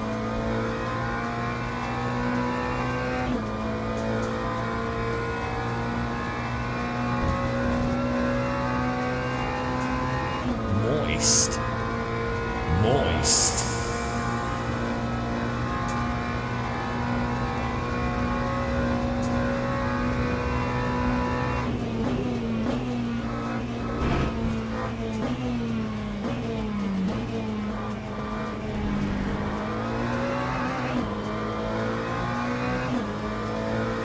It's probably all the dots and stuff on the screen, all the particles.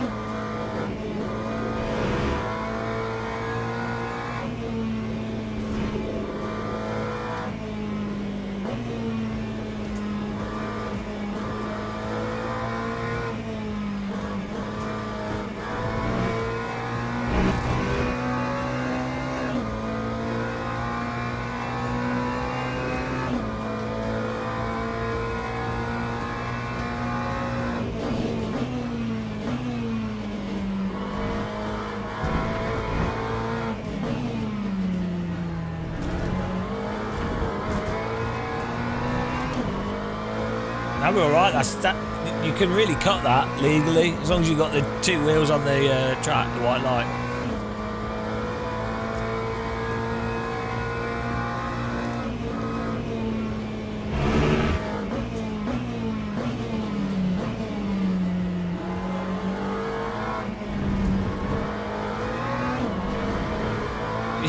You get shouted at by the game if you cut the track.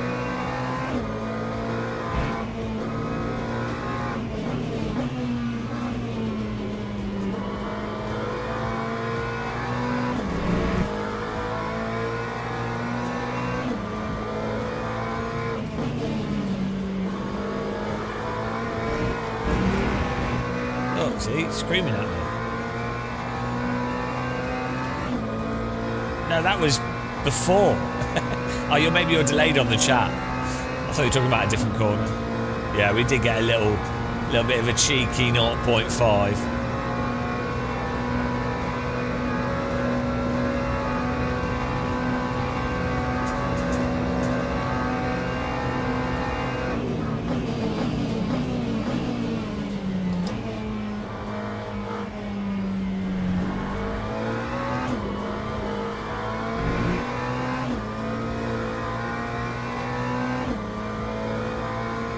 Train's delayed.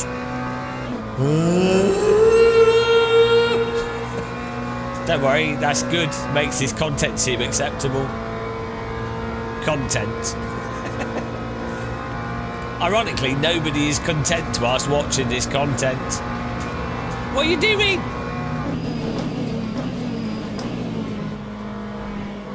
Matey, tickling me arse. Is that only a little? It's a friendly poke. I let him off. S. Fukugawa.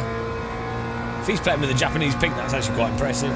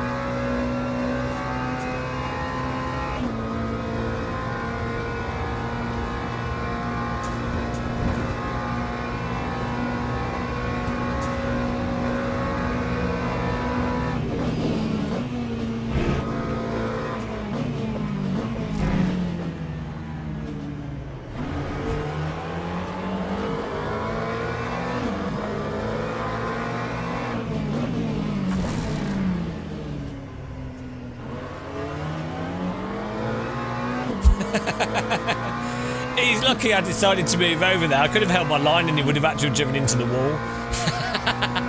Which I was really tempted to just stay my line so he had to drive into the wall.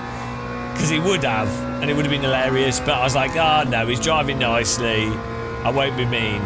I won't be mean to him, but it would have been really funny. And it wouldn't have been illegal. But the temptation there was so high, guys. It was so high.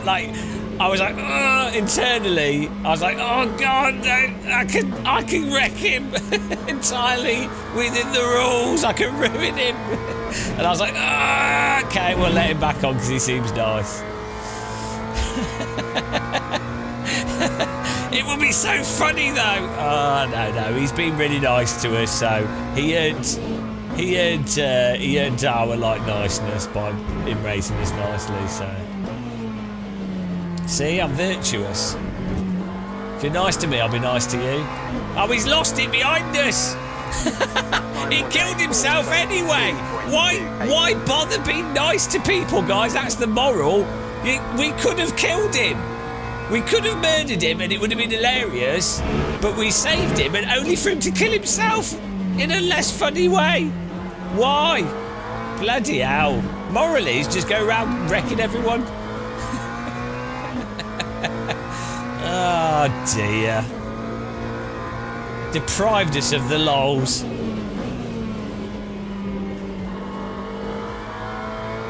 Wow, we missed the inside of that corner quite a bit.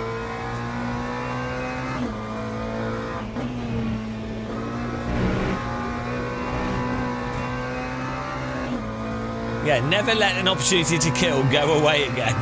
Go again. Lesson learned. We've been...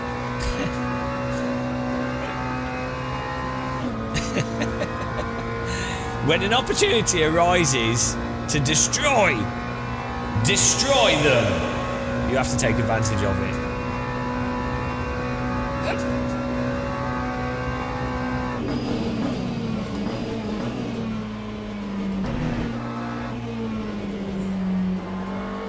Can't park there.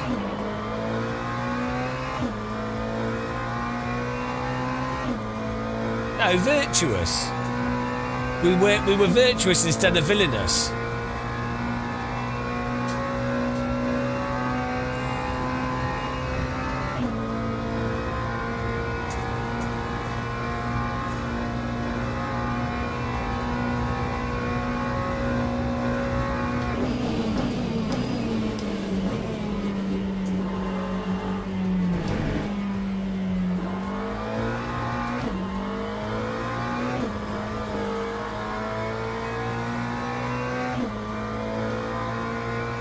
I need more speed. Top 10 now, that's all right. Yeah, it looks like there's going to be a right firework display in front of us if we're lucky.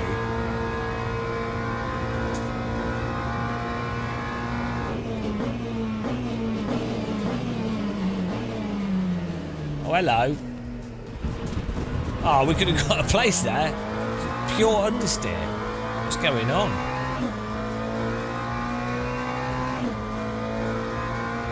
Yeah, I couldn't, the car just wouldn't turn in.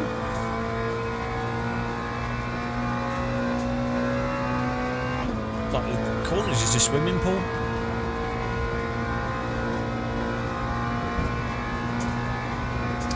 Oh, thank you.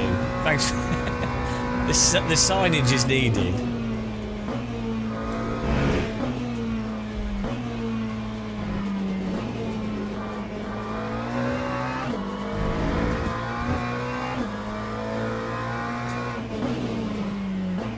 Oh, come on, there has to be a pump. I don't know why my car's not turning. We put the brake bar really far back.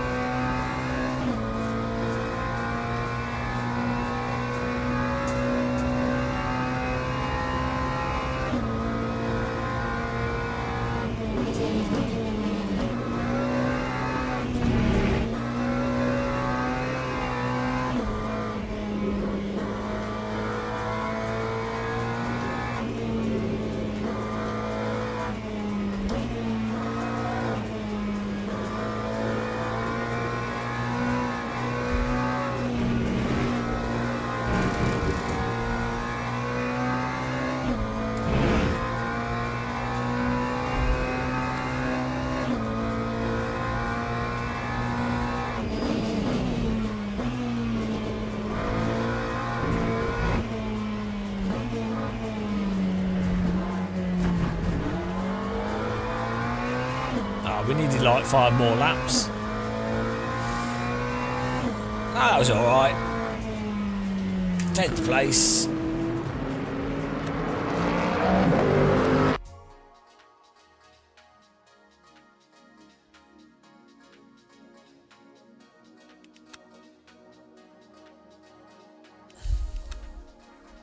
We're poning through the rankings here.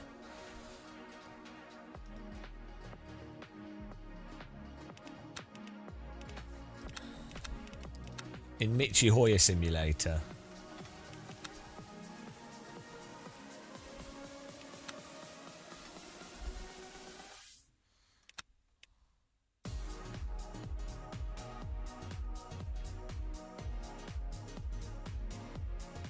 Ah, X-Dancer to fix it. See? Game of muscle service. It's the motion blur X-Dance. It's a motion blur setting. I'll tell you where the setting is. Hello, Eddie. Ah. Maybe it's the upscaling setting. Oh, hang on. Why does it say 18? Is that where we finished? Hang on.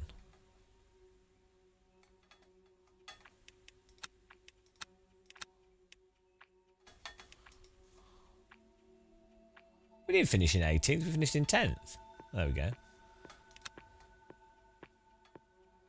It was broken. But why did it go down? Oh, that's qualifying. Expected you to finish 20th, but you finished 10th, but we lost rating. How does that work? Hang on. I can't have just lost rating from the quali. Ah, what a joke. You have to qualify higher to get the rating as well. That's a scam. Should get for missing the quali. Ah, now we know. Now we know.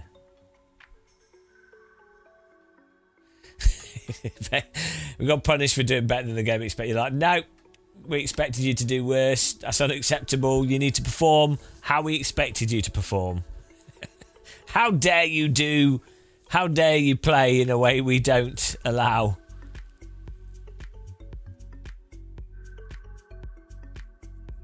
I think it was the qualifying was the problem.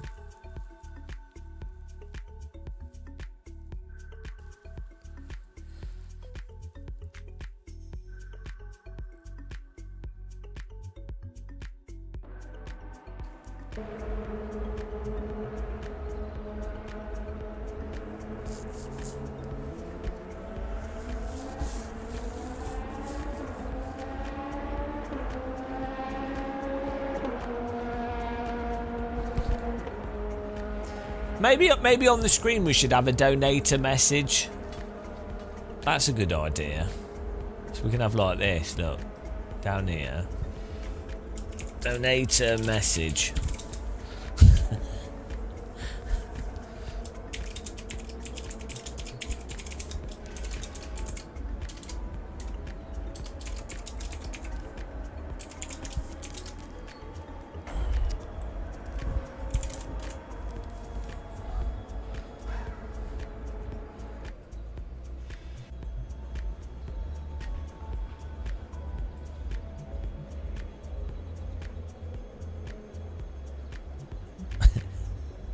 Put that there.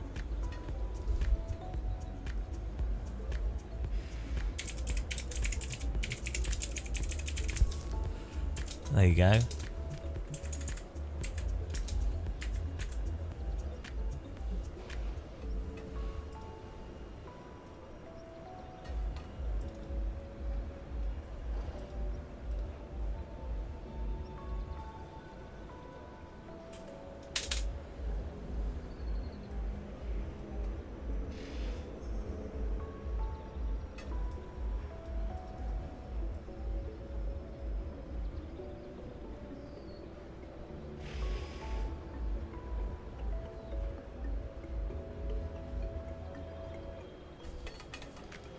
Right.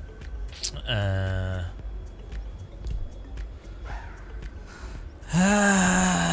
are we doing? Oh, we've got to qualify, otherwise we don't. Otherwise we get penalised. This is the first sim where you have to quali to get ranking.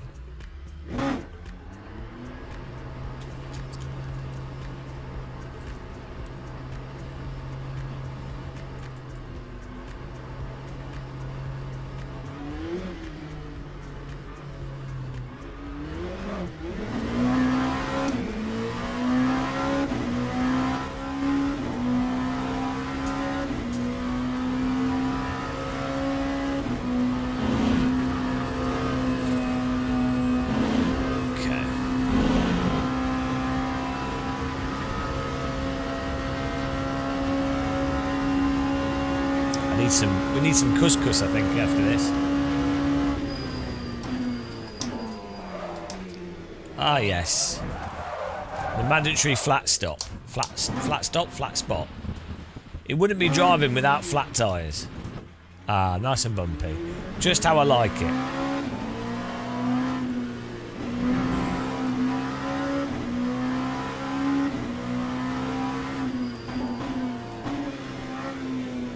Do you ever think to yourself, I wish the tyres could be bouncy?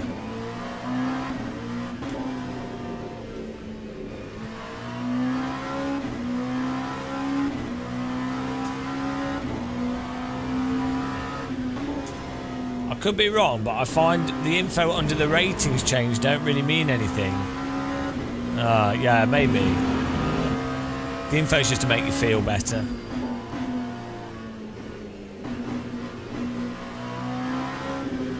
Well, this is LMP2.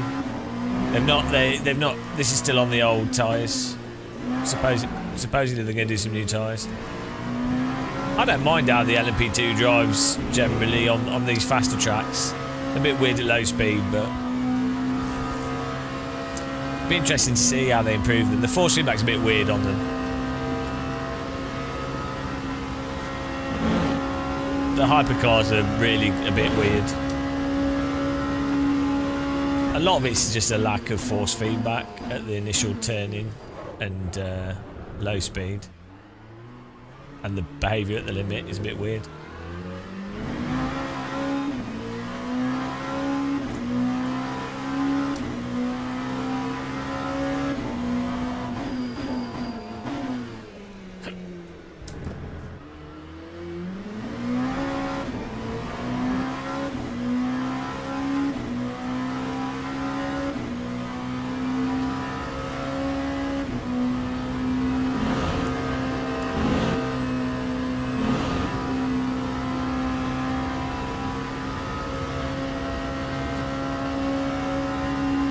Donation to a good cause. At the moment, donations go to Game and Muscle electricity bill. We need a meter on the screen that shows how many watts we're using.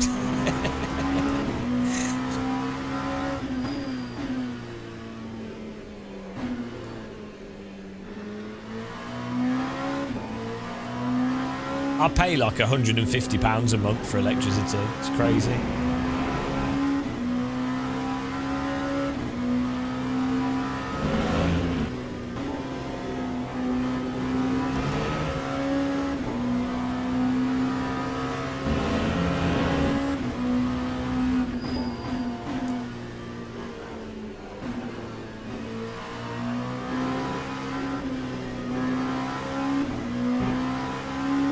I bought a 1,200 watt power supply for the 5090. The power supply cost £200. But I mean, Jesus.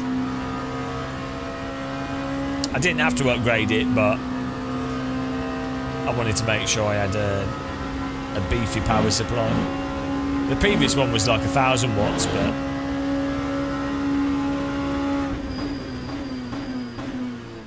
we were having some random issues with the 3080 that I think were power related, so I thought, well, as we're going to be spending a day swapping stuff over,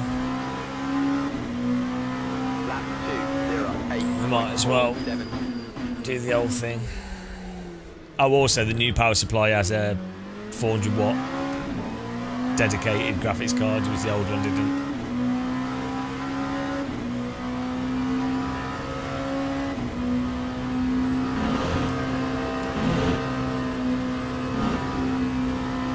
I know, that's it.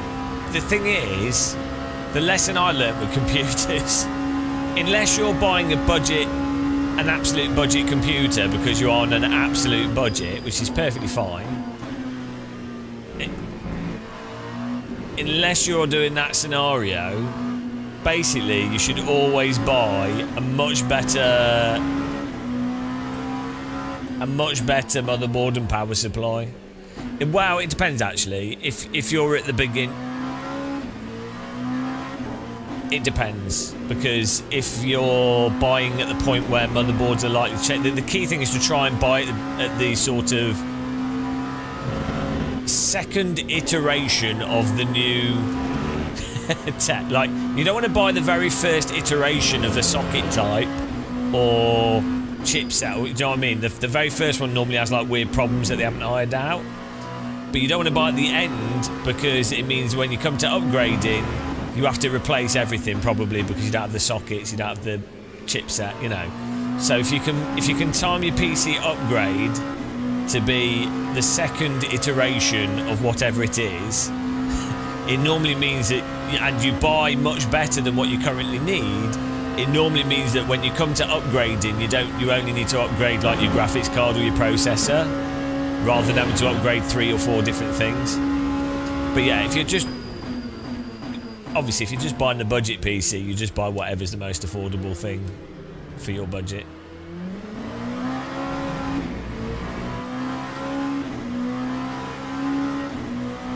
That time was a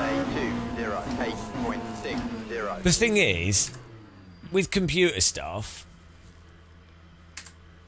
if you're buying, I mean,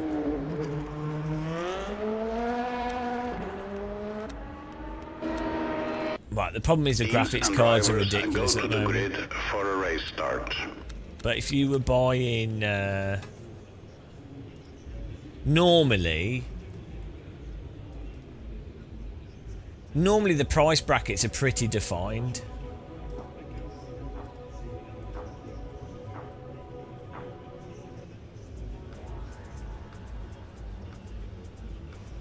Like the point at where you lose benefits is normally of like performance value performance is normally pretty well defined, so it's normally not much of a mystery what you should buy or what you shouldn't at the higher end. I think it can be tricky to buy at the budget end and get the absolute most because you're very price sensitive for like a £50 margin. But if you're buying at the sort of like, so if you're building a computer for like between £500 and £800, it can be really tricky to get the absolute best value for money, and shopping around can save you £50, £100, which could make quite a difference in performance. But if you're buying a computer at the sort of £2,000 plus, it's like, well, your margin, a £50 margin is not going to make much difference.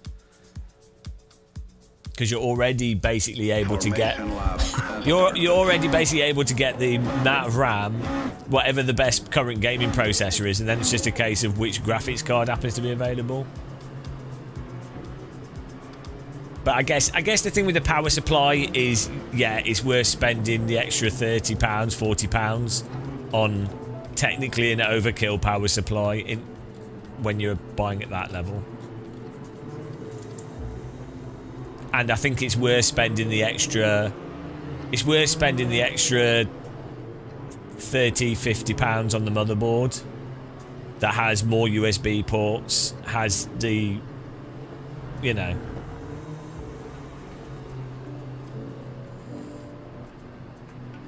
not buying the stupid motherboard, because you do get those stupid gaming ones, but there are motherboards that are a lot better. Green flag. Amez, thanks for The following. pace car is out of control. Bloody hell, he broke early. Fortunately, there was a little gap for us to stick our car in. That was very lucky indeed, because I weren't going to be able to slow down in time there.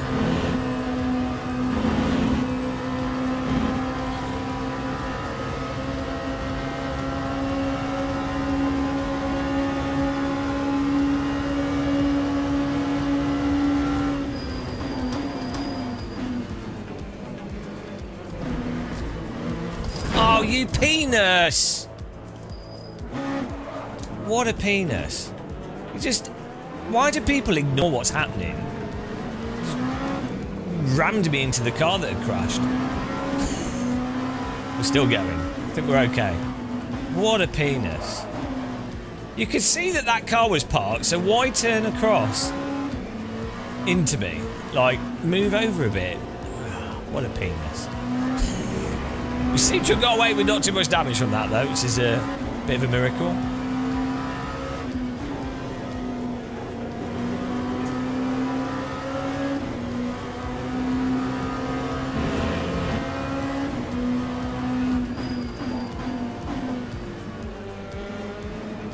Look the replay.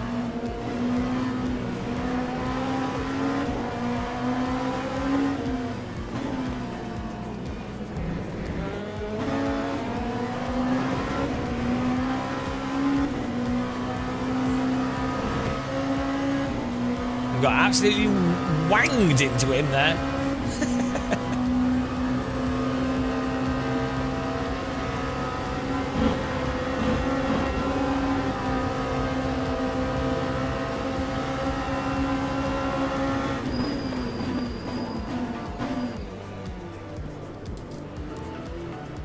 I think that was the guy that wanged us has got the drive for it.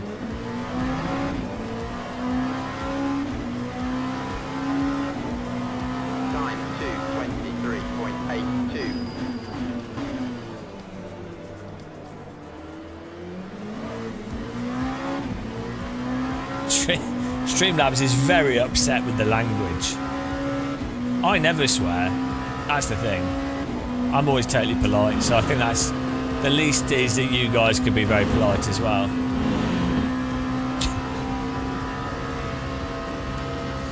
The Triangle of Doom on the right.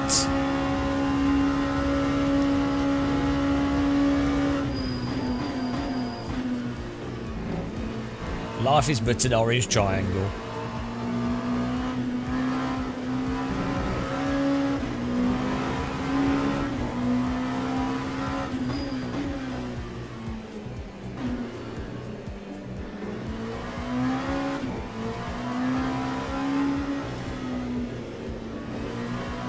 Know what he's doing. I'll take it though.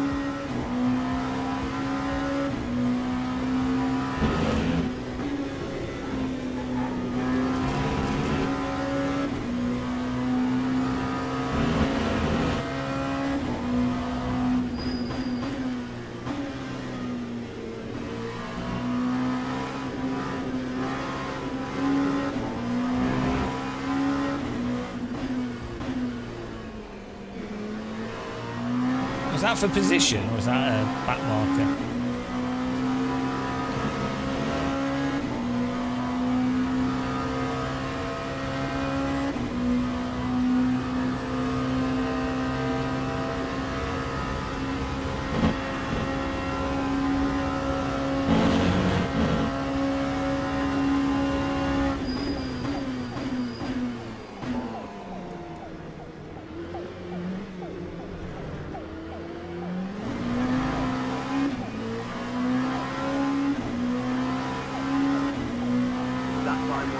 Report for sure. Yeah, this game definitely needs voice chat. Maybe we could set up a the unofficial Le Mans Ultimate voice chat Discord. Everyone would be friendly in there, though. That'd be a disaster. Everyone would be nice to each other, and that's not the point. The point is to mock people that are getting overly emotional about video games.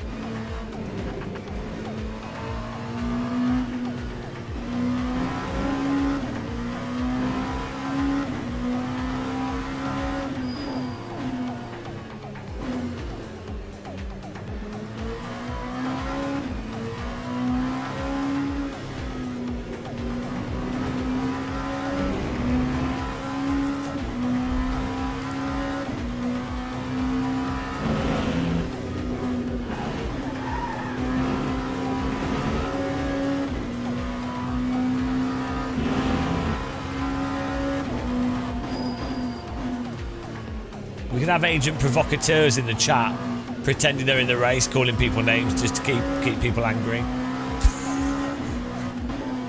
like a Twitter poster.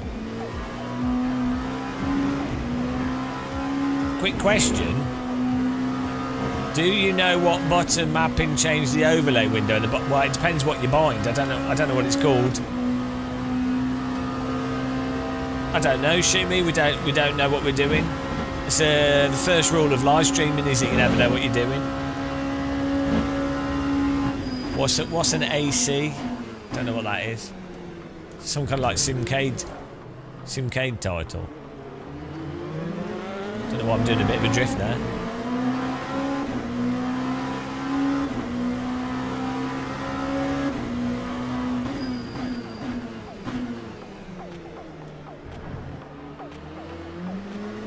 Because it's a bump and it's low speed and the car's going left to right. It's like the ultimate death of a physics engine. Where's he going? I know it's weirdly R-Factor 2 is very sensitive to crests, which is strange.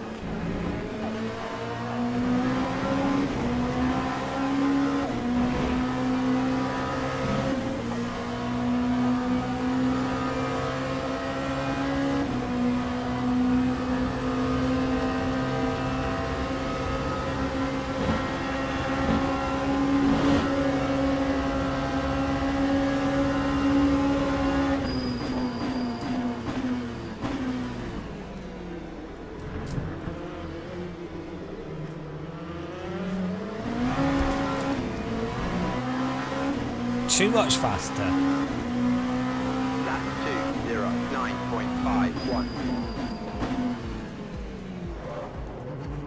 Bloody hell. I locked up. I had to lock up to avoid him because he lost it through there but caught it, but then his rears were too hot. And then when he got on the power, he spun the rear, yeah. Because I think he thought we were going to hit him. He turned too much while I was braking, which is why he locked up.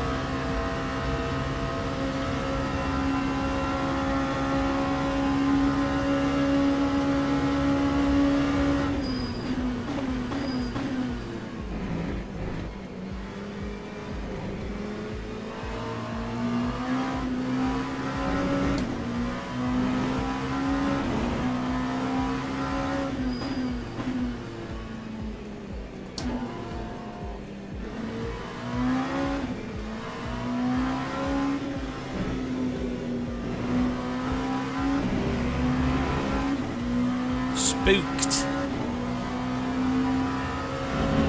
It's a shame because it was fun racing him.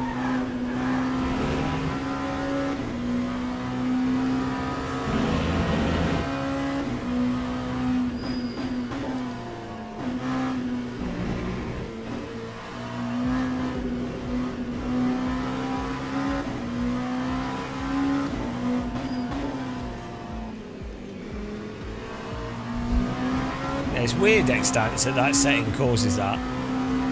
Must have been like doing some weird like jiggling of the camera or something.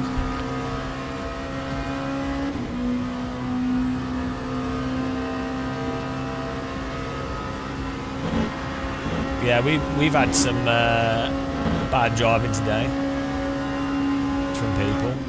Mostly good though. We mostly had good races, and the thing is, because the damage is forgiving. You're not. It's less likely that the bad drivers will totally ruin your thing. There you go, Extants. See, you just needed encouragement from the Game of Muscle Church of Force feedback that it wasn't the headset. Once again, we've made the world a better place by accident.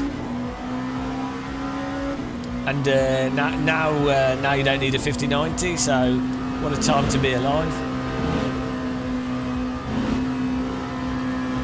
It's weird. I wonder why it's doing what it's saying it's doing.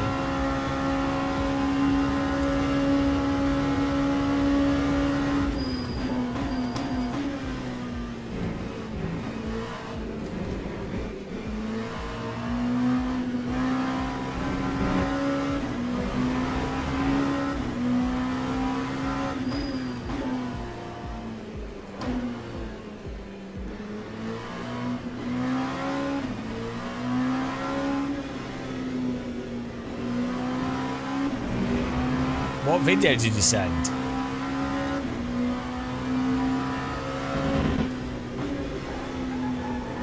I don't watch videos. I've probably already seen it. What happens in the video? Is it the one with that French maid?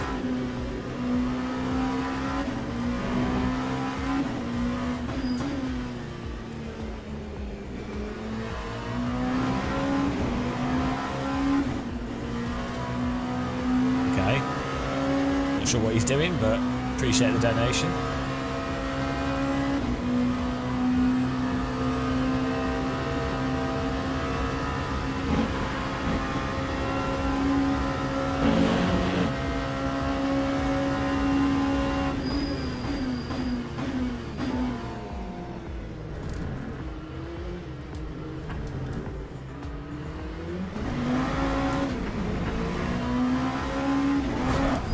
What is wrong with these people? But I do like the normalist. Why do they keep leaving the track and then expecting you to move over? But one of the or not the best simulation what to on practice. earth was that? Even F1, GT mods. What really, on earth? Why would you not just lift? What a penis! Who was it? What on earth? Look, the replay. What a terrible move. What is it with people leaving the track and then coming back on into you as if they think that you demand you should move over?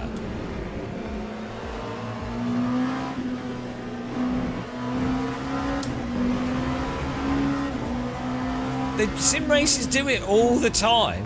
They leave the track, get an advantage, and then assume that the car that's still on the track needs to move out the way. It's mental. It's absolutely mental. And then they'll be the ones going, "Oh, why didn't you move out the way? You should let me back on." It's like, no, you should not overtake off the track, you penis. Oh wow.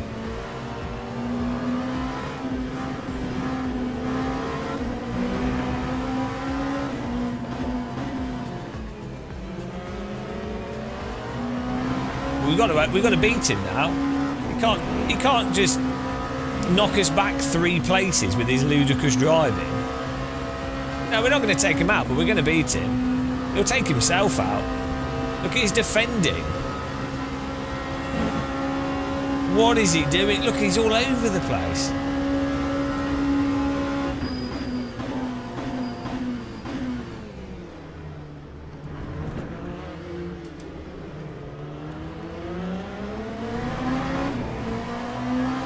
This isn't burnout revenge, Shumi. Lap 2, 10.5. That's the rules.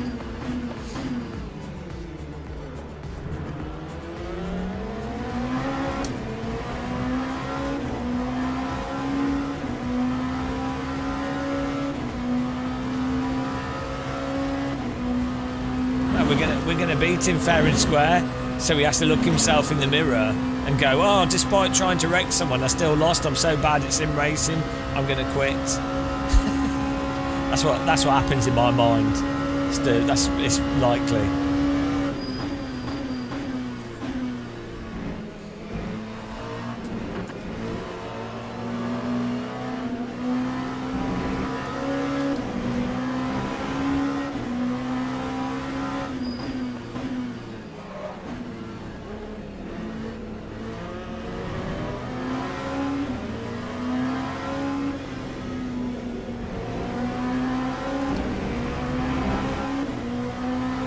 I think the damage we've got slowing us down a bit.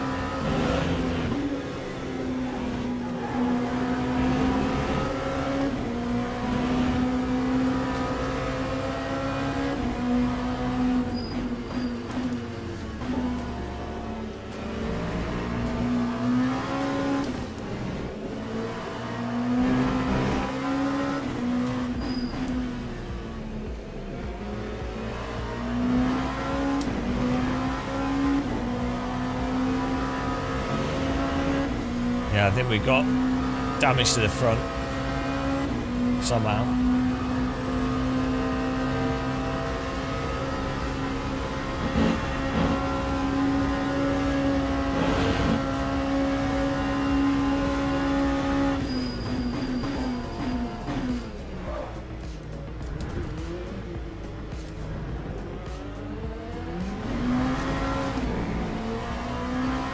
Oh, we got one back. That time was a 2:09.62.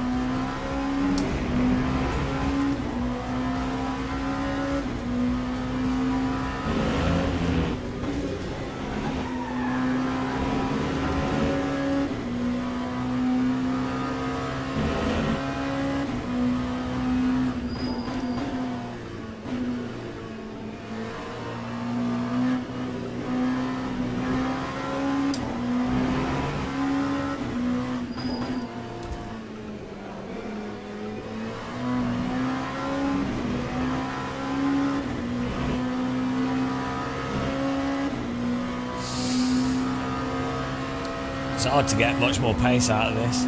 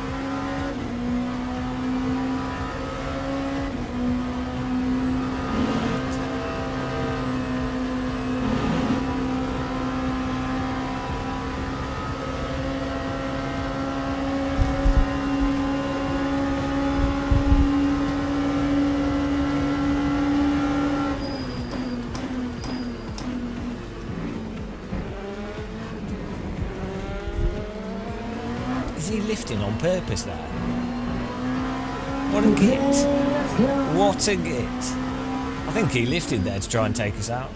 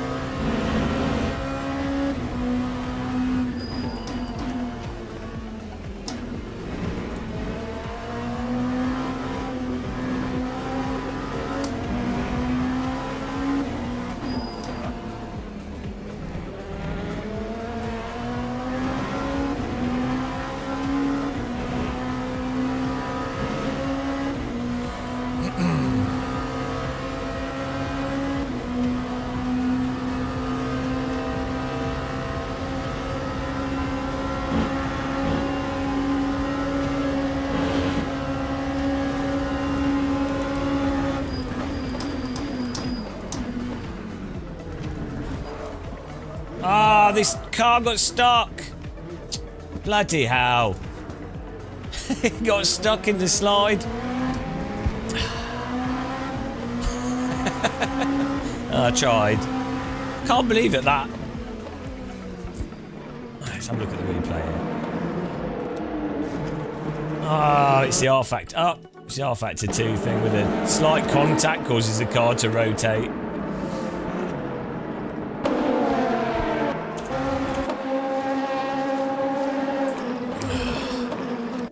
It's weird. It's what happens is the suspension compresses.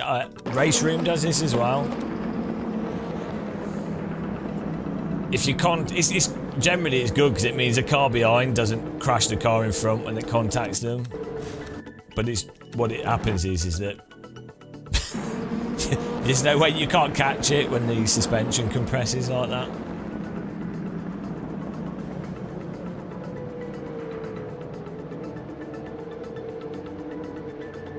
Just turns off. Nothing you can do. Where was it? What lap did he wreck us?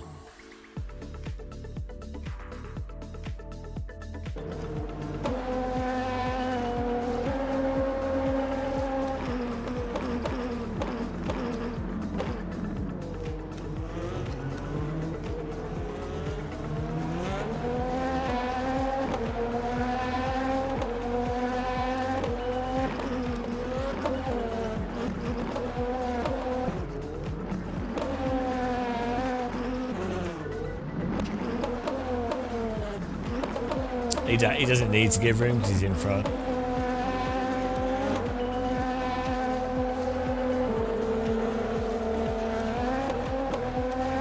What lap was it on?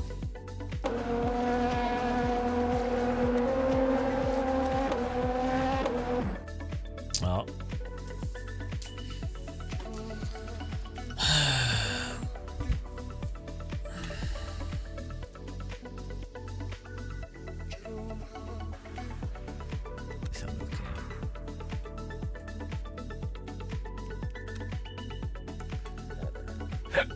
There is rain in this game, yeah.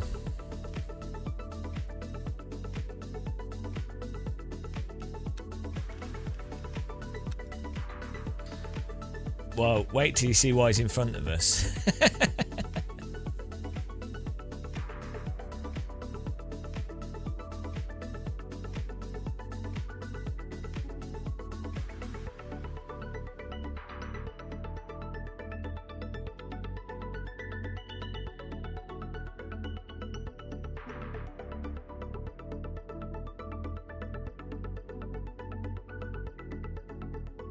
Yeah, there's a rating.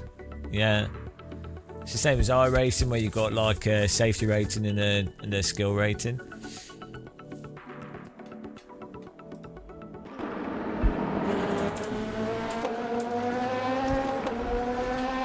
No, I'm not going to do the next Mustang one. I was going to sort something. Oh, yeah, I was going to get some food.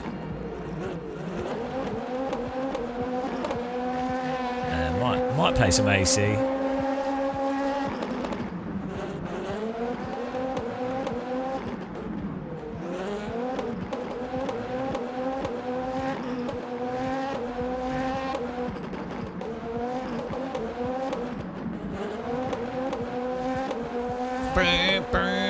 Imagine a car that's this fast.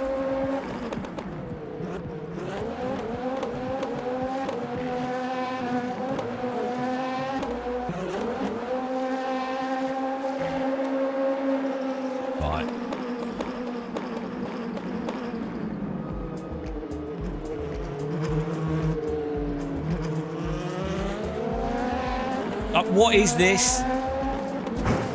Like, why doesn't he lift? He's off the track. What is he doing? Like, it's insane. We're on the right. We've only got 2 wheels on the track. Why on earth is he driving himself entirely off the circuit? What on earth is he doing? He's literally just driven into the wall. What does he like? It's mental. He's never going to complete this overtake. So why even bother why would you not lift here? It's so dumb. Why do people do this? And then he's like, oh no, the wall's there, so I'm going to have to drive. And he still hits into the wall. And then it's into me. It's insane. Like, how does this even, like, there's no, just lift. You can't pass off the track anyway. Just lift. Why are you staying in the throttle there? Just lift and feed him behind. Sim racers do this in everything. They do it in iRacing and what have you. It's like, you can't demand that the car that's on the track moves over for you to rejoin. Like, the car on the track shouldn't move over. The car on the track should hold their line because they're defending their position. What a knoblet. I don't know what is going on in people's heads when they do this. I get driving off the track. I totally get driving off the track and like trying stuff. But if the car on the track doesn't move over, you just have to lift.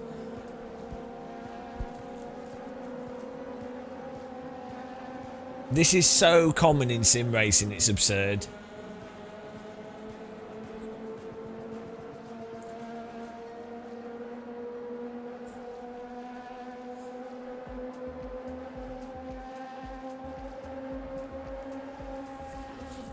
It's not even a complex situation. That's what I think's weird about it. Right, 1534.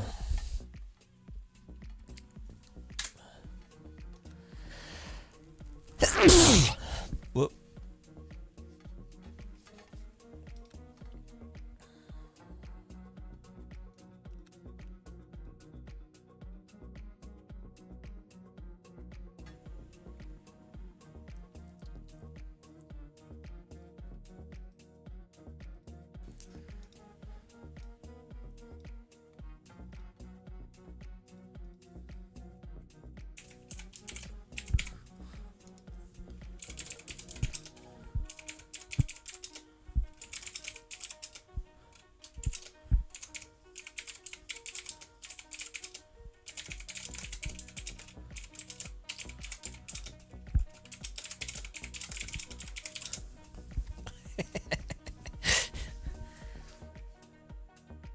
Look at this. Criminal report done. We're like the policeman of LMU.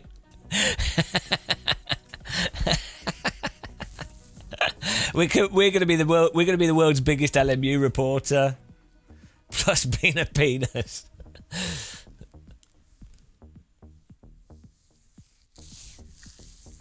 Agent Muscle. Muscle Hustle. Hello Fairfox. Hello guys.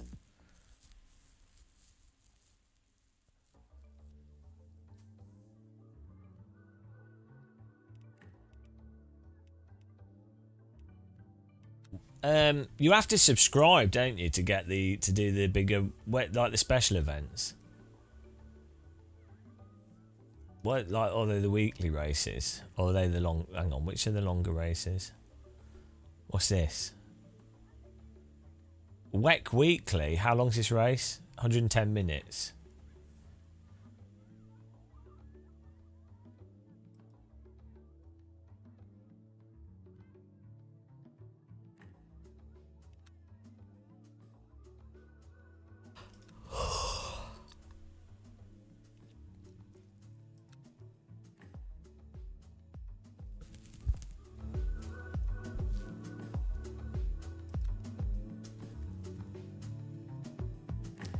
$60-minute race, one stint sprint.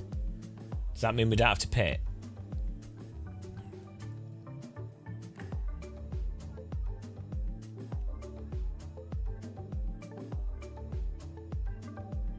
How does this work?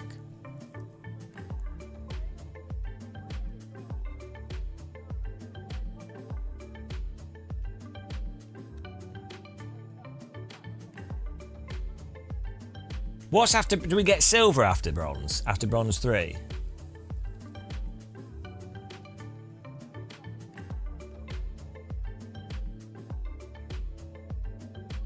This is the maximum, the mega grind.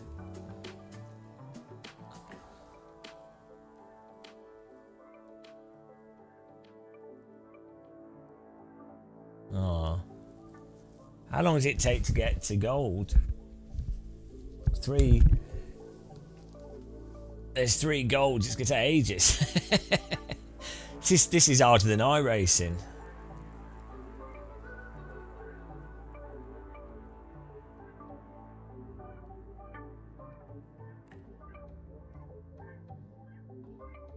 I don't. Is there a platinum?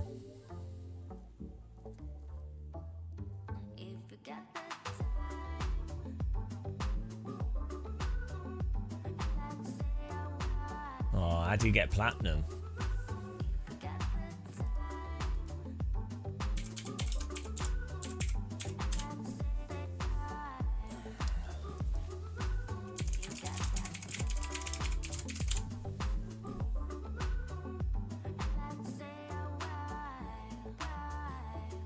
Here we go.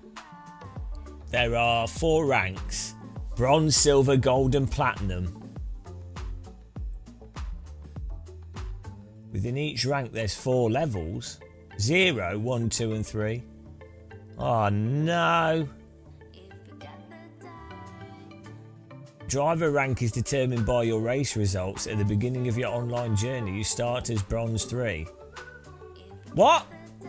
Why did I started at bronze 3 and we're still bronze 3? Hang on. Why are we still bronze 3? Did we go down or something? How does that work? We've been gaining rank. We've been gaining rank every race, and yet we're still bronze 3.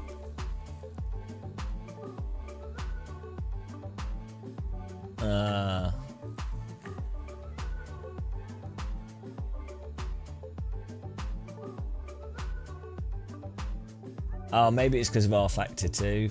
Maybe we were lower than bronze. We dropped down.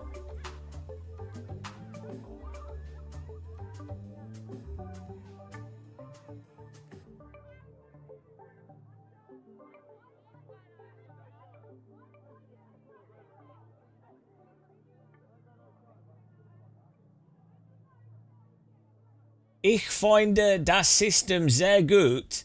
Wenn gleich de Brustflügen Bienusflügeln Mushali ha sind. I agree with what he said.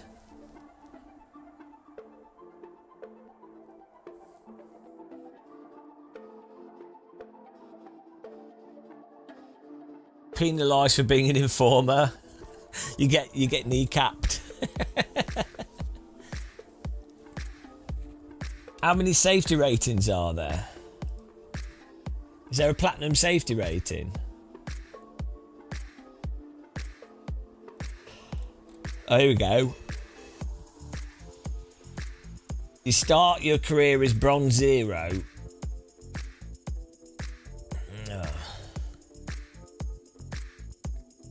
Yeah, I speak this because I am. See, that wasn't German, that was actually Arabic.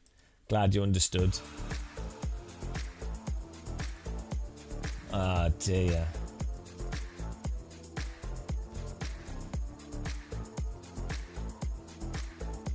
Right, I need to get some couscous.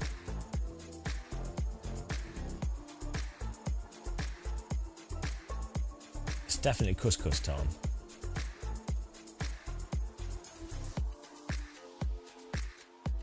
I feel like there's something else. Oh yeah, we need an automatic scene switcher. OBS automatic scene switcher. Auto scene switch, here we go.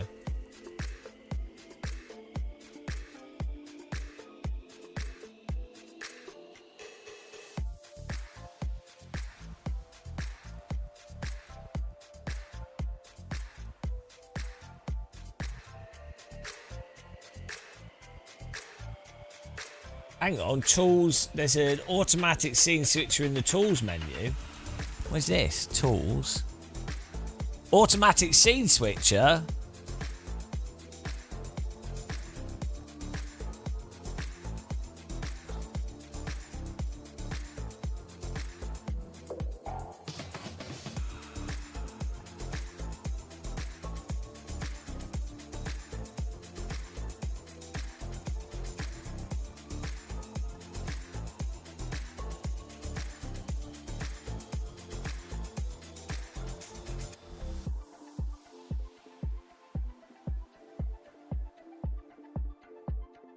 Hang on.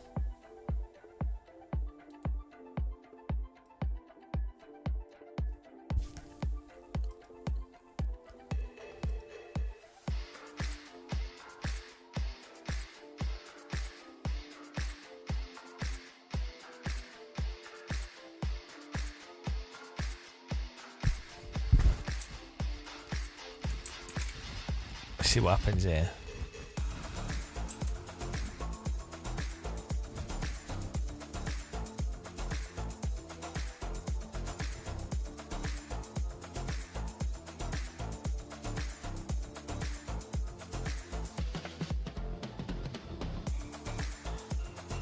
Oh, that's... Doesn't make sense. Oh, well that doesn't work. Forget that idea. Oh no, now look what we've done.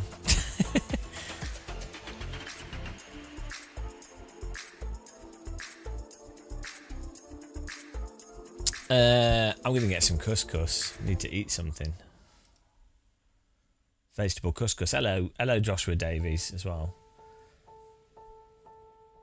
I might host some AC.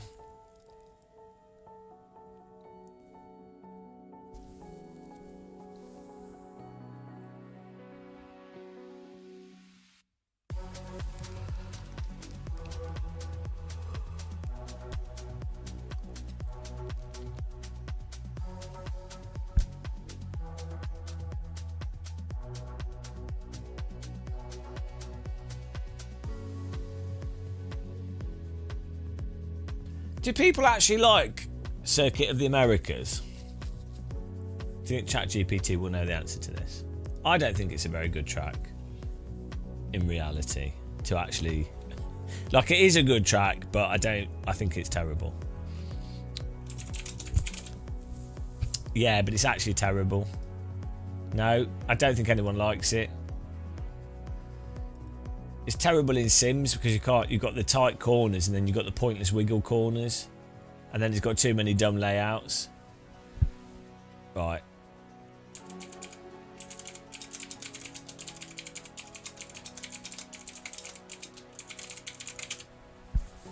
I've asked ChatGPT, Circuit of the Americas, is it liked or disliked?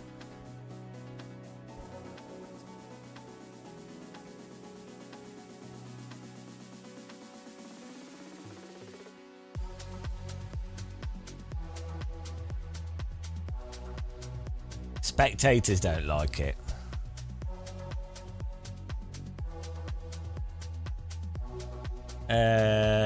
My perfect circuit would be a bit of Alton Park mixed with the Nordschleife with mixed with a bit of Brands Hatch. Done.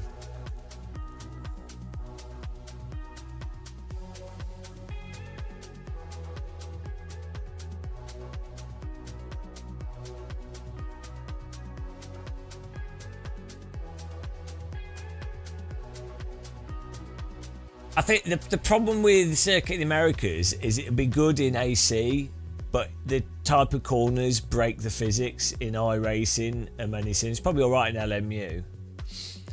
But if you're playing a sim where you can't, where those slow corners you turn and the car's physics turn off, is terrible. So you need a sim with good physics. Whereas tracks like Road Atlanta, Spa, Road America, they don't have any tight corners. Even the tight corners are still at a bit of speed, so for sims with terrible physics, they're not too bad. There you go. Tracks depend on the physics. That's how it works for sim racers.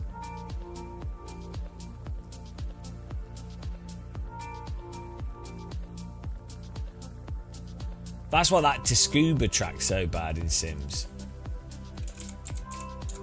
What's it called? Can't even pronounce it. As it's Tsukuba. Is it just called Scuba? Tsukuba. Did they not pronounce the T? Why put a T in there if you don't pronounce it? I think that track is terrible in Sims.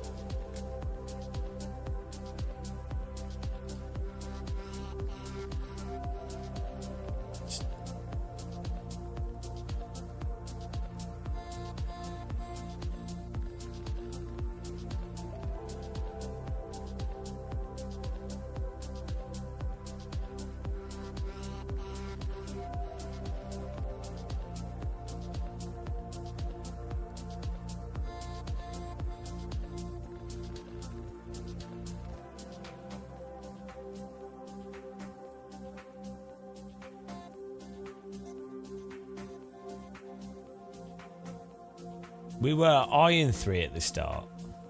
What's Iron 3? Hang on.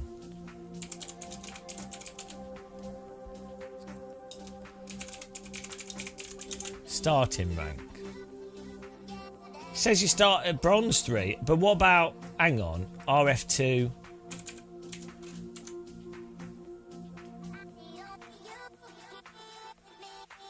No, you start at Bronze as well. So how did we end up with Iron? We're being scammed. We've been bloody scammed. Rank scam. Absolute rank scam. It's alright, we're moving up though. We're moving up. Why were we Iron? Are you thinking of, maybe that's Low Fuel Motorsports?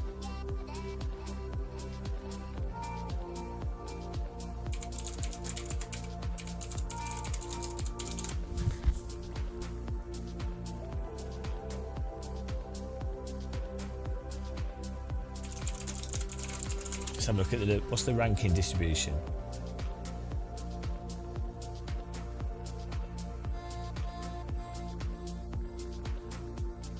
The driver ranking 48. What? Most people are at B3.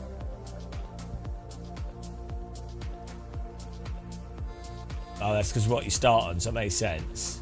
But then there's a lot more in S1, but then this doesn't make much sense. This is probably just because there's not enough people doing the poll.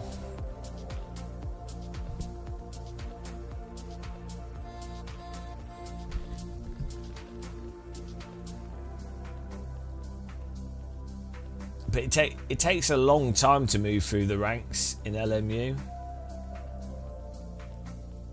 Which is weird. Like if you do a lot of races, you don't really seem to. I guess the problem as well is the GT3 is a lot more competitive than LMP2. So you get a higher rank in GT3 in LMP2, but then you do GT3 and it's not.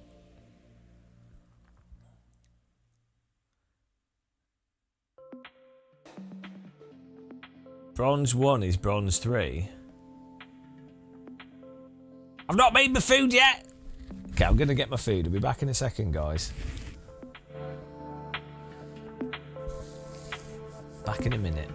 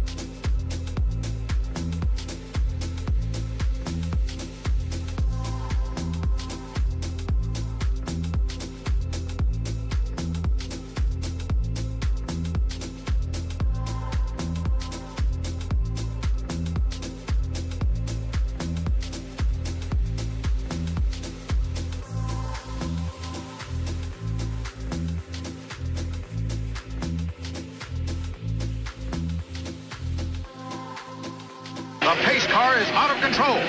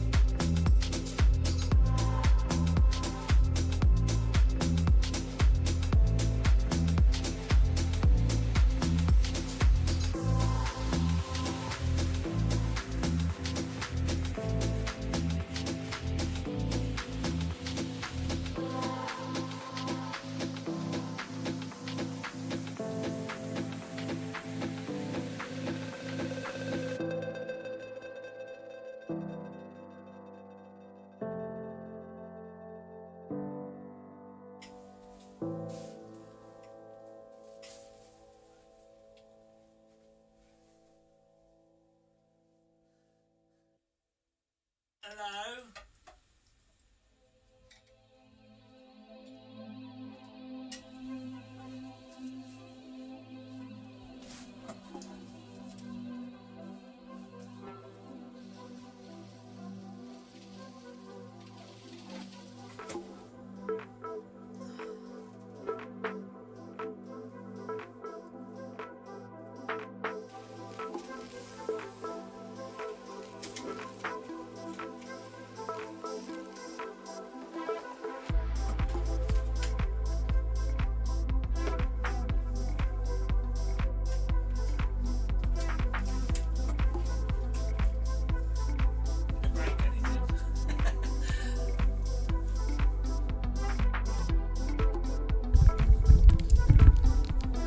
Hello?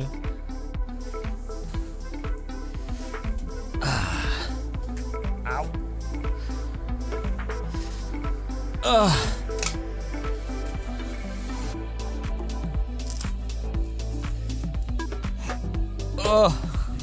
Couscous time. Welcome. Hello. Oh, it's just couscous and vegetables. That's it. Could probably do with some meat in it or some sauce, but it's alright, I quite like it. Couscous and vegetables.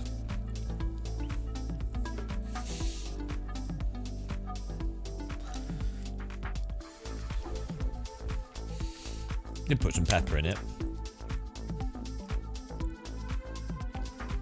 It's weird, I quite like it. It's like a... don't really taste of anything. I'm quite happy eating it.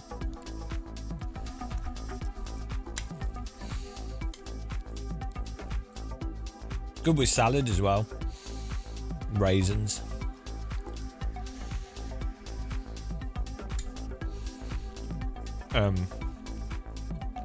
Or with if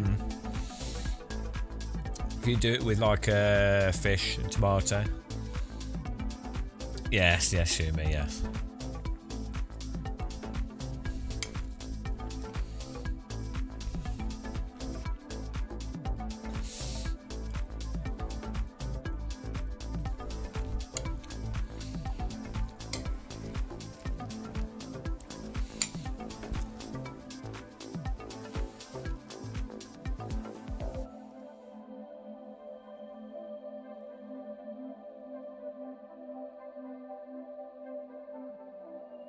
We should just have doona kebab every day.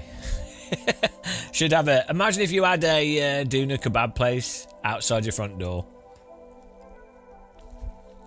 Hello, Aramu. I'm gonna put an AC server up.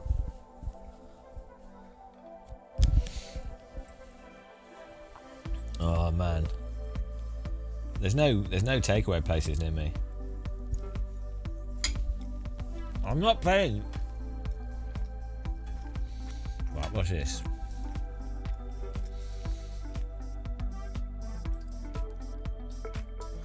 What is this? I've not got any sound on it. Do I need sound?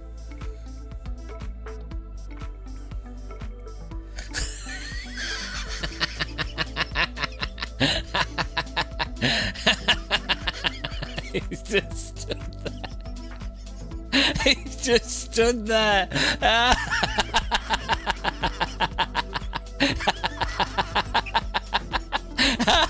He's waiting. I'm going to post it in chat. He stood there waiting for his toast.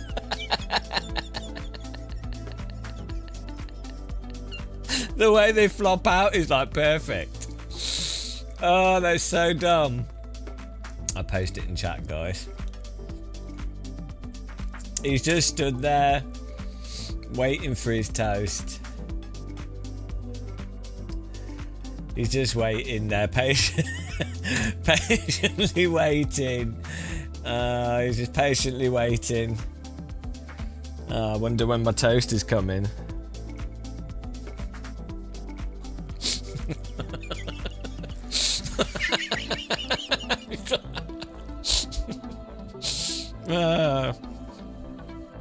It's so dumb. And he's old and he can't bend over. So that's it.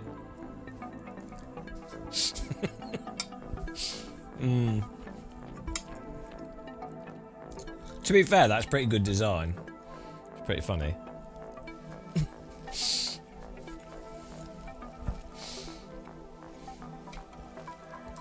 The way it just flops out, like it was all intentional.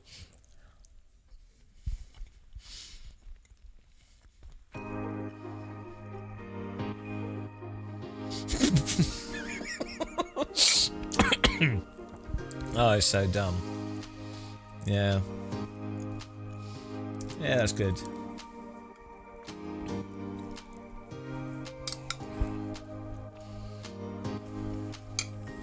Right. I'm going to put an F4 car on.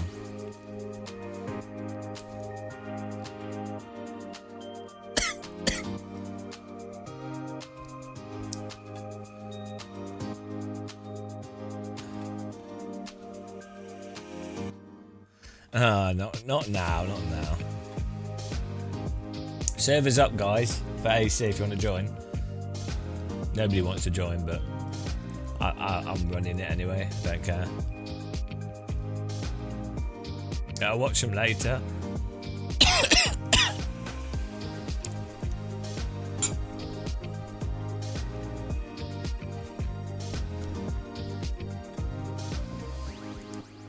Here we go. The AC test.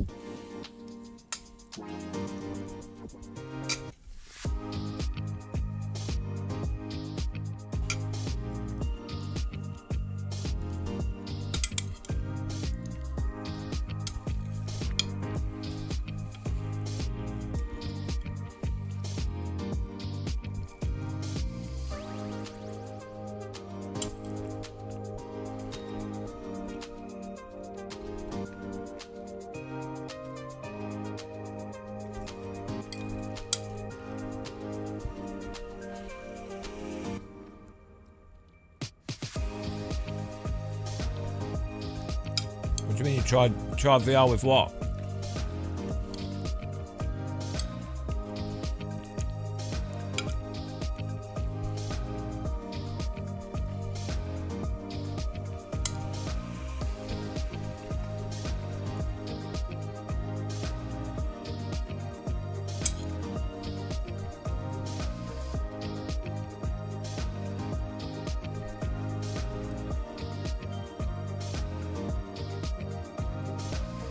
This car right here is peak performance.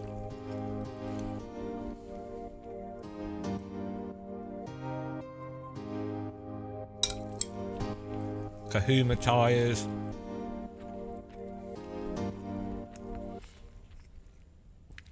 Christoph Kubitsch and Edward are in. How much does this car cost? Have a look. Race Cars Direct.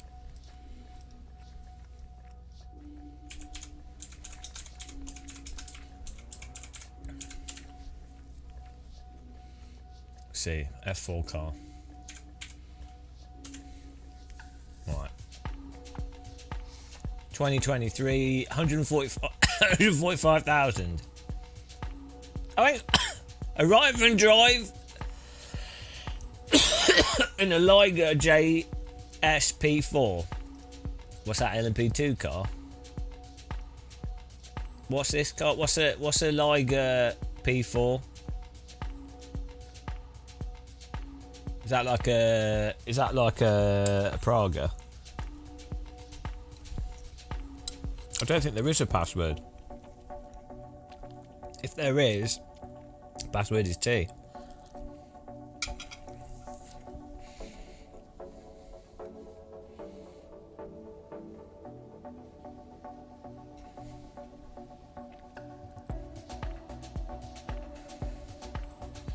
€5,500 for 200 kilometers.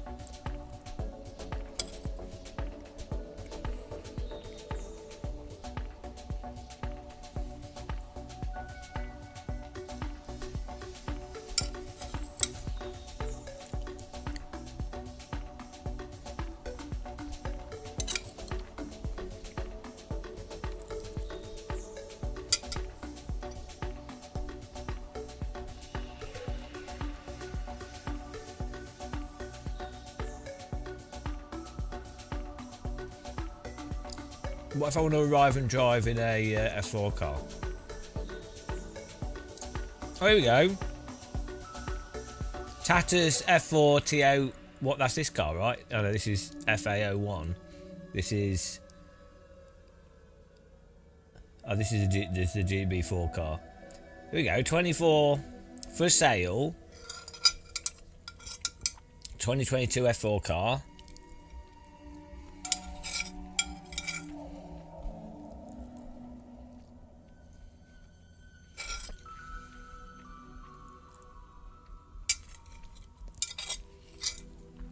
It is.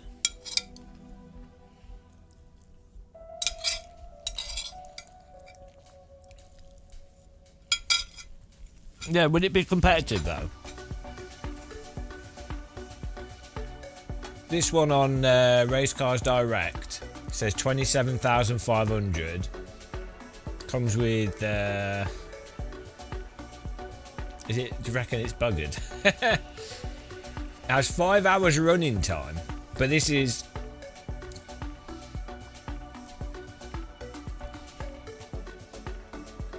Yeah, 27,000. Oh yeah, this doesn't have the. This doesn't have the what's it called? The Halo. Do the new ones all have Halo on them? Is that why they're selling this one? Do you think? Because it's out of spec for the new season.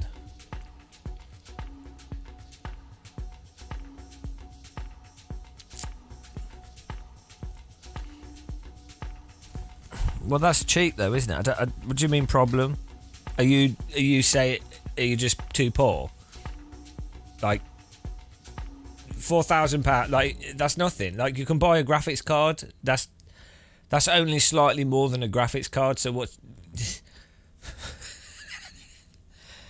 Did you didn't you inherit like £1 million from your parents? Like, what you doing? You don't live in central London with 4 rental properties. Why don't you just rent? You could just, if you rent one of your houses out in central London, that's well, that's like 10k a year, right? 15k a year. So like, just rent a London property. I don't see the issue.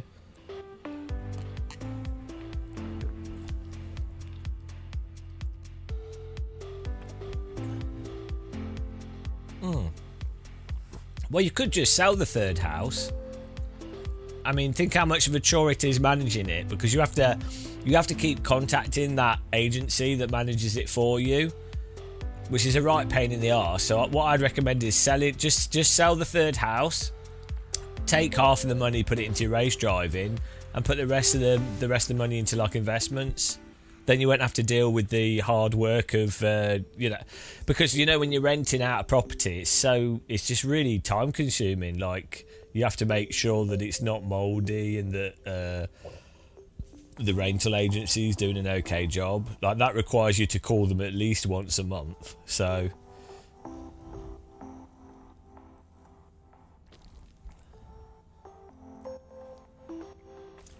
you have to ask yourself what's important, really.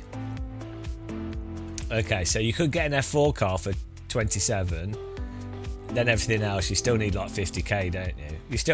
It still ends up costing 100,000 for a year. Whatever you do. Oh, here we go. They've got so why is this one 70? Oh, here we go. This is one with the halo on it. So yeah, brand new one, 70,000.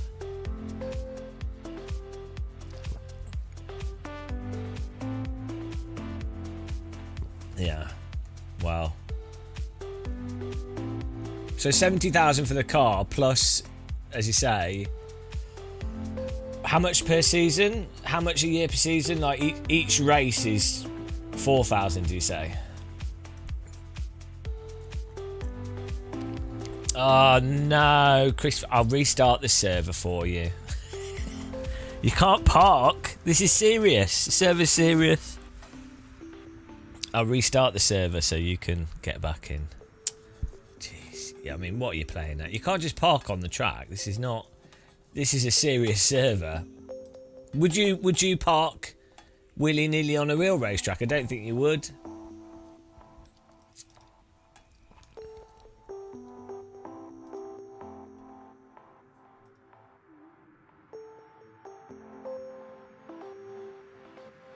I think you're making a mockery of our rules. Oh, look at this, got food all over me. Oh dear, hang on, I put the wrong track on.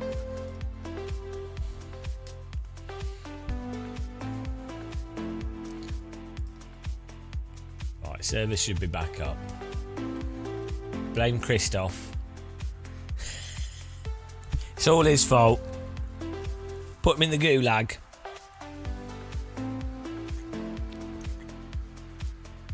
Right, there you go.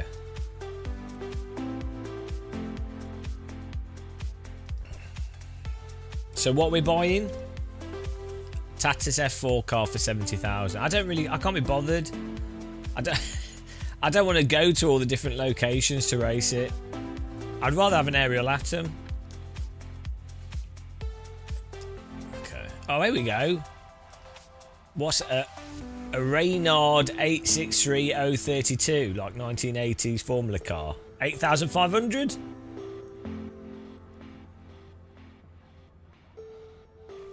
That'll be fun.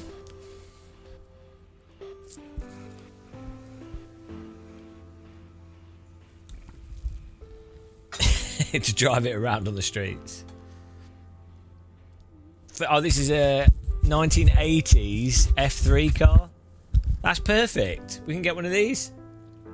8,500.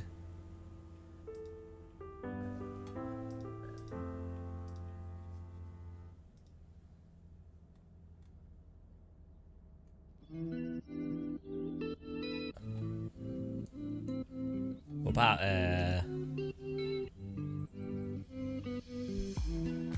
1960s F1 car?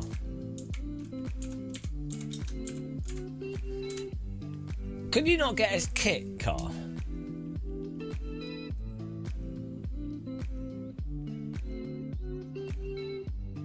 Benetton. Oh, you have to. It's not got the price.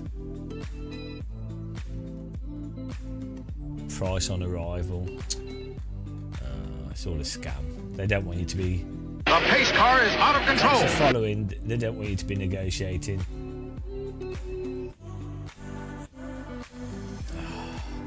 Here we go. BMW Sauber F1 car, £390,000.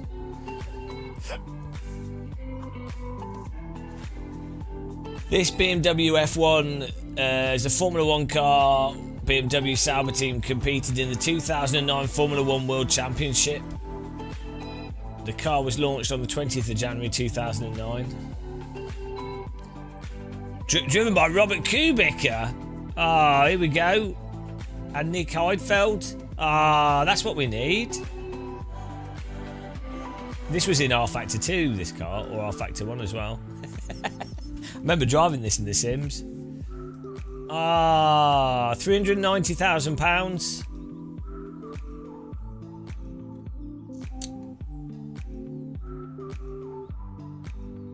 Oh, it's missing. It's almost complete. There is missing torsion bars, input shaft, fuel pump, air valve regulator. Ah.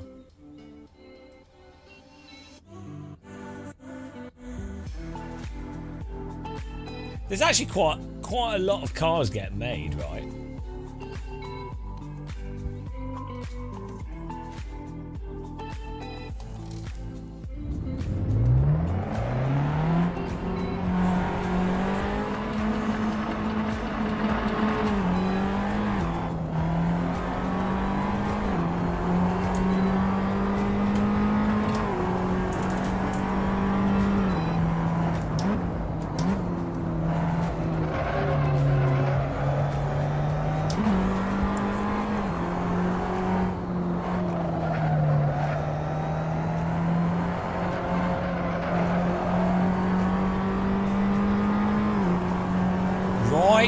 Immediately.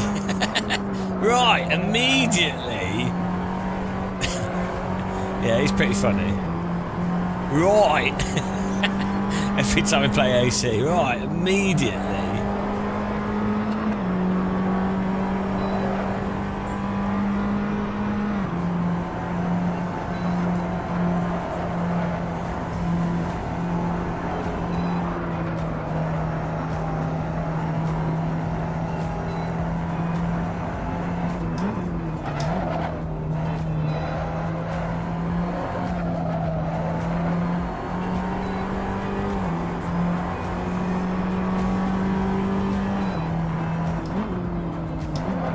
My flag box not working. Oh, it's a USB cable coming up.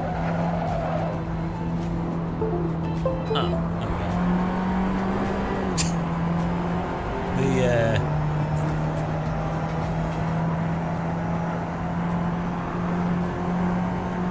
The other stuff's working.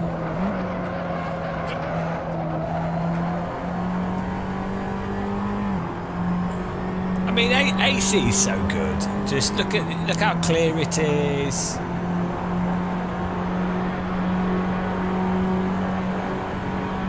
The reflections are nice.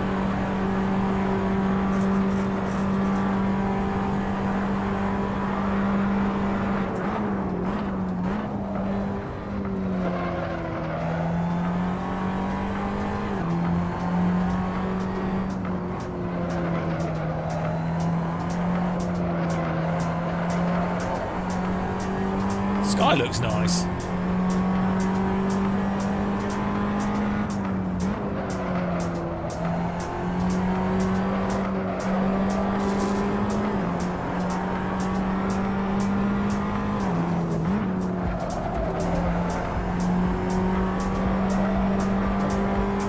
I think in AC you can brake with more turning without it causing the rears to lock up. In LMU,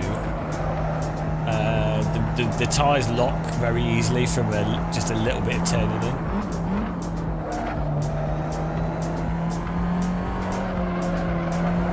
like you lose a lot of braking capacity in LMU from just turning marsh braking.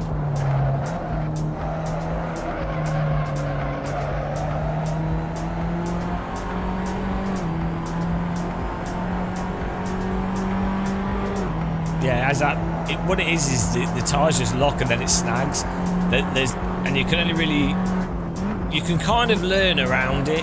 And on my pedals I've set a vibration where it's close to happening. I do think the skies are quite important in a video game for giving a sense of scale, like clouds and stuff in the sky.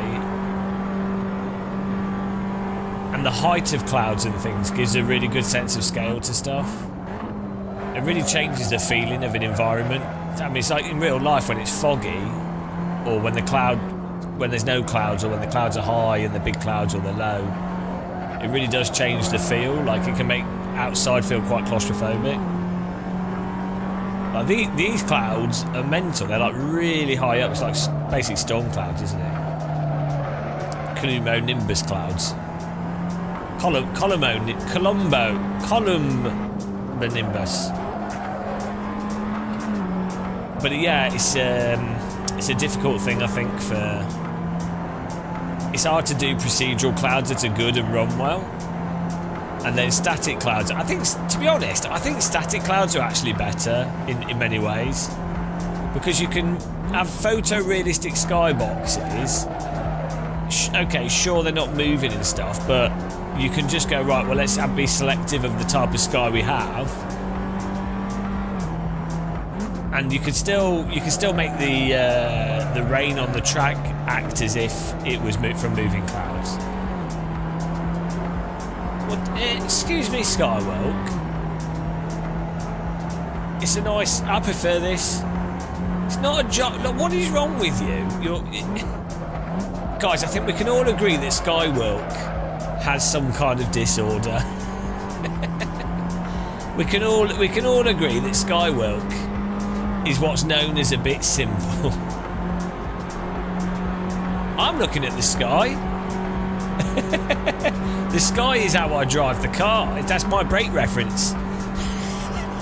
Is the cloud. Isn't that what everyone does?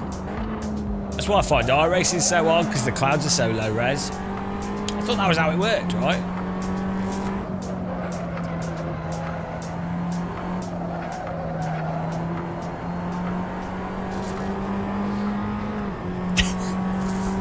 Skywalk is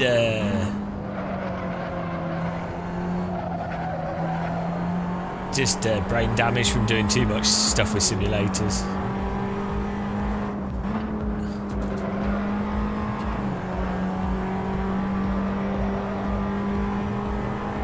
Yeah, who wants a crap sky? We've got plenty of crap skies in the UK. Don't need any more crap skies. Crap sky sounds like a film. crap sky. Sounds like a Russian security tool. Yes, we need to install the crap sky. Deploy the crap sky today. Yes, Mr. Bond. You have discovered our secret layer. But you are too late, and we are deploying the crap sky. The crap sky will deploy and destroy all of your pathetic Western countries. I'm slowly turning German, but that's merely because I was a German spy, and I'm also a bit Indian, because I also was spying in India, and now I'm British. Mr. Bond, the crap sky, it is the end of your country. Crap sky, man with the crap sky.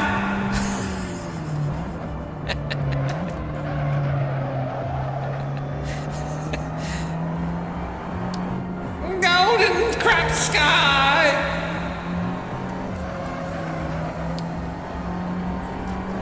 The crap sky laser is being charged right as we speak at this moment. It's too late. You thought you had stopped us, but you have not, Mr. Bond.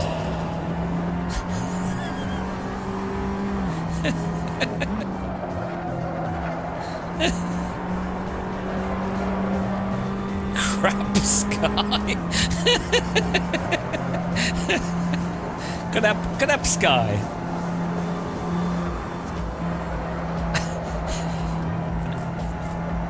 I need to watch all the James Bond films. I need to watch them all.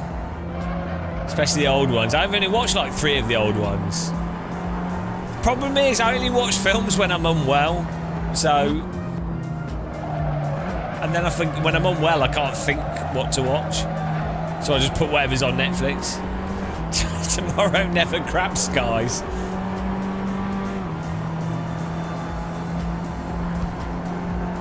Oh dear, we're back in Bungaro Ring territory. Oh, hello. Blessed be. And lo, on the 6th Night. Evil Beings was rewarded with powerful force feedback that lets him feel the limit at all times. Blessed be on his 76th month.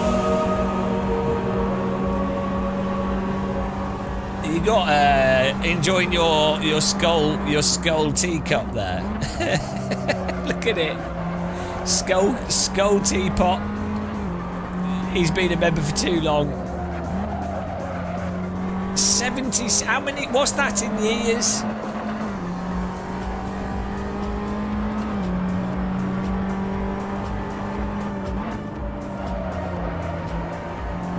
What's 76 months in years?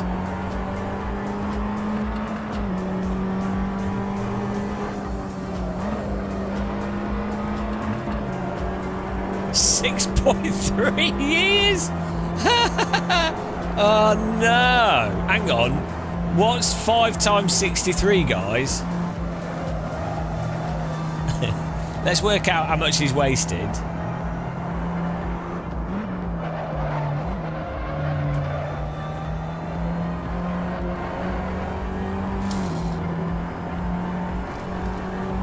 Well, how much is it? £315. Oh my giddy aunt. Have you got a message, Evil Beans, that you'd like at the bottom of the screen? Our new thing is whoever the last member or donator is, they can choose the message at the bottom of the screen. That's a new way for us to reward people for wasting money.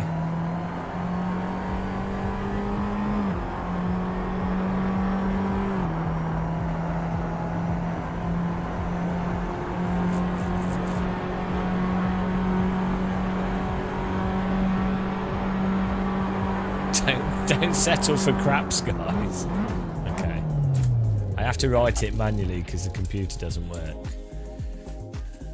Oh, we've got to go to the pits, otherwise we'll get penalised.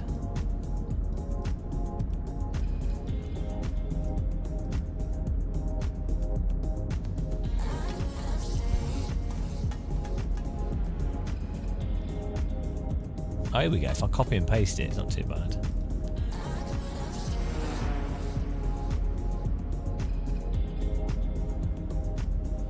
Member for 5 years. Oh dear.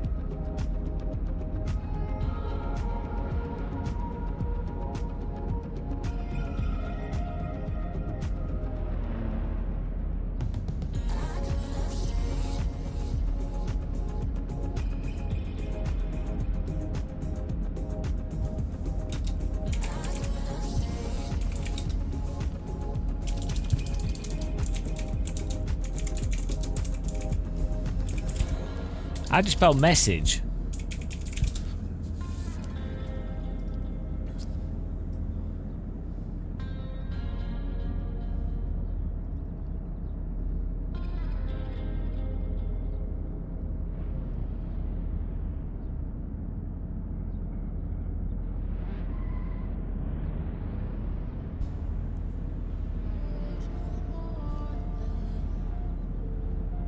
Is it ME? It's E, isn't it?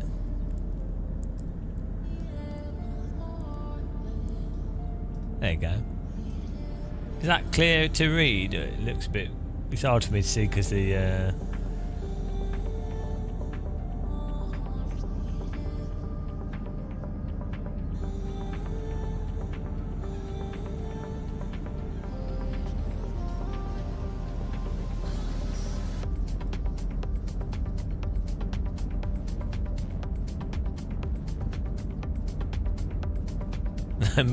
no massages.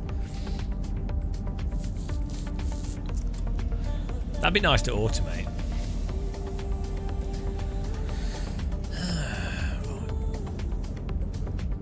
Thank you very much for being a member. Appreciate you wasting your money. Here we go. Why am I so slow? It's not something I say very often. We're going to settle up here.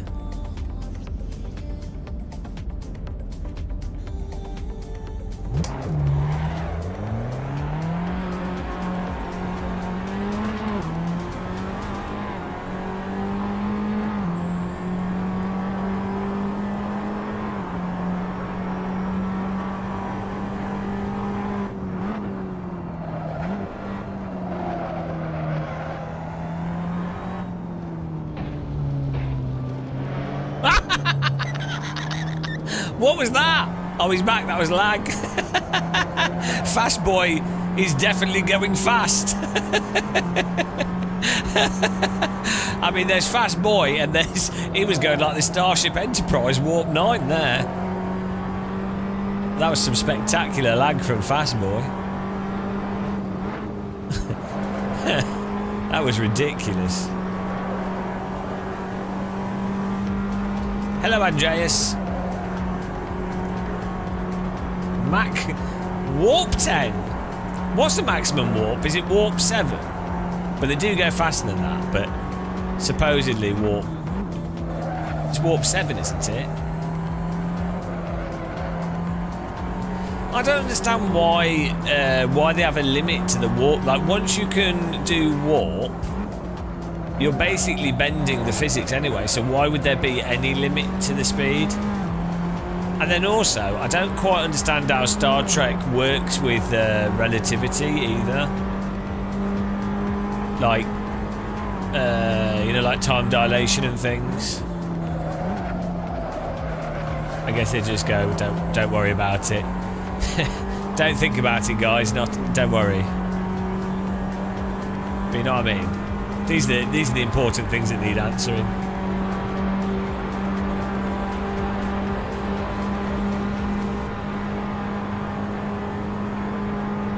I've never had the issue you've had, Extance. I wonder what it is. I wonder why it turned it on yours, or like what specifically turns it on.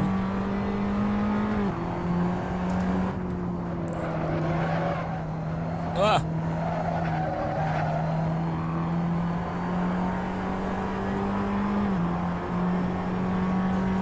Yeah, but that's the problem is, how does hyperspace put everybody on the same time frame? And how does that negate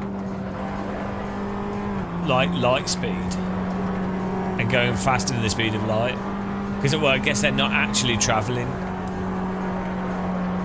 So how does it end up unifying everyone into a single time frame?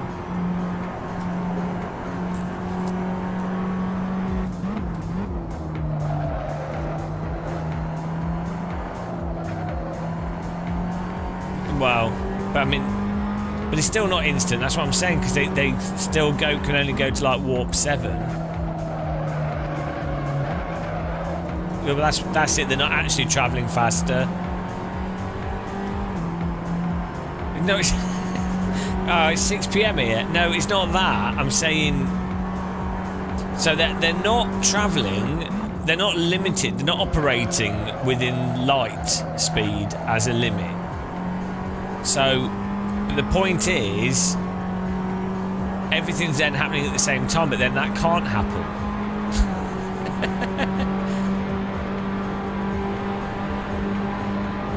Because what is the same time? Right, so let's say you can travel 1,000,000 light years in an hour, right? Well, whatever's when you're in one place.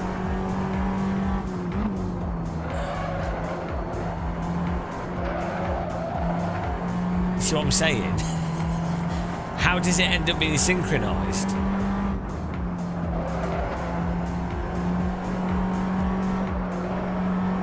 Yeah, but that's the point I'm making is they're not using relativity. So, but what I'm saying is, if you're not using relativity, it then becomes the limitation becomes the instantaneous travel thing. But then the problem is like, well, which time is it at the start of that? Like, let's say you've got relativity now, and light speed, and you go faster than the speed of light, and then that causes time dilation, blah blah blah. Right, but then at the point you invent a method of travel that operates outside of that. I guess that's impossible, but you've just invented a way of bending the entire universe around you. What is the actual time then? Because other people wouldn't know. They'd be like, right, okay, so put it this way. I am 100 million years away from another planet. I don't know what's happening on that planet. That planet invents warp speed and can travel to me from their perspective, they can travel to me in 5 minutes. Well, are they actually, from my perspective, they're 100 million years in the future from a light, because I haven't invented that method of travel. So I guess it does still work. No, actually it does still work, because yeah, from our visual perspective and our experiential perspective, actually they're 100 million years in the future, but practically, because they can travel instantly, they're not like at that point in time when they actually travel to visit you. It's whatever they're traveling. But yeah, then time travel and everything would be totally viable as a baseline in that universe, because unless the faster than light travel is completely separate, and so it actually then you don't have the time travel problems and you don't have all the storyline things, because you're not ever traveling faster than light. You're yeah, I don't know if it can actually work within a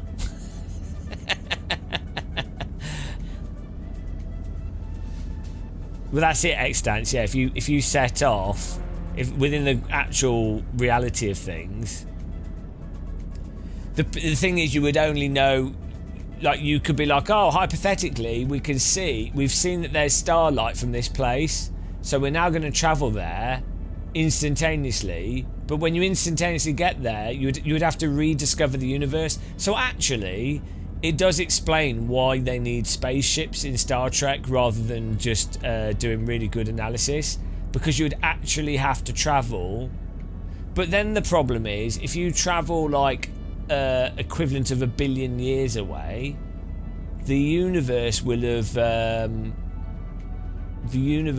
changed so much. Even if you travel there instantly, no, you'd be traveling back in time relative to your thing. So you travel, you know that there's a star system 100 million light years away. You travel there instantly, and yeah, you're seeing, you travel there and you end up there as it is 100 million years in the past from what you can actually see, but it's the same as what you're seeing, but it is 100 million years up. No, that wouldn't work, would it? It wouldn't work, because you'd have gone past the light that's gone to you. So even in that sense, it doesn't work. You would end up having to aim for something that's not there yet.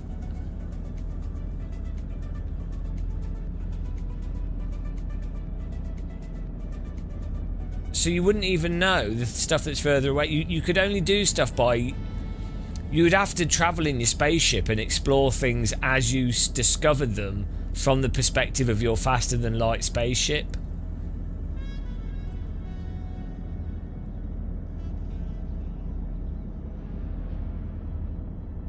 No, it would work, but it wouldn't be in the right thing. So I'm just saying, if you've got faster-than-light travel, though, the only thing you could do is explore stuff from your spaceship and be like, oh, that's what it's like whilst we're travelling like this.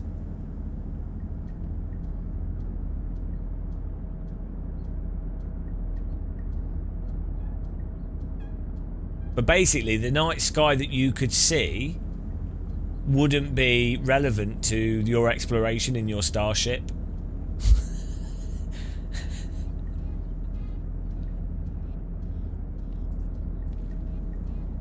Yeah, warp's faster than... No, that's what I'm saying. It's not faster. It's totally different... It's a different thing, that's what I'm saying. It's a completely different method of movement through the universe. It just doesn't work though, does it? Because the universe is like time and gravity and what have you. So, but it as it is in Star Trek, I think it's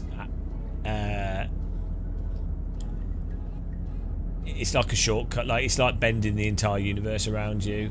Like, yeah, a shortcut basically.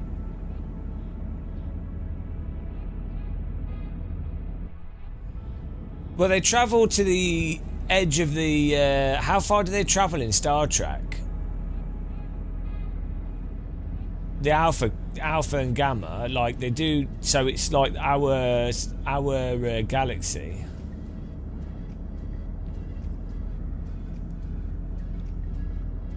Yeah. So it's not... They don't go that far. So warp 10 is still quite close. Yeah, it was basically like the wormhole type stuff, yeah.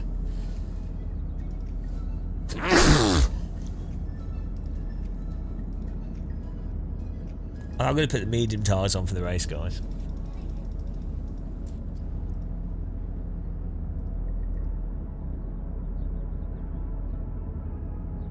Yeah, well, forget the universe. Just, even if you're doing it within...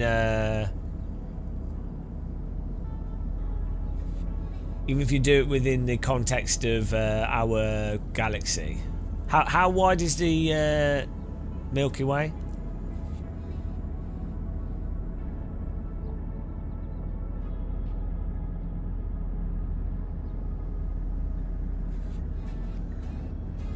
There is fluff all over my socks. You think we're a piece of fluff? A piece of fluff on a game of muscle sock. Oh, the Milky Way is 100,000 light years. That's still like 100,000 light years. That's still quite...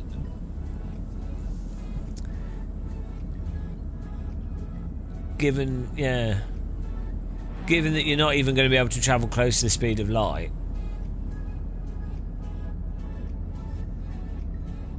That's the problem. Like, realistically, you're never even going to get like 1/5 of the way.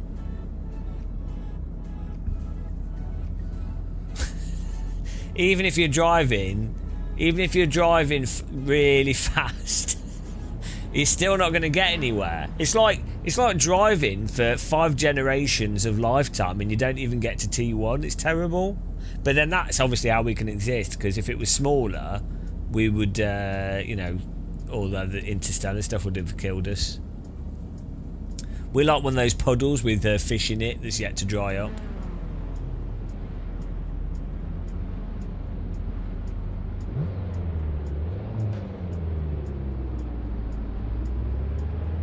Well,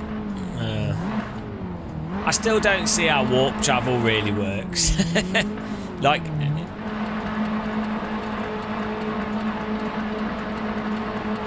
I don't think it can work. And even if you say warp travel exists as its own thing that's totally separate to, you know, it's like wormholes. But then that's fine. I guess if you say it's like a wormhole, basically. So it's folding, it's a shortcut through space and time. So it's effectively a wormhole. And then you actually have to wormhole travel to the places to really see what they're like and what they are.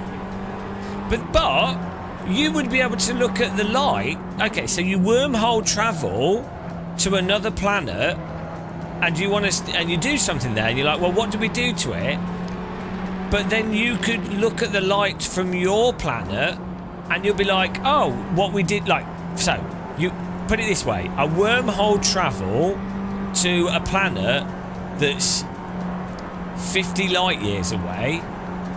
So I'm instantly there, and then I blow up the planet.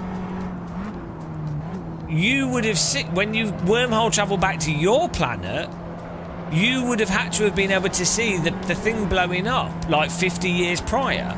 So you would have known that you blew the planet up before you went there, so you wouldn't go there in the first place.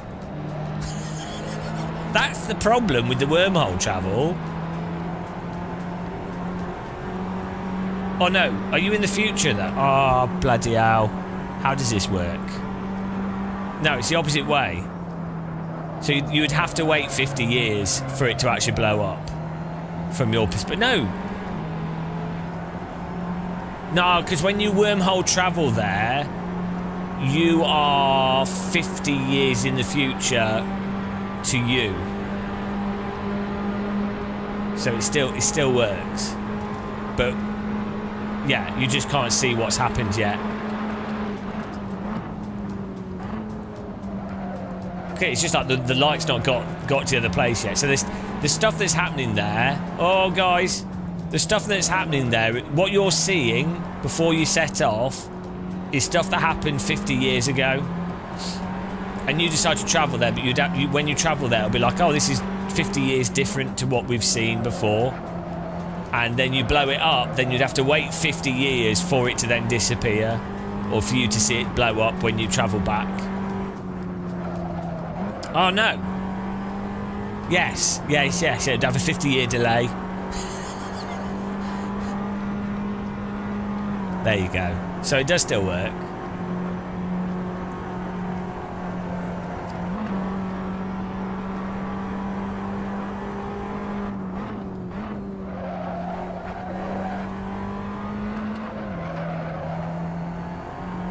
Yeah, exactly. There you go, final count, yeah. You're travelling there instantly, which is actually, relative to your start position, actually 50 years in the future. But you have to put, and because your travel is a wormhole, it's outside of travelling you're not travelling at the speed of light, because you're effectively taking a shortcut through space and time and everything else. So it does work. So you could have warp speed.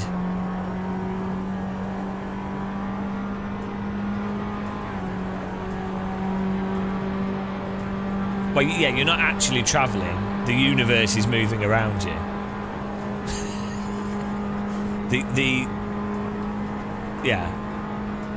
Depends how you define travel, because as soon as you say you're moving, you're not actually moving. But then I think you end up with the thing of going, hang on, is that actually, at what point is it travel and what point is it you're in another dimension? Another dimension. Another dimension. Another dimension.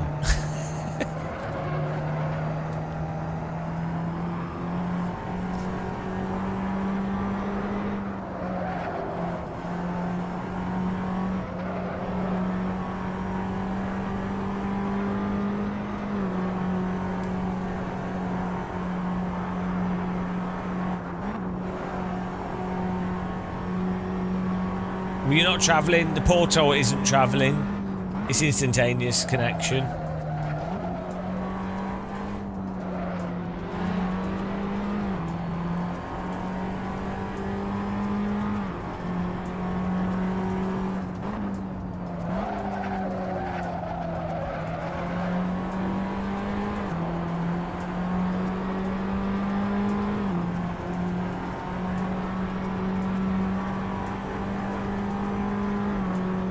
Yeah, the thing is that you're not actually moving.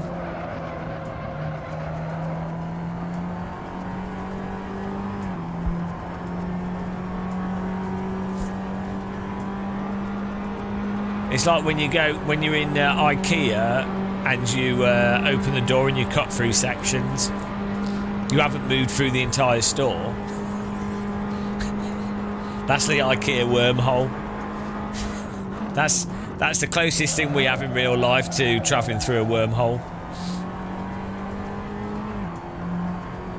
One minute you're in the bed section, the next minute you're in the kitchen section, and you have no memory of anything else. You didn't actually go through a door. You were abducted and probed, but they wiped your memory, so you think you went through a door. Yeah, they all connect. They all connect to a big building in Sweden where they have probes. That's where the aliens all live, in Sweden. That's why they have the weird lingonberries and meatballs. That's what they eat. They're made out of recycled human.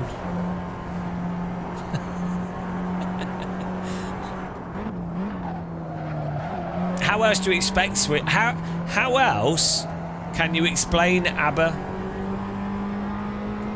You know? There's no reasonable explanation for ABBA other than them being extraterrestrials.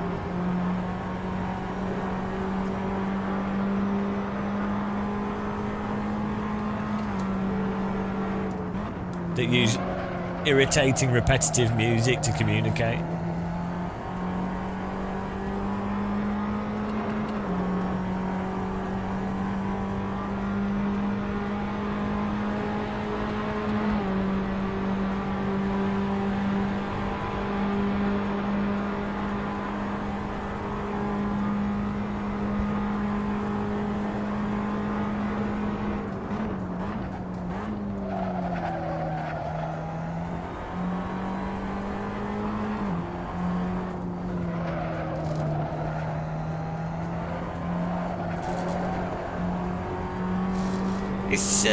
It's such a shame that AC doesn't just have built-in ranked multiplayer, because it's so good.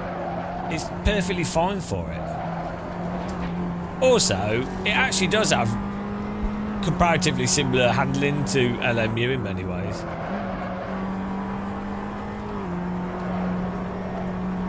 It does actually have that similar induced slip from steering. It's just a little bit more drawn out. Pretty crazy that that AC has a similar behavioural characteristics as R Factor 2, given that R Factor 2 is a completely different tyre model. Like,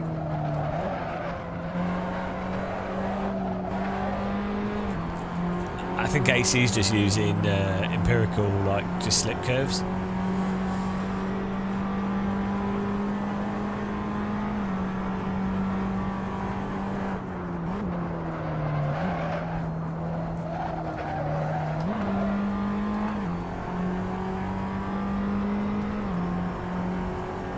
AC's a little bit more snappy, so I think AC might actually be better than LMU, even when it comes to the basic behaviour. Like, I know AC's got better force feedback, but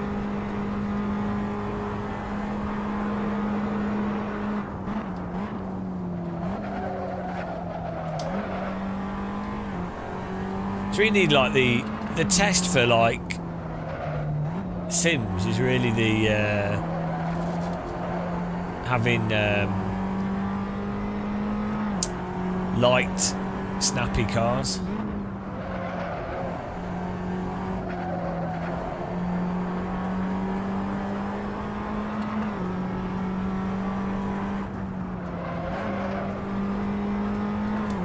The pace car is out of control. Caboose, thanks for following. Welcome.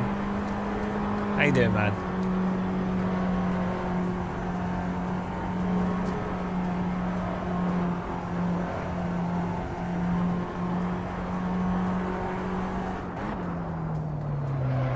Oh dear. The pace car is out of control. Stu QPR, thanks for following.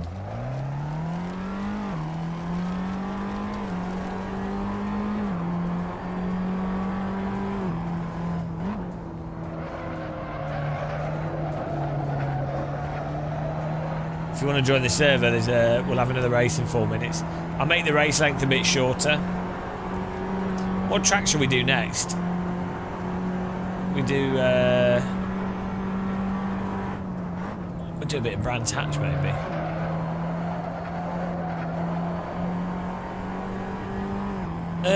I don't think it's got a password on it. It's normally like T in capital letters, if it is.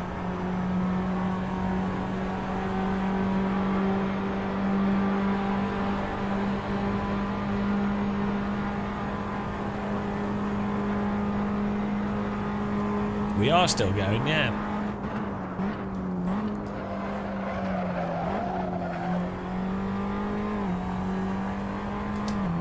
Does it...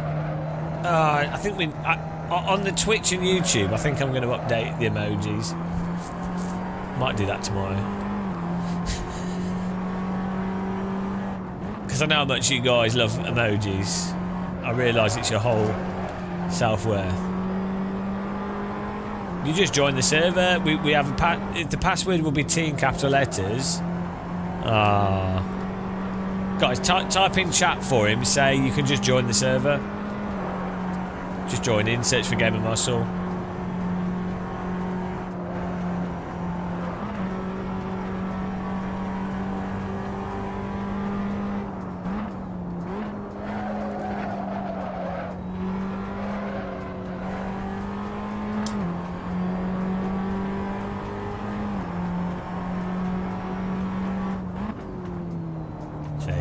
Tell him it's called Game of Muscle. Tell him that it'll go live in 3 minutes. Yeah, this is a good track.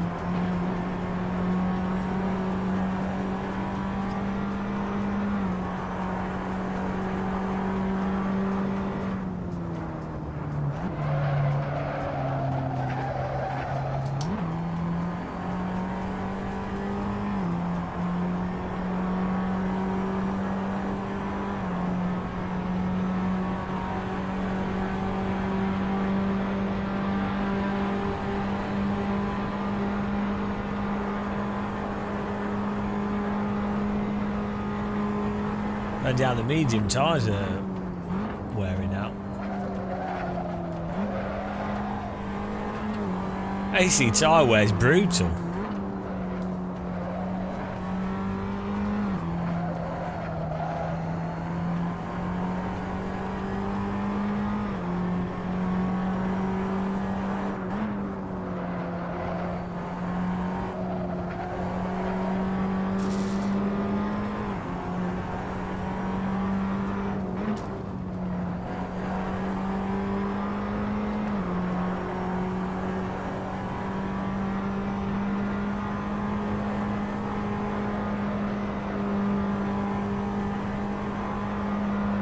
You can download the tracks from the server. If you look at the server list, we have a download link for the content.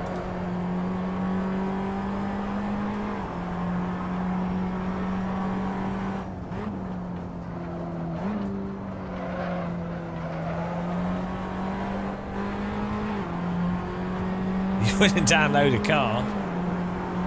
I need that as an icon or something to put on the screen.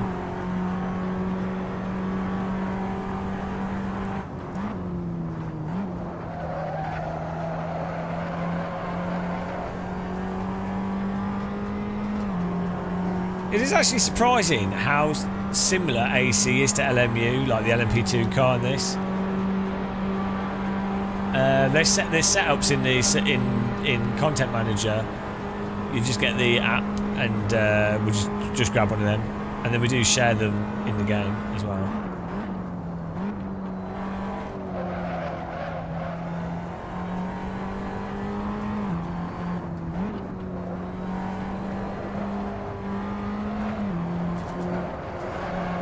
LMU has better net code, which is nice.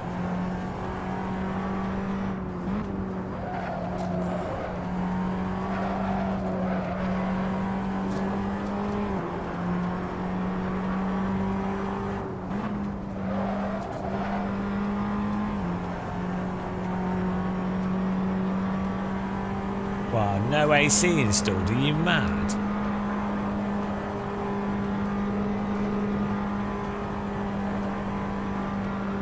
It's so nice having the brake pedal on the left. I can't believe I didn't do this. I mean, I'm so dumb. Like, I should have got a faster graphics card like 2 years ago, because it's so much more comfortable just having it be perfect, absolute perfect frame rate all the time. It doesn't matter what the settings are. I should have just bought a 4090 when they came out. And then the brake pedal on the left is so much more comfortable than slightly in the middle. Like, it's so nice. I mean, I do have like slightly wonky knees, so, but like, not having pain, I just got used to it. Like, my knee just hurt, and I was like, oh well, it just hurts. Because I'm so used to like back pain and stuff, I'm like, oh well. But actually, then, it's weird. Like, I think I've recategorised pain as a nuisance. And no pain is just really nice, but like, I'm just like, oh, pain, it's just a nuisance, I put up with it. It's so stupid.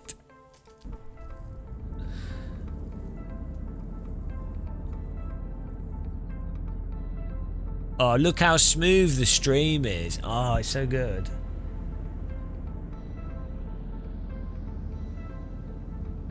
People wonder when you what? When you is when you. People wonder how life is when you. Oh yeah, when you're an 8 out of 10. Yeah. I'm not an 8 out of 10 all the time. My general pain stuff is normally like a 3, I'd say, or like a 2 or a 3.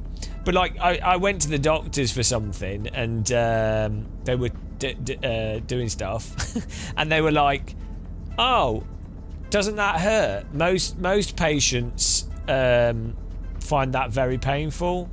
And I was like, well, it's uncomfortable. They were like,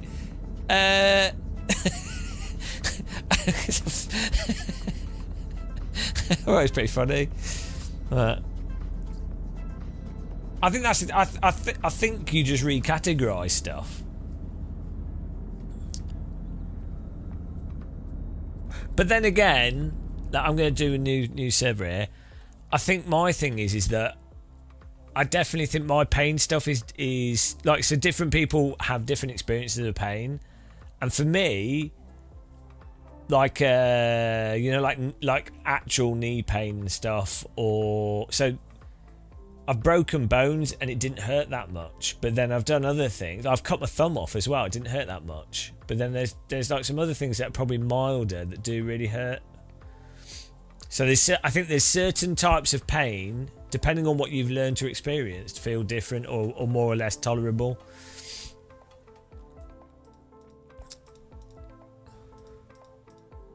Here we go, let's get this server up.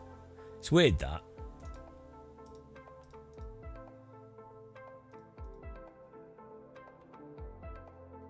Just getting a new server up, guys.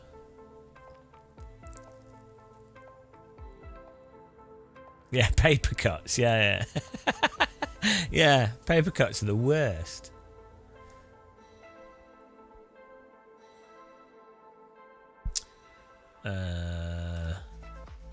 Right, what should we do? Same car. Oh, can we do the Pagani's Honda R, guys? Let's do that. I want to do this car. It's amazing fun to drive, but we'll do it. Oh, we could do it at this track, and we could see. Oh no, I'll change the track. What track should we do? Like a nice. We could do it at Spa or something, or.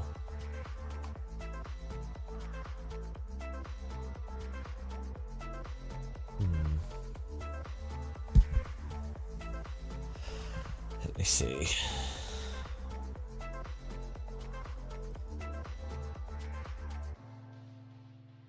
Oh yeah, we'll do it here at Road America. You should be able to just download the track from the server list. Hello, oh, it's Mitchie. Mitchie.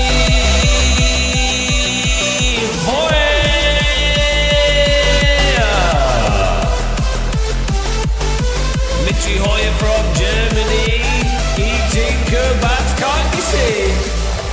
The straight shirt legend. How's it going, man? Thanks for the raid. Appreciate the raid. We're just playing some AC with subs. Anyone can join in if they want to. We're just setting up servers. How's it going? The legendary Mitchie Hoyer. Guys, go and subscribe to Mitchie Hoyer if you haven't. He's a legend. A legend. I'm doing alright, thank you. Yeah, we're okay. Although we did a 12-hour stream yesterday and a 12-hour stream the day before that, and my voice is saying stop doing 12-hour live streams. So I'm doing a 12-hour live stream today.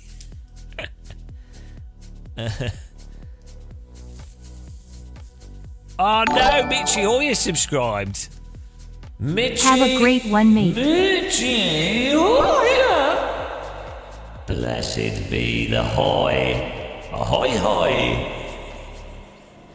Thank you very much. I do really appreciate the raid. I have to try and raid you. I didn't even know you were live. Live with Mitchie Hoyer. Go and follow him, guys. Give him a follow. He is Mitchie Hoyer is the LMU legend. Actually, if you're still there, Mitchie, what I think would be really cool is if you could set like a hot lap time in LMU for me. Like if you could set like an easy, a medium, and a hard, and then it could be fun trying to do the lap time that you set. I mean, you already have lap time, so you could probably just depreciate. You could probably just set times. But I think it could be funny as a like. Don't do it now, but we could probably work out something where we're like the Mitchie Hoyer challenge. We could maybe if I did it as a video as well, like tell people, oh, this is the Mitchie Hoyer challenge. He set this time at this track, which you know, and then we can live stream and be like, can you beat the Mitchie Hoyer challenge? But I think it could be quite funny. Also terrible. the Mitchie Hoyer challenge. Well, if he sets a hot lap for me, it will take me like 10 hours to be 5/10 off the pace of it. So we'll just be sat here hot lapping, dying of old age. But it could be fun. It could be funny, I think. It's a good idea. It's another one of my amazing ideas. Full of them. But we maybe not do it straight away because we've got some travel coming up and some other things. But I think it'd be a good thing to do in general. You only really do at LMU. So maybe we could talk to LMU developers and maybe do it as a sponsored thing and work something out. This is a good idea. Let's make some money, Mitchie. Let's do it. Let's do it. Let's get in there. Promotion, money, and then we can have like a wrestling intro. And this started off as a small idea. You can sell your immaculately ironed shirts or like your hand steamer that I'm sure you use. We need a prize, so we need to get a hardware partner in. Acertech, get on it. The first 5 people to beat Mitchie Hoyer. If you can beat Mitchie Hoyer's time, you get entered into a random draw. Not esportlers are not allowed to join. These are good ideas.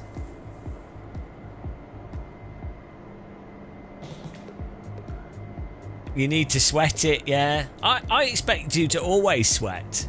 No non-sweating. Esportlers.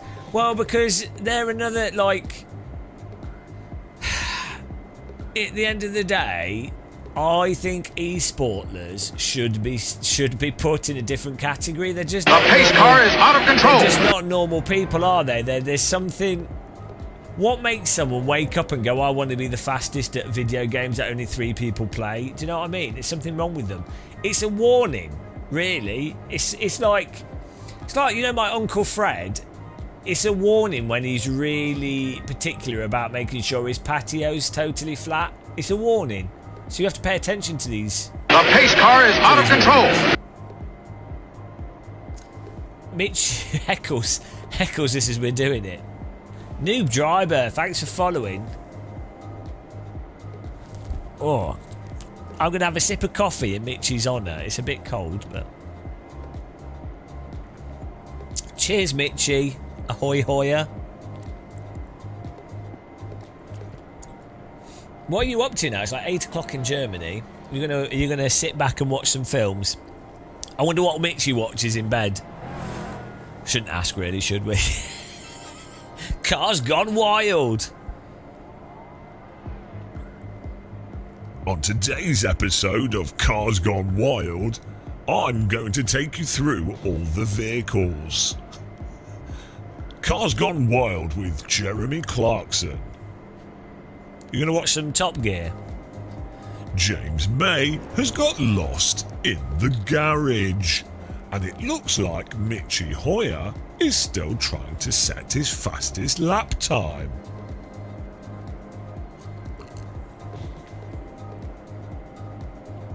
Oh dear.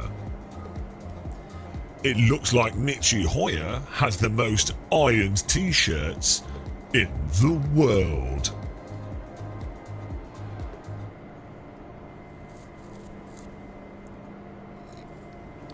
Let's get an Azonda Type R, which suspiciously drives like a Maserati MC12. Not sure why, but it do. Hang on, why does it say AMG on the side of the Zonda R? And Bugatti and Bosch? Who makes it? Pagani makes it. Or do they partner with all these companies, or is this just branding?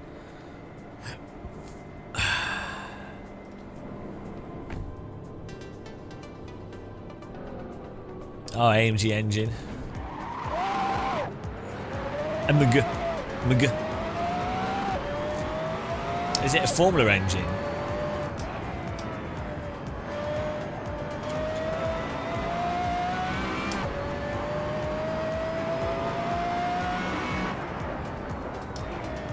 The brakes are really bad on this car. Compared to everything else, the brakes are terrible.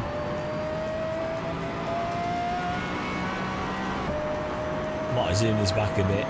See, Mitchie, Hoya.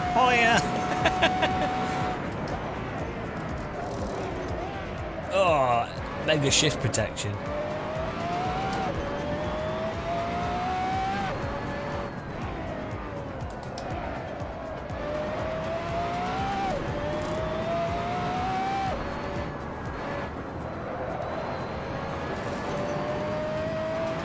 It's like it kind of drives a bit like a Maserati MC12. Is it MC12 or MC1? What's the Maserati, the 2000 to 2004 G endurance car? MC12, isn't it? Yeah, the brakes are just not as good as the top pace, basically. Oh dear. Lacking downforce.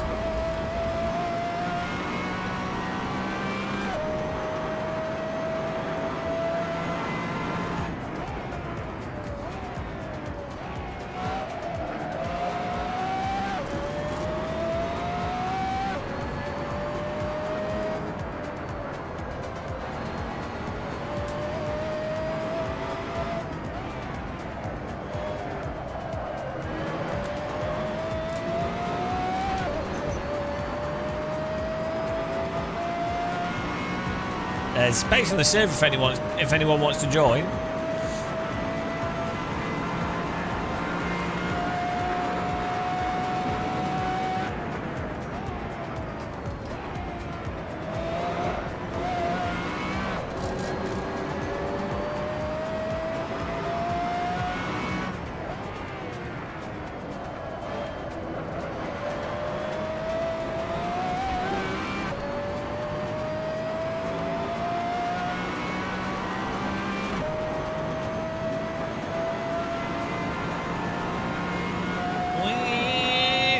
What a spaceship, guys.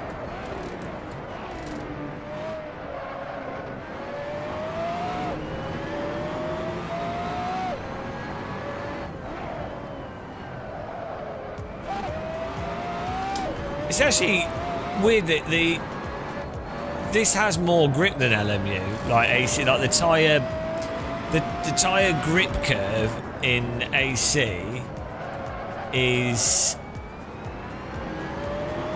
it ramps up faster and it doesn't ramp down as fast, but it ramps up quicker, so the grip returns quicker in AC.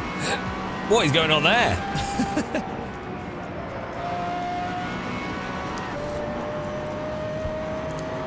But the grip disappears quicker in LMU from like the, I guess, the surface temperature overheating.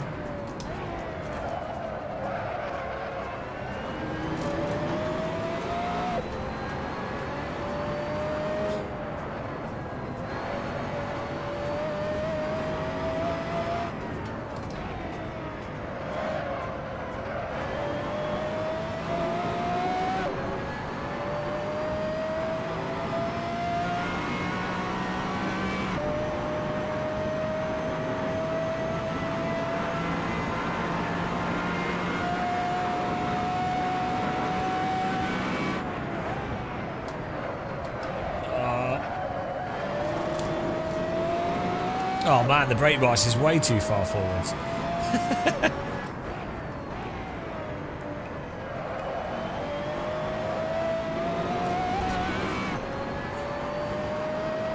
This is a rocket, guys.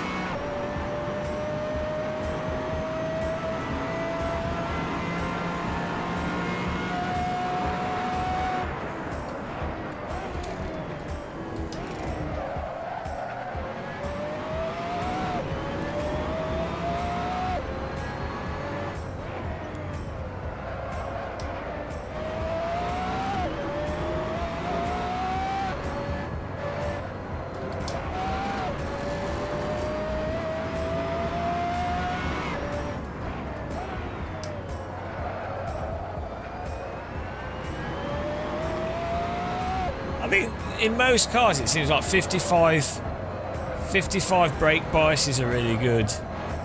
Between 53.5 and 55.5 brake biases ends up being good.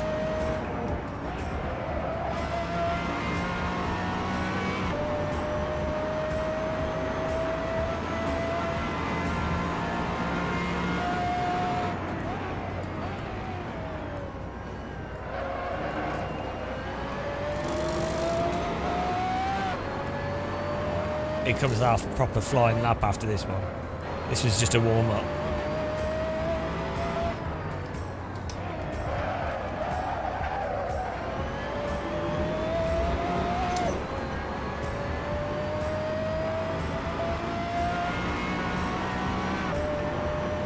Wow, we had to. I had the AC urge. It's Sunday, so we have quite a few subscribers on. They probably want to play AC, so.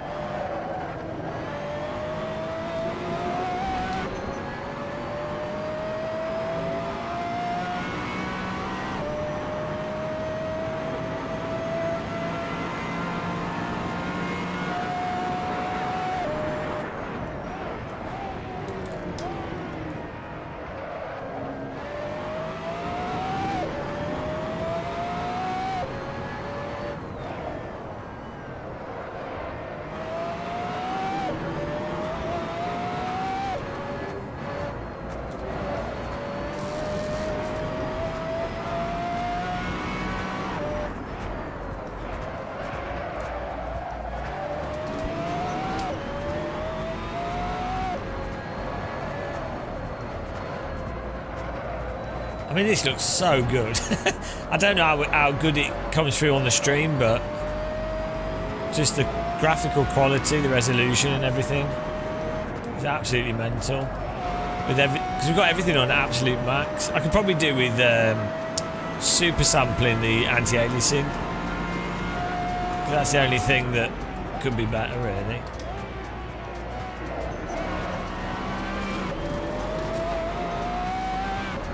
Some of the shadows and things are a little bit aliased.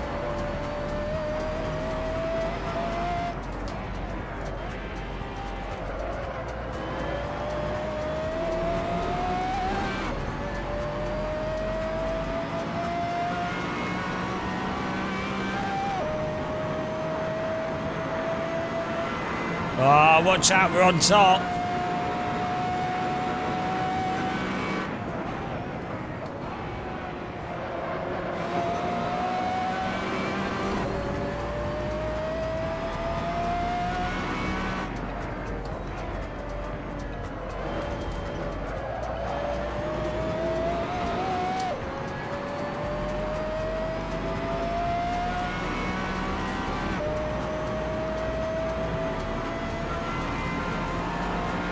Is there no response from anyone?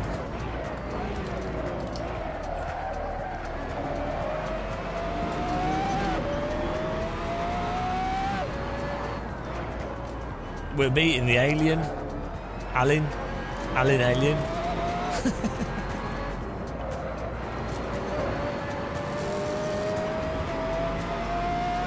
Oh no, Antoine. Is that Antoine Jacket Potato? Is the potato in here? The potato's always waiting. He's always waiting for the chance to jump in with a radical. He's got an alarm that goes off. Hello, the Englishman is trying to drive a car faster than you are. You're take this. What are you doing? Sacre bleu! Oh là là! C'est pas possible! You must stop the Englishman! The pig dog English vashful! What are you doing? Oh là là! Il est vraiment un poisson!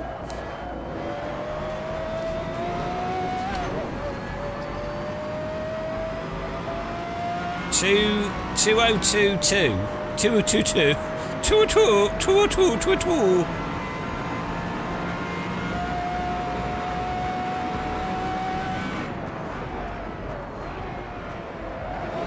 Don't think you can set the fastest lap time like that.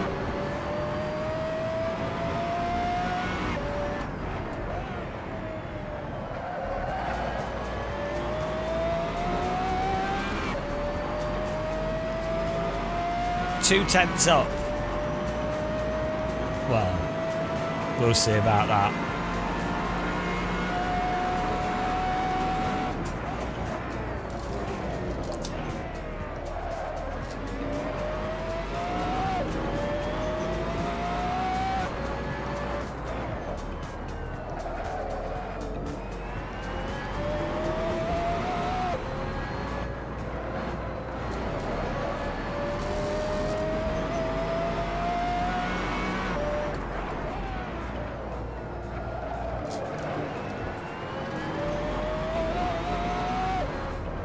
You've activated the muscle. Look what you've done.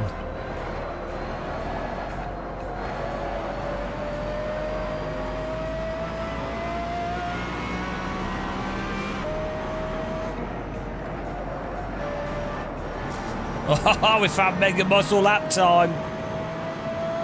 Ain't nobody beating this one.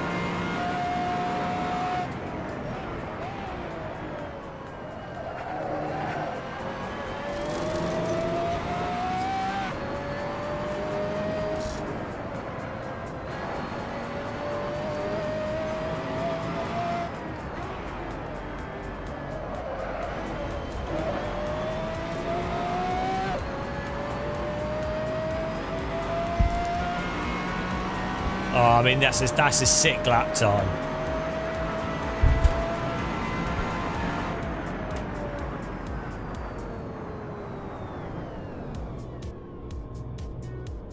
Ah, 201. Have you got a response for that? 201. What a time. Thank you, thank you. Thank you. If you want to join the server, guys, search for Game of Muscle. Ah, no! He's done a 201.883. Oh! Ah. I'm putting soft tyres on here. How dare you? Has he got soft tyres on? Oh, I did that on mediums. Right, here we go. Bloody hell.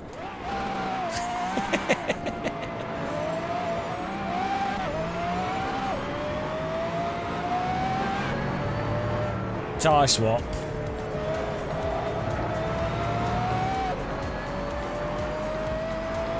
Unbelievable. I thought I'd done my work and now I've had to get back.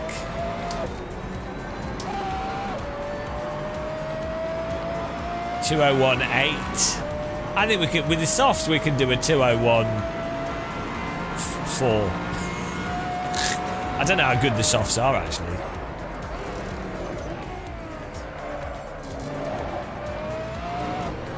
About to find out.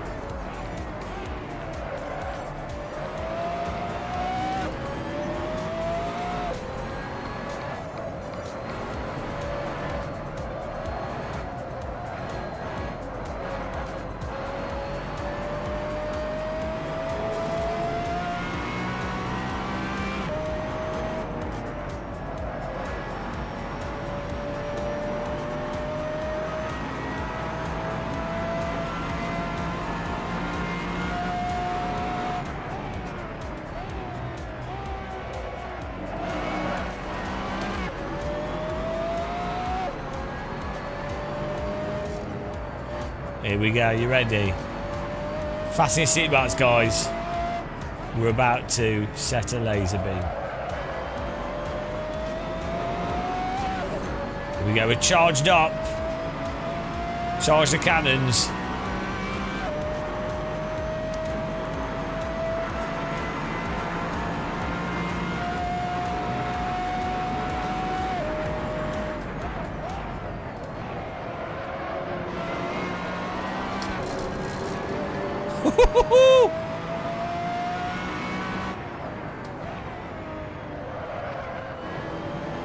Oh, the soft tyres are mental.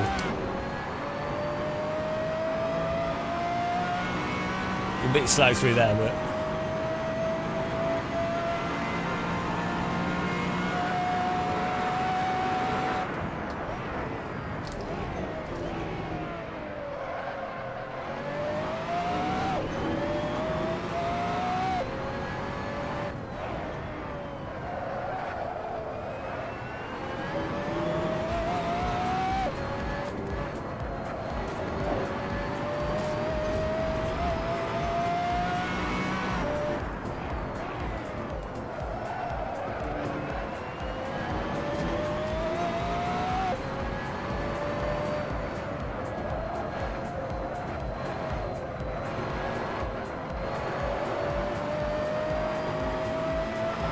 Thank you.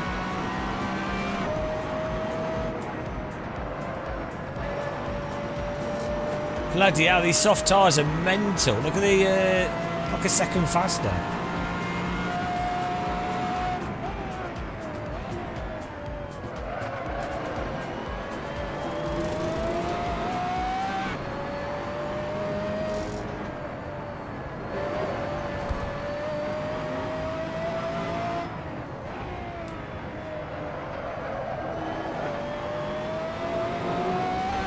Whoa!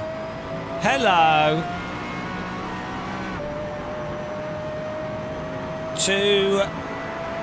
Two flat. No, two eight.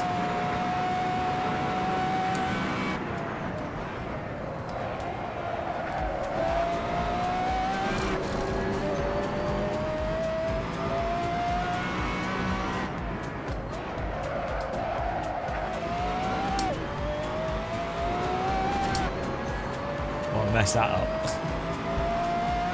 Anybody got a response? Hello, Nasty Butler.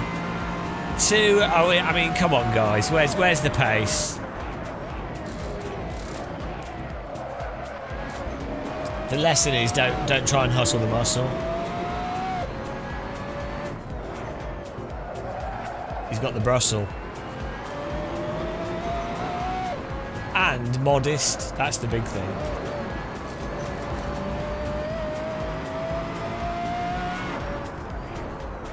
And also, I'm driving with such basic equipment. That's, you know, that's what you have to keep in mind.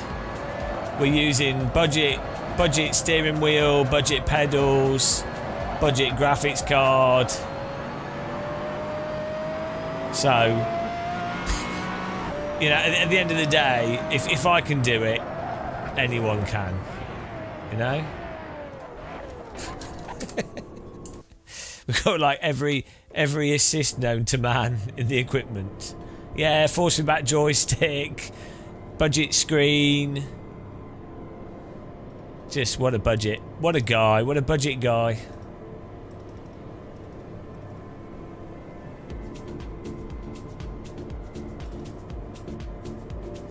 Yeah, never practice as well. That's it. That's, yeah, considering we just jump in and just deliver, like without ever driving these tracks. Unbelievable. What a nice guy that I am. Really.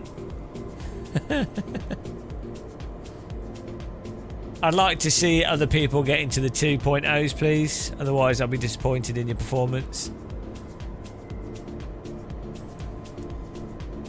We're not using a setup. We're just whatever the default is. Move the brake bars back.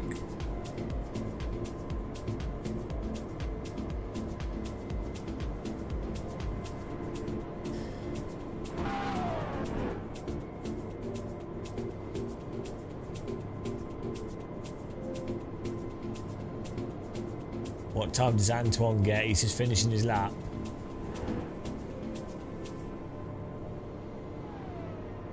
A 2029. Oh no. McGurking, do I have my wheel rotation? I'm running it a bit faster because it makes me not have to move my hands as much, so I can be lazy. It depends. Like normally I would run it. I normally run it a fraction faster in the game, but sometimes I put it a bit quicker. It doesn't make too much difference. Like, but I generally like faster steering. Ideally, in the sim that you're playing, you can adjust the steering speed, like the steering rack sensitivity. But you can't do that in AC, unfortunately.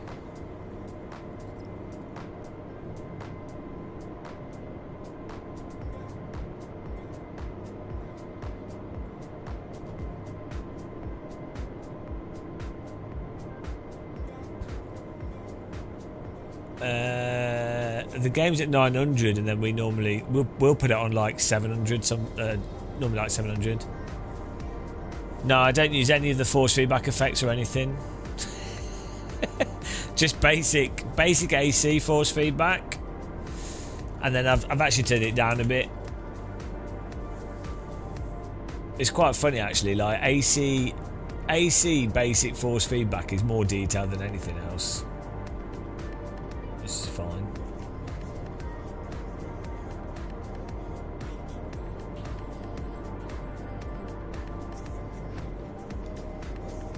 Ooh. Why is this stuck? I'm going to go to the next race.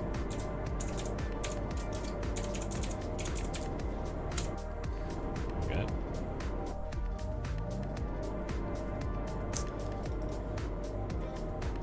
You ready, guys? I'd put medium tyres on for the race because I think the softs wear out.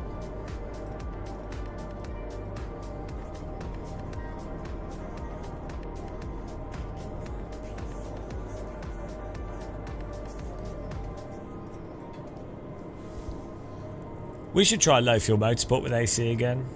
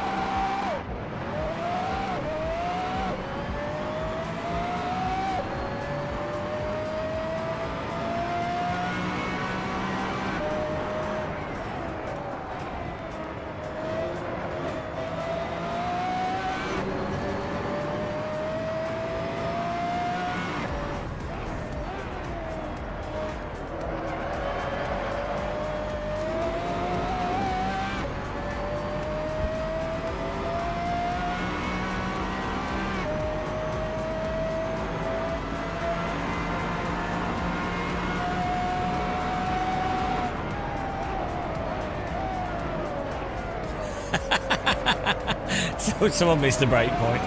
Oh, his Antron almost potatoed me.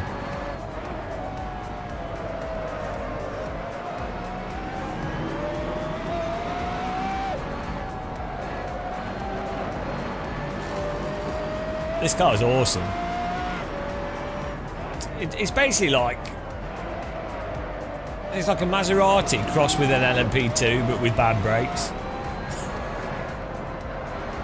It really actually like a lower grip LMP2 car with tracks. Well, it has, I think it has ABS on it as well, actually, and TC.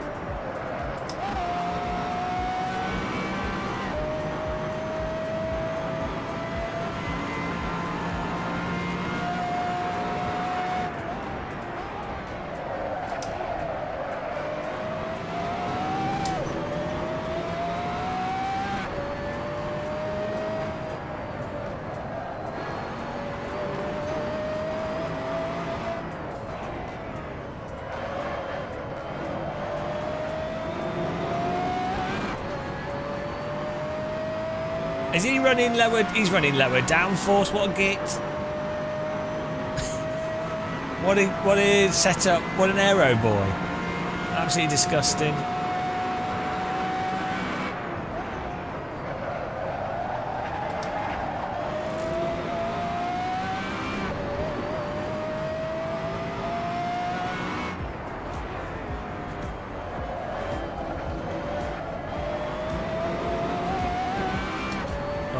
He's got lower downforce.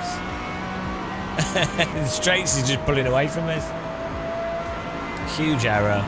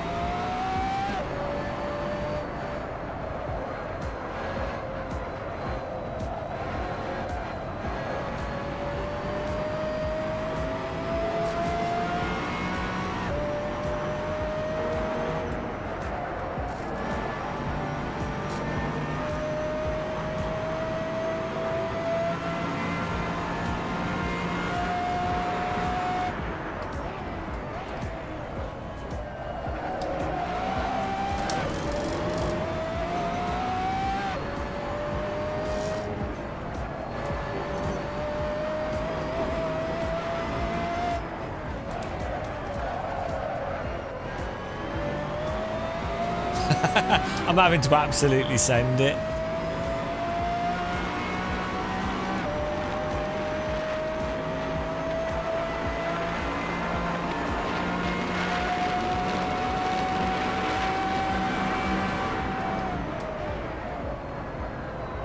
Oh, he's missed the corner. What a shame. Oh, no. Can't believe you've done this.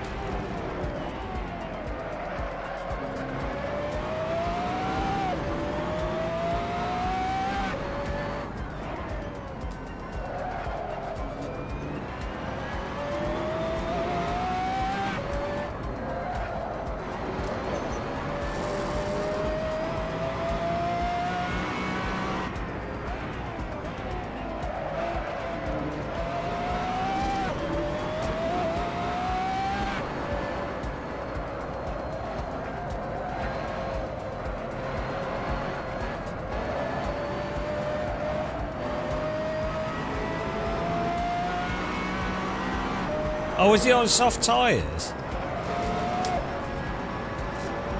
So he could get off, so he could exit the corners faster. Now they're wearing out. Maybe that's what happened. We seem to be faster down the straights though.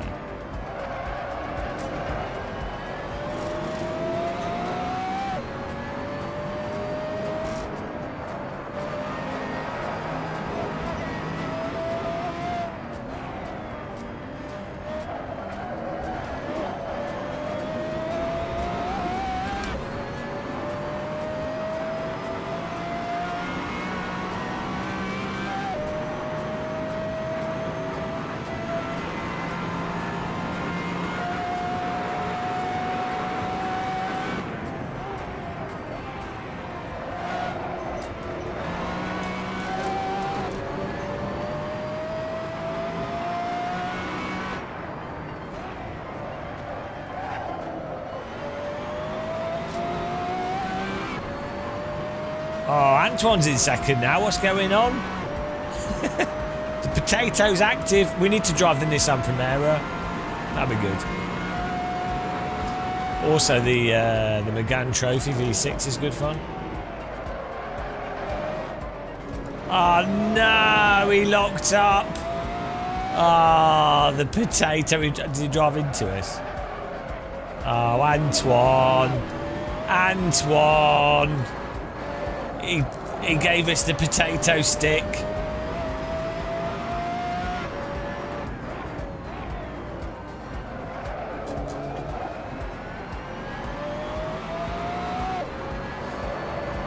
He put the oven on too high and now the potato's burnt. No potato for the family. That's it, it's all over. Potato Geddon.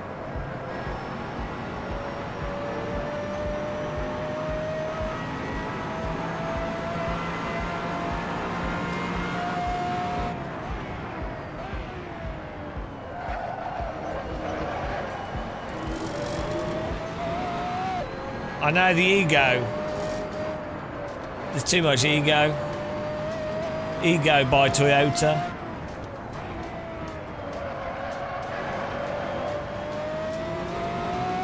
Just like since when did we start in first and then lead every lap? I think the worrying thing of this is that we've actually maybe got okay at sim racing. This is not good. This is terrible news for sim racing. You know, this is a bad sign. Or that all the credibility of sim racing is out the window. If the least credible sim racing YouTuber is moderately quick, I mean, basically you have to, you know. It's over. It's over, that's it. End of sim racing. Fortunately, World War III is about to happen, so it'll reset everything. So it's not all bad news.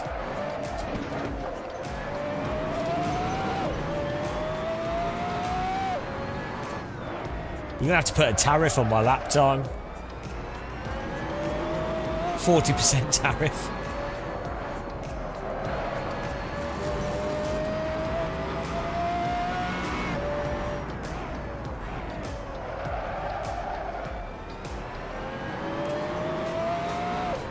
Oh yeah, I could do with a good baked potato. I need to put them in the freezer because the problem is whenever I have baked potatoes, whenever I buy them, I forget to eat them. But then I don't think you can. I think it takes ages to defrost a baked potato. You can freeze them, can't you? Might as well just cut them up and make them into wedges and then freeze them. But yeah, there's no. You really need like a baked potato cooked in a foil on a barbecue is really good. Or you just leave it on the stones and stuff after you've finished the barbecue. Most beautiful words. They're all talking about it.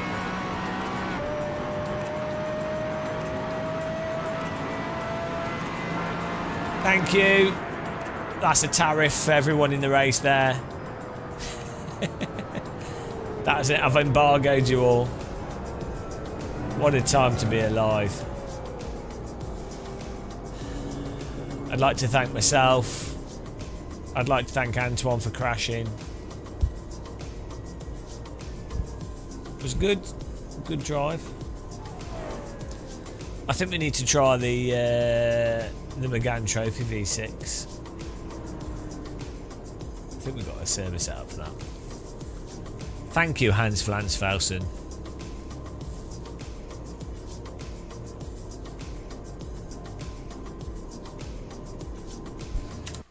I know. They're going to have to put the computers in the dustbin.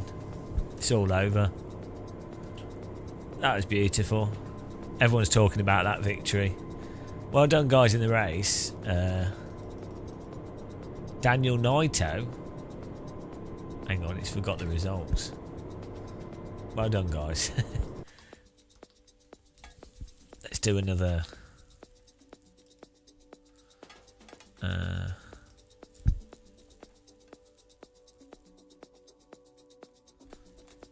Where's the McGann trophy? Let's see.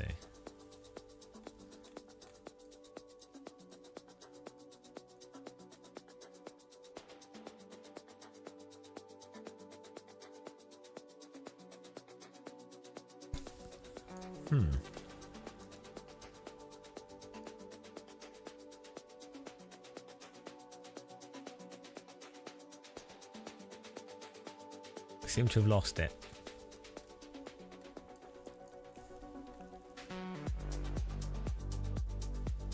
Oh no, here it is. Right. What track? Oh, a bit of Brands Hatch would be good.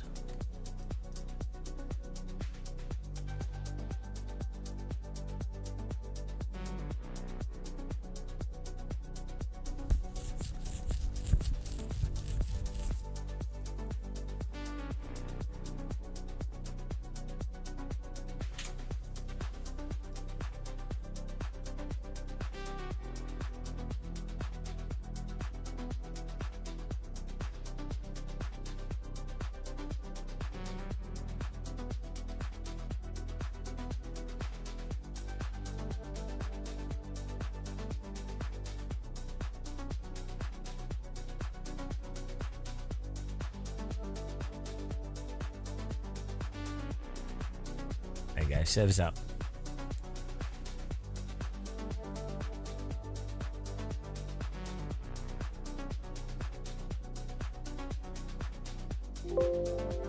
Oh, failed to connect.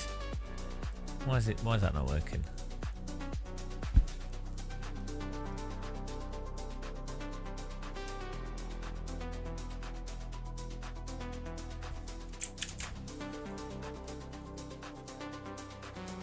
Game of Muscle. Official.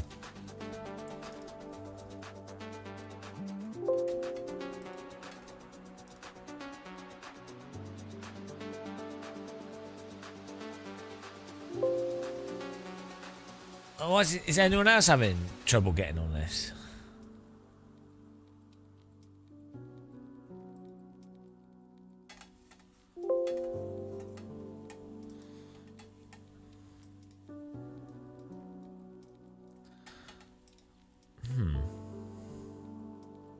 That's weird.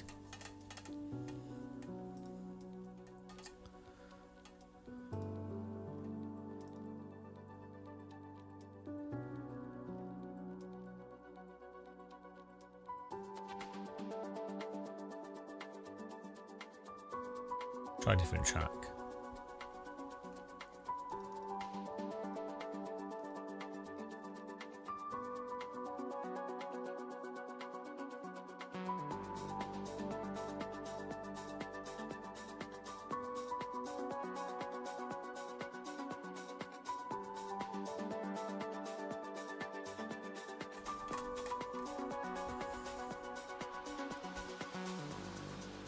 It might be the car.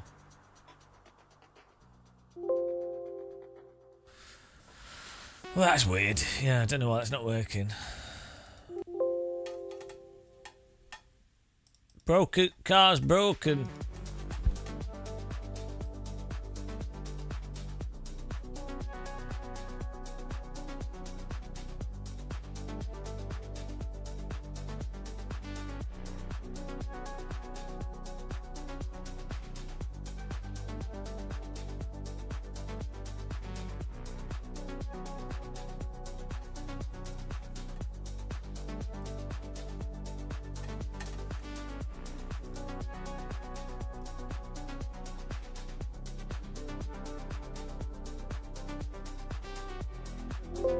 Alright, maybe it's that maybe it's that template. Still not working. Hang on, I've got an idea.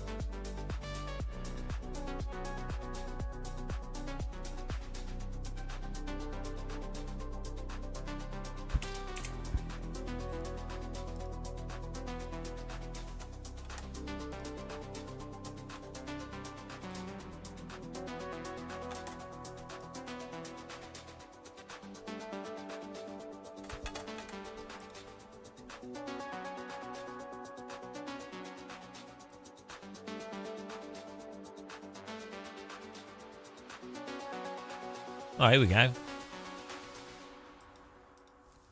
think it's working now. That was weird. Very strange.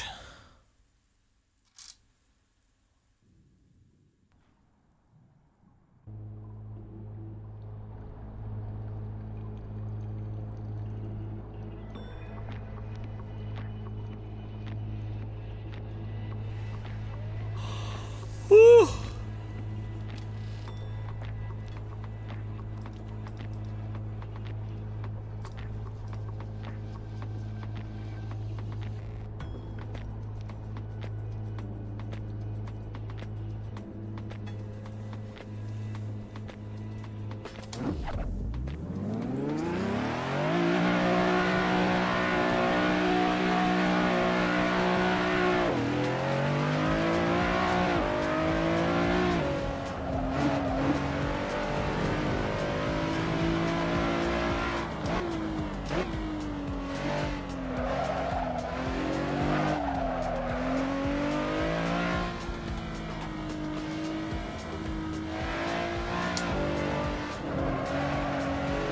This is a wild good car to drive. This used to be one of my favourite cars in R Factor.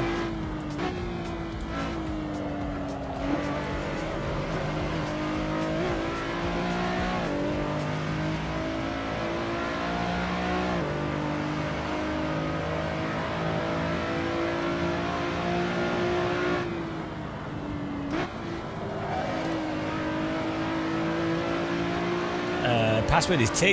You can join. Just search for Game of Muscle.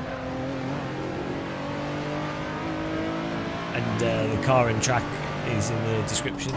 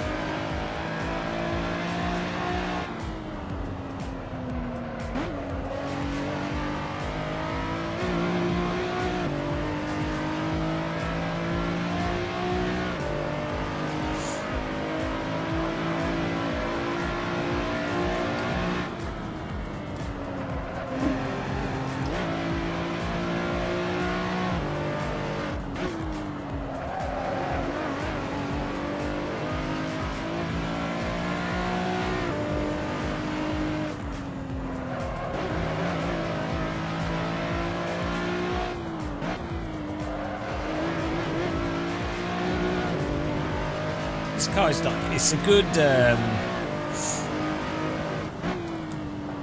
sort of in between of a radical and a full-size car. Drives really similar to a radical actually.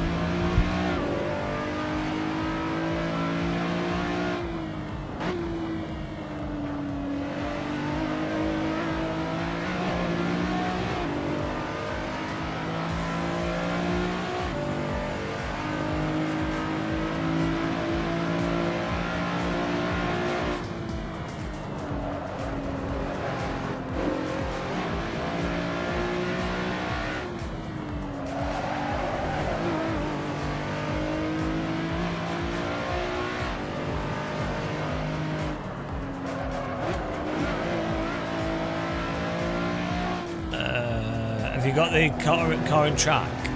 And what your filters?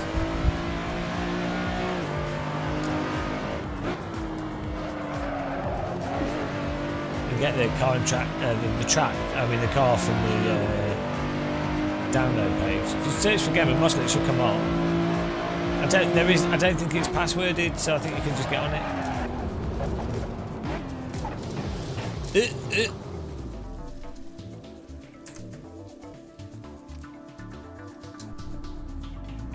I'm going to try and turn my shadow graphics up. We'll be back in the server in a second. See what we can do here.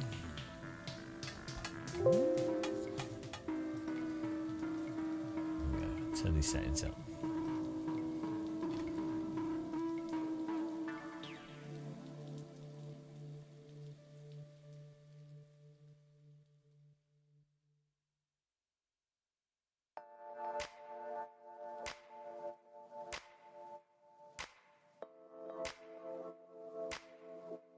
Everything's on maximum. Oh, let's put that on 8. Why not?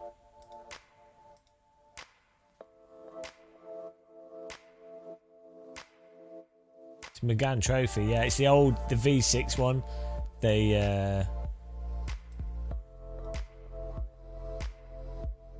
yeah, exactly. It's the R Factor. It's a really good car.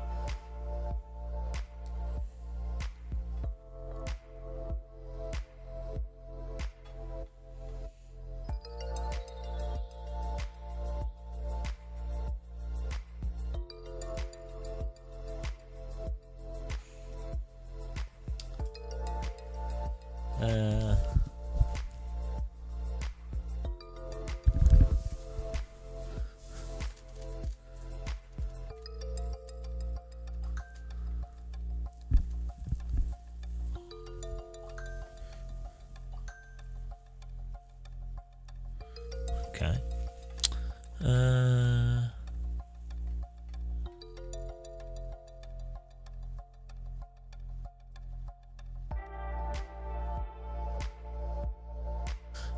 We've got everything on maximum here.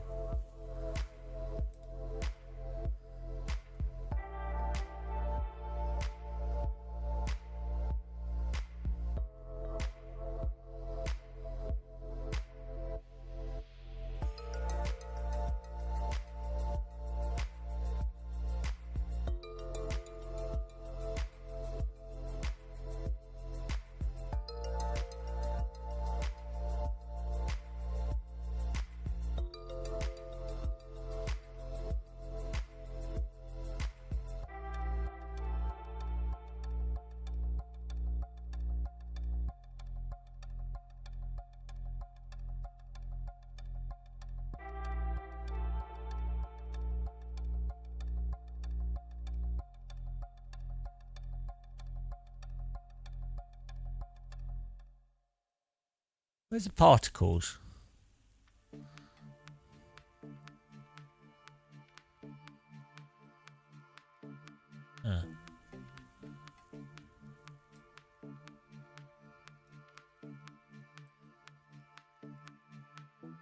More particles!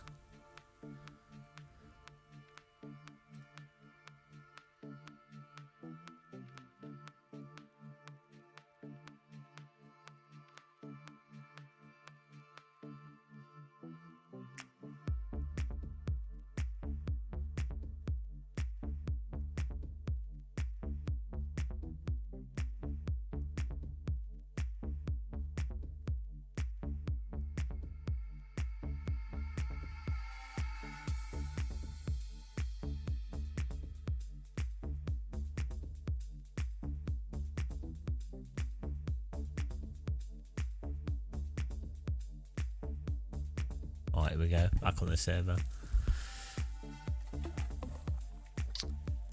Let's see if this even runs. Computer catches on fire. I'd like to just super sample this. I'd like to run the game twice resolution, but we can't do it. It does like weird stuff.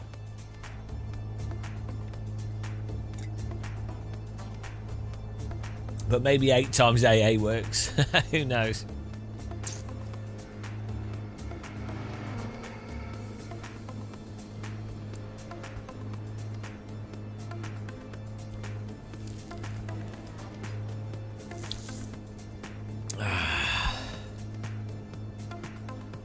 Kaput, how's your KS wheel? Does it creak? It can creep a little bit. QR's not. We've got like 1,000 hours on it.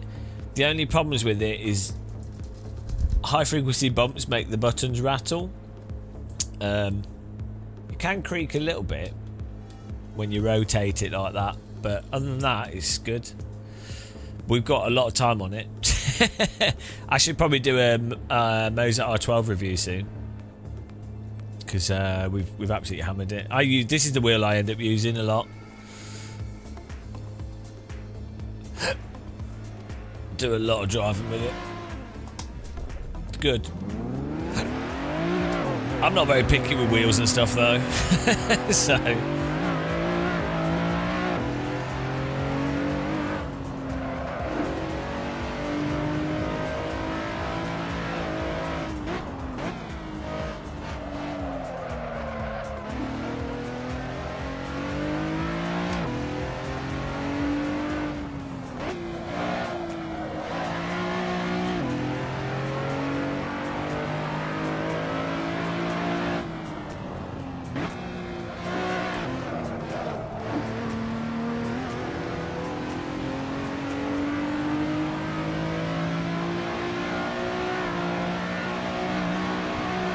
I need to put the setup on it.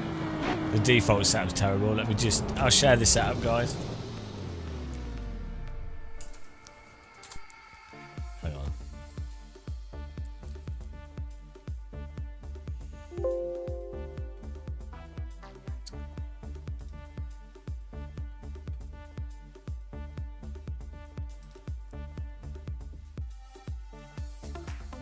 Let's do not recommended, why not?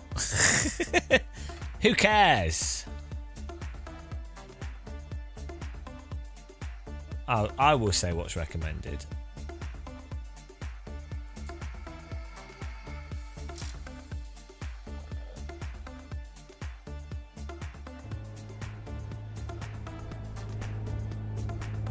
Right. The setup.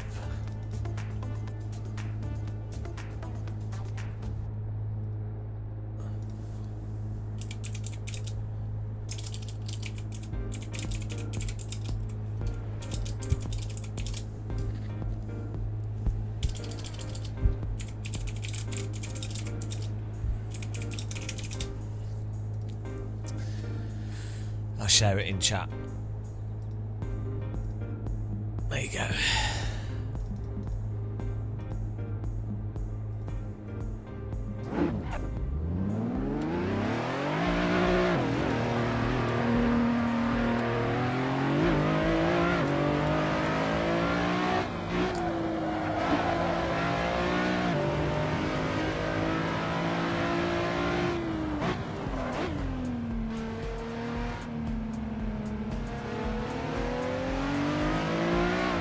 This used to be like my favourite car in all of SimRacing. You wanted to get one, but it's posts on Reddit about creaking, loose QR. Yeah, but that can happen with anything. Like ideally, if you could buy from Amazon or something. So if you have problems, you can return it. I think that's the thing.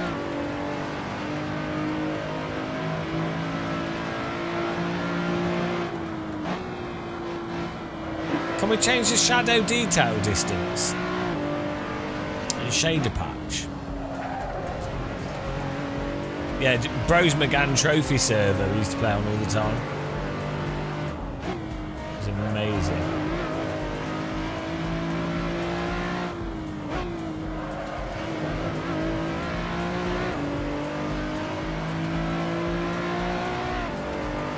R-Factor Central, Bros McGann Trophy.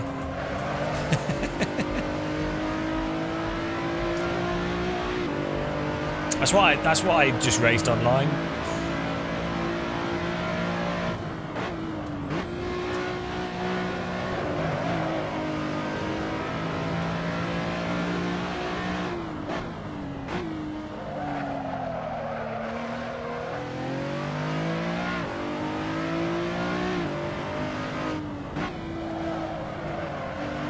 What? Where's he going?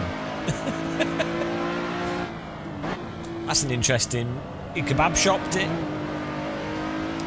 Look at the grass. I need to work out how to stream to YouTube without delay.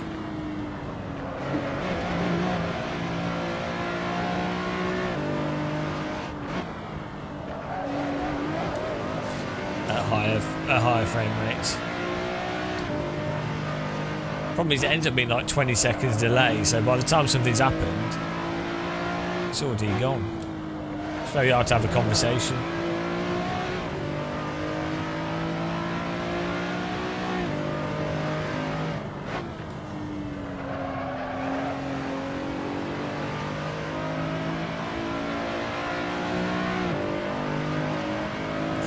Yeah, they were basically like GT3, but more interesting, more nimble. It's a high downforce, and then yeah, I mean, this is exactly the same. It's just predictable, like a Radical SR3, really.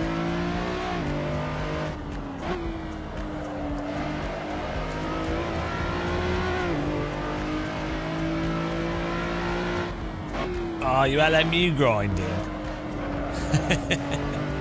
You need to get on here, it's more fun.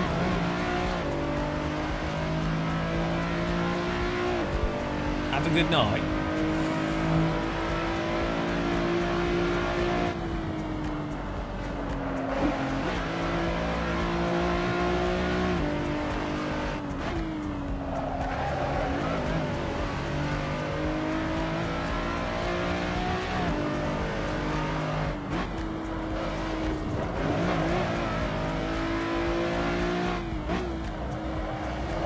Do a sick lap.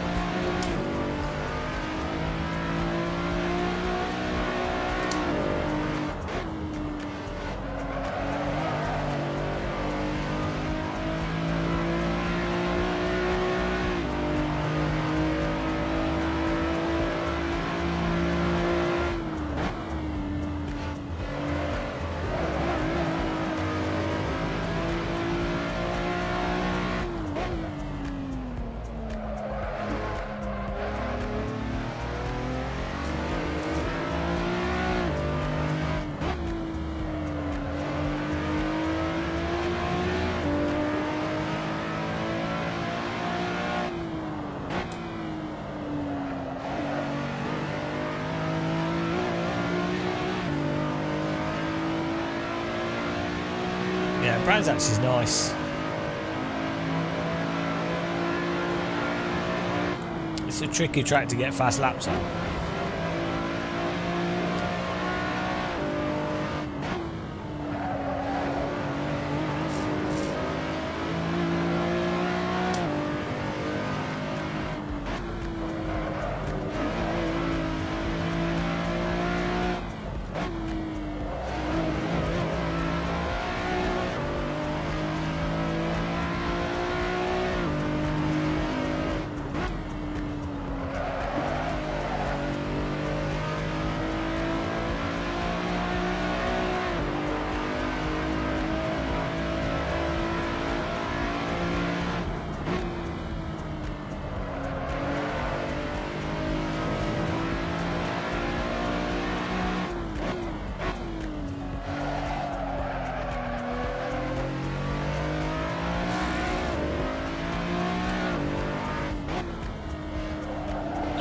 I would try and save up for an R12, to be honest, if you can. I don't know what the price difference is, but the R12's in like an absolute sweet spot. I've been using this for like a year now, and I've had better wheels that are stronger. But I don't really. At no point have I gone, oh, I really need a better wheel. It's a really good. I think Random Callsign did a video as well. I think me and Random Callsign basically we normally have the same sort of opinion on what's good sim racing hardware for value for money.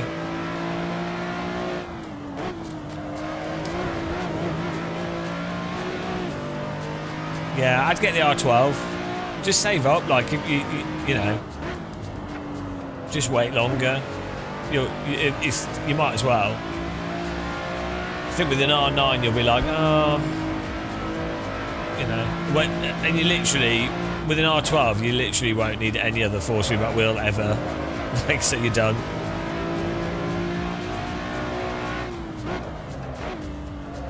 So you might as well do that.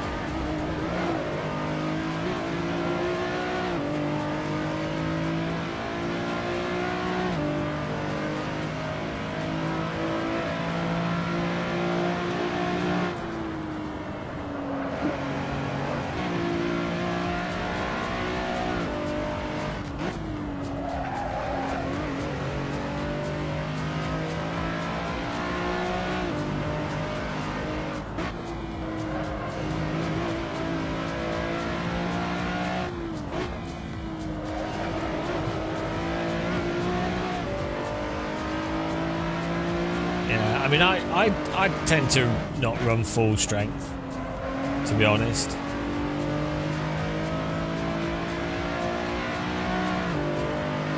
How's he doing at 22.4?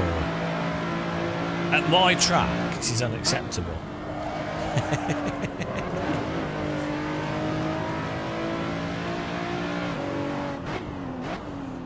Absolute unacceptable. I'll have to kick him off the server.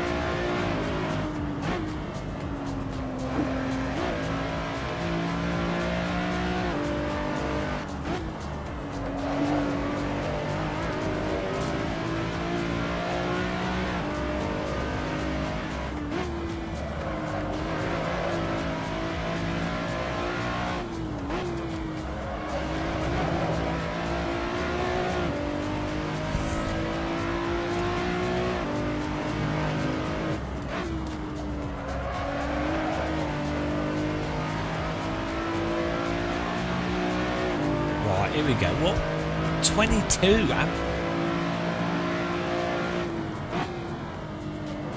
Do I need a setup 20k?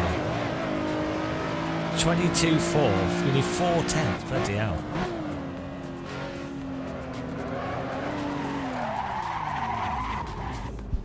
Four tenths. 4 tenths. Oh, okay, right. What are you doing? How are you getting 4 tenths faster than me?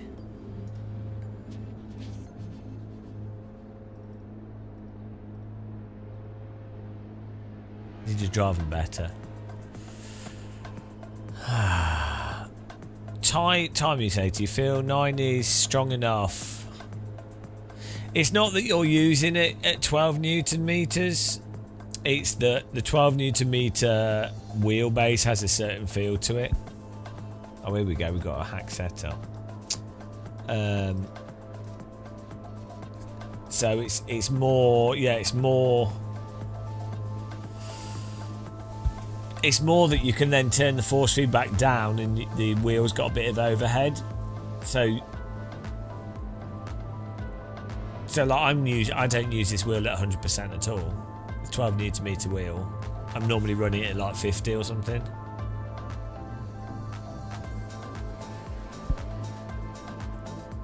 But if you use like weaker, like 8 Newton meter wheel, you because you have to cut a bit off due to clipping, so that loses a few Newton meters. Then you have like just the way the power and everything is delivered to the wheel, so that's another thing. So yeah, I wouldn't really think of like necessarily the Newton meter numbers, not necessarily the most important thing. I mean, you don't really. I mean, it is and it isn't.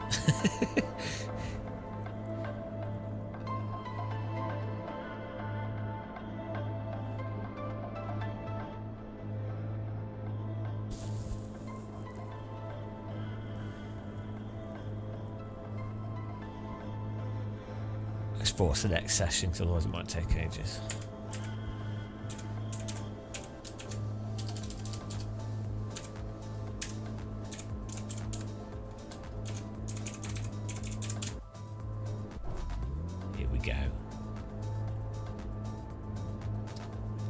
AC is just so pleasant to drive. Like, it just works, feels good. You feel what the cars are doing, they respond to the brake and the accelerator. Sound lines up with the cars. It's a bit wonky with suspension and stuff, but it's just good. Yeah, so we're running this in-game at 40%. Wheel on 100, yeah, so you tend to run the wheel at 100, but then you turn the force feed back down in the games. Gives you a bit more overhead.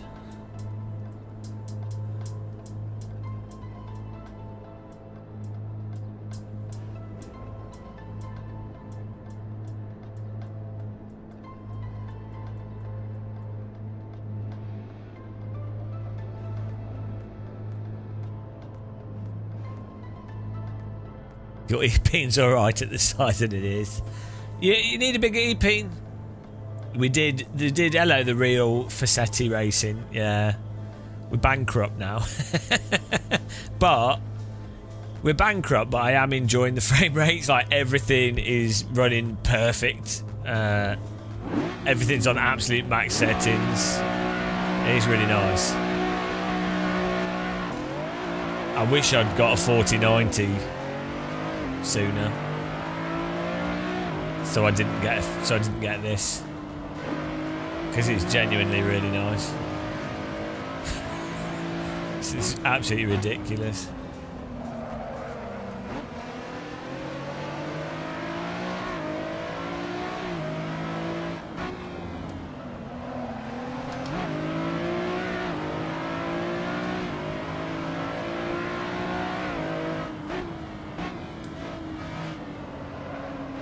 I haven't tried it in Evo yet.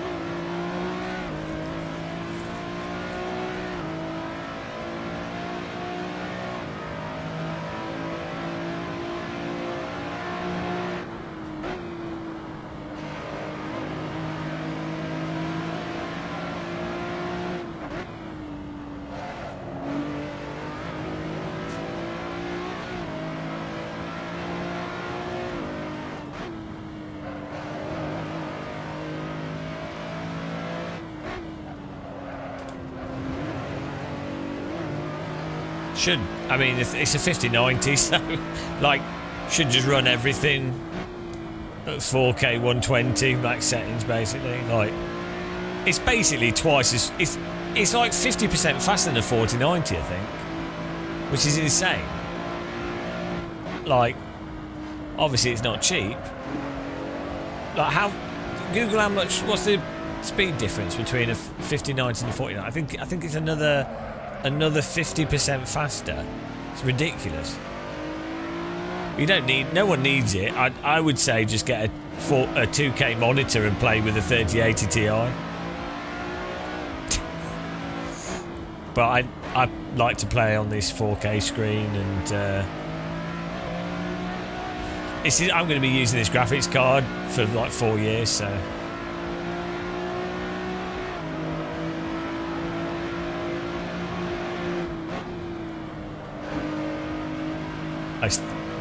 It's 30%, yeah. It depends what you're doing though as well.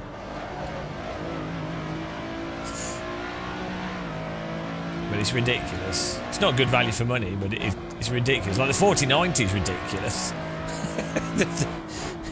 It's all the memory though. That's the whole thing. Like if the 4090 had even more memory on it, it'd be even better.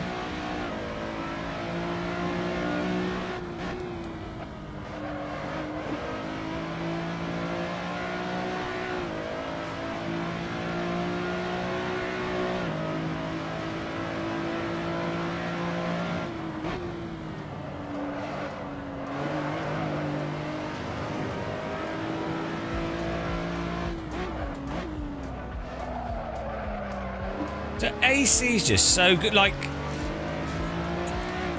this is the best handling sim still. It's not really a surprise, but every time I come back to it, it's just like you notice the little sort of subtle tire grip return and loss, and how immediate it is.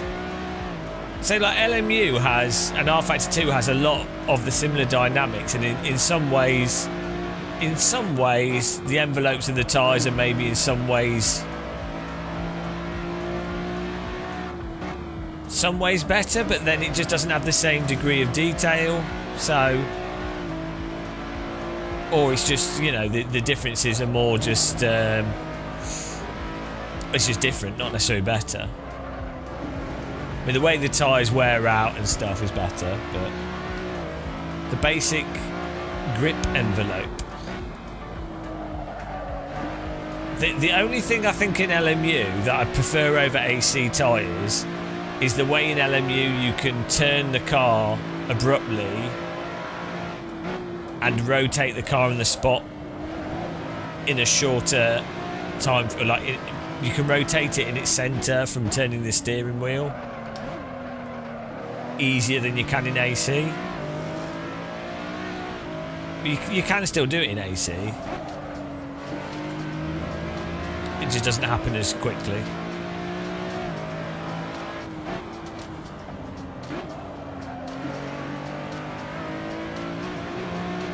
Oh yeah, suspension is better in LMU as well. I don't like ACC, but I do like the normal. So that is amazing. That is probably amazing. One of the one of the, or not the best simulation to practice, like even F1 or GT mods. It's really good.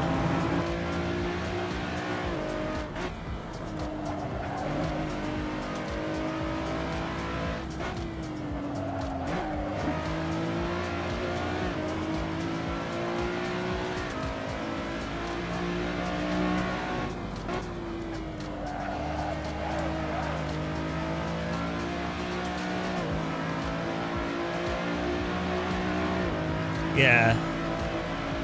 Well, what I do is I move all my graphics cards through all my computers. So now I had a 2070 in my other computer. So I've moved. We've got the 5090 in this one. 3080 Ti's gone into the other one. I wanted to put the 2070 in the streaming PC, but there's not enough space. So the capture card that we use is too thick. I don't know, maybe I can take the case off it. But the capture card's too thick. So it ends up blocking would block the other graphics cards. But to be honest, this is actually, the encoding's working. So I might just eBay the 2070. I use a 2060 in the capture PC for NVNC video encoding, because it actually works better than the CPU encoding. You get is smoother and it's actually better quality. At higher bit rates, it's better quality than the CPU encoding. At lower bit rates, the CPU encoding, the H.264, is better quality, but once you get past about 6 megabits, the NVNC algorithm looks better and smooth. It does motion better somehow.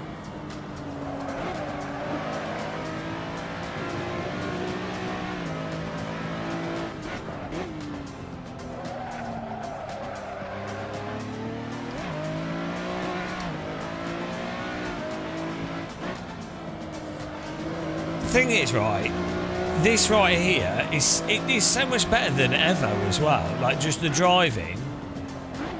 If you had this car in Evo with ranked multiplayer and it just drove like this, you'd be like, right, that's it. It's better than anything else on the market. Like this car, this force feedback, this handling is better than any other car in any other simulator. So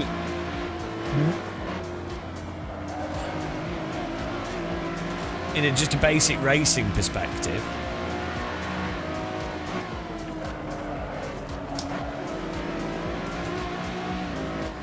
that's a good question for Kunos.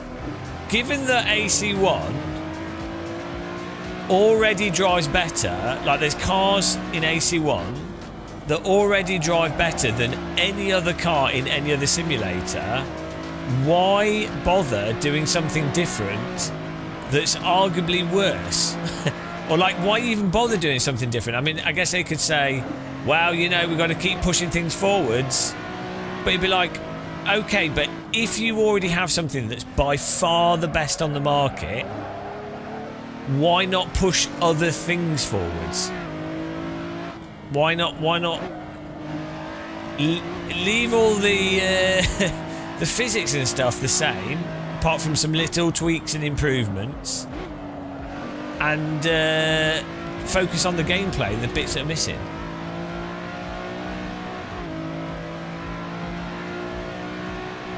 That's the thing. It's like, so why don't all developers do this? Like with the Battlefield games, like Battlefield 3. Battlefield 3, or Bad Company 2 and Battlefield 3 were like totally fine. So in terms of mechanics and everything. So why do something drastically different? Why not go, right, we've really nailed the core mechanics, let's just make more maps. Let's make the matchmaking better. Let's make the anti-cheat better. Let's improve netcode. Mind the gap. It's so weird that developers have to like throw all the progress out and roll the dice each time. And then weirdly, what's even more stupid, the developers that should throw things out and roll the dice don't. So the developers that manage to like nail it don't seem to realise it. It's like as I say, like Bad Company 2, the Red Orchestra games, Age of Chivalry, loads of games where they're like they didn't need to roll the dice, and they do. And then you have games like iRacing and I don't know, stuff that's just like clearly like fundamentally balked. They need to completely roll the dice.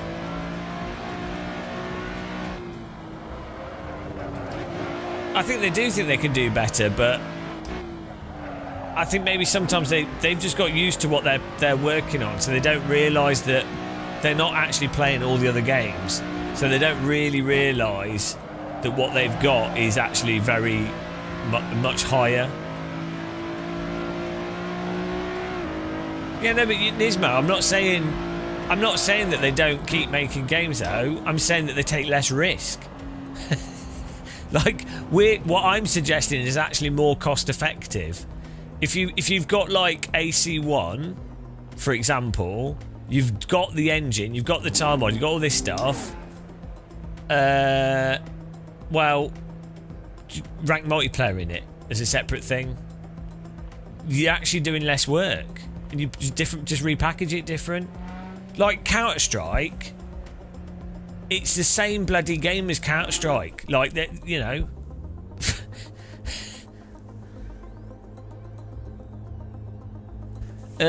AC's made a lot more money than ACC though, Shumi. No, because AC actually has made a lot more money than ACC. ACC did quite well, but AC's made a lot more money.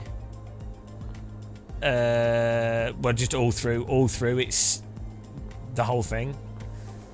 Like, It's ridiculous. Like the sales numbers for AC are insane because there's people, just shitloads of people buying it for cruising and stuff. It's like BeamNG has insane sales numbers, but you wouldn't notice it online, but it actually it's ridiculous.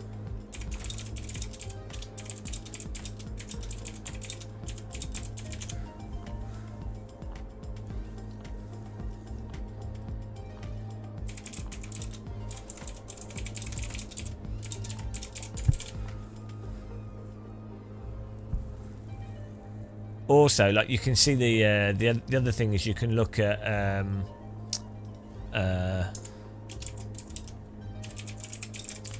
you look at AC player number, Steam charts. A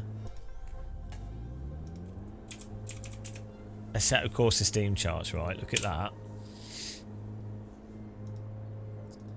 So if you look at AC Steam charts over all time, the line just keeps going up to 200,000. That are gradually increasing in sales. In 2020, it had a big boost. 2021, it spiked. 2022, and then in 2023, it's had another spike. So that's active players has kept increasing. It's mental.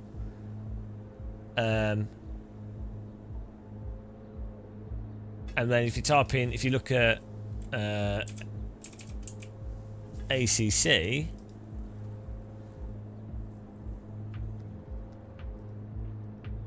this is the thing with mods, is that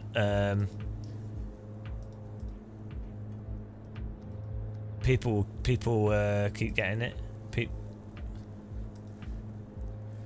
Yeah, so ACC had its biggest spike was April when they did a update, and that was 12,000. It's ACC has gradually increased, to be fair, but it's plateaued at 5,000 basically.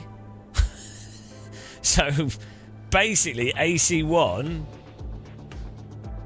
3 times more popular. No, 4 times more popular, which is mental. So let's say from launch to 3 years. So it came out in, let's say we'll ignore the first launch period. The first whatever we'll start. So it's the first like 5 months. So from 2019, 2020, 2020. So after we'll say 2 years after launch, it has 5,000. It had 5,000 people. It just stayed at that basically. Or in terms of active players, yeah, it took 2 years for it to basically get to its plateau. So 2 years. Let's see what that is with AC. So after 2 years, it had 5,000, and AC1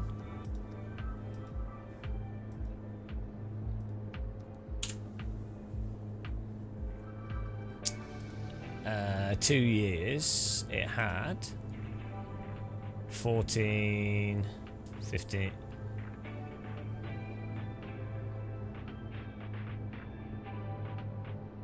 Okay, so I mean, in 2 years, in 2 years, AC had 2,000 players. So in the first 2 years, it basically took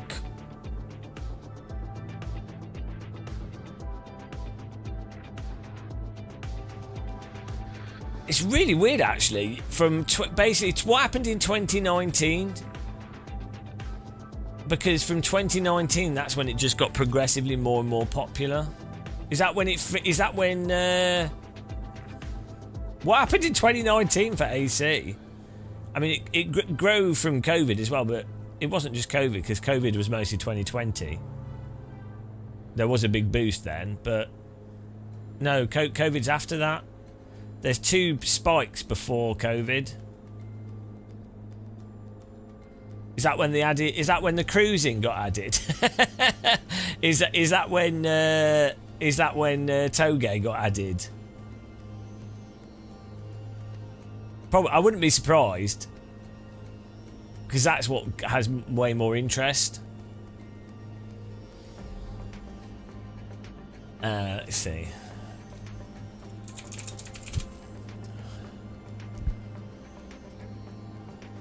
ChatGPT probably knows.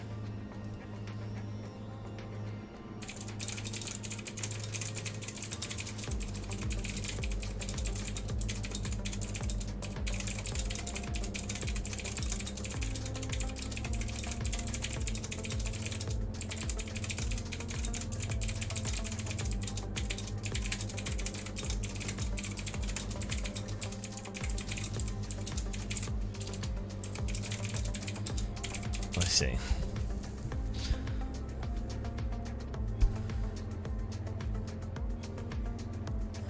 So, 2014 Assetto Corsa Early Access, 2015 Dream Pack 1, 2, 3, 2016 Japanese Pack. 2019, there you go. March 2019, LA Canyons mod is released, offering a vast open world environment for cruising. there you go. It's just the road cars. So it's insane that let's say it took like 3 years to be like, oh, that seems to be popular. It's mental that it's taken 5 or 6 years for people to be like, oh yeah, okay, it takes 2 or 3 years to develop a game. So it's so weird. Like, we've been saying the whole cruising and like people like the Carmageddon 2 thing, or just driving on roads, is what Euro Truck Sim was obviously popular. So yeah, basically the cruising is what made AC gradually get, like, 'cause it pushed it past the people that are just racing online. And that's the same with BeamNG. It's when they added like more open world driving. So, given the numbers, if you were a game developer, obviously this is what Kunos is supposedly doing with Evo, but if you were making a realistic-ish driving game, it probably don't even have to be that realistic. In fact, this is what I don't get. Why has no one made a Euro Truck Sim, even if it's rubbish, that's Euro Truck Sim, but you're driving fast cars and breaking the speed limit, but it's mostly cruising, so it might be hard to break the speed limit, like there's police or you get tickets and you have to be careful, and there's speed cameras, even if it's just speed cameras, but the point is you have long motorways and some civilian traffic and stuff, and the point is you just have to drive as far as possible. You could probably, an indie developer could probably do quite a simple game from that and still scrape quite good sales from it.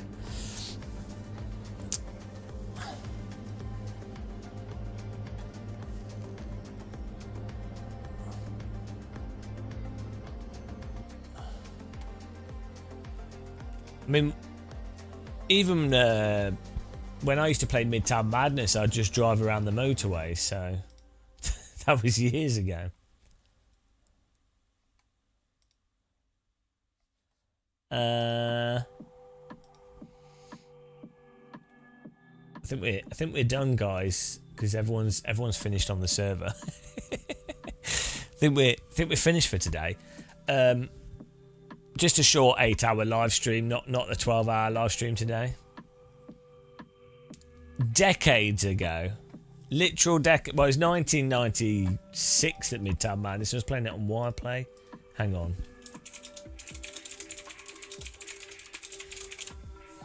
1999. Midtown Madness came out. The physics in that are insane. It's really hard to drive. It's actually really... I tried it a few months ago. Genuinely a really hard to drive game. Yeah, thanks for watching, guys. It was a fun stream today. It's always fun using my space heater, and it's fun driving everyone, fun racing in AC, fun ranking up in LMU as usual.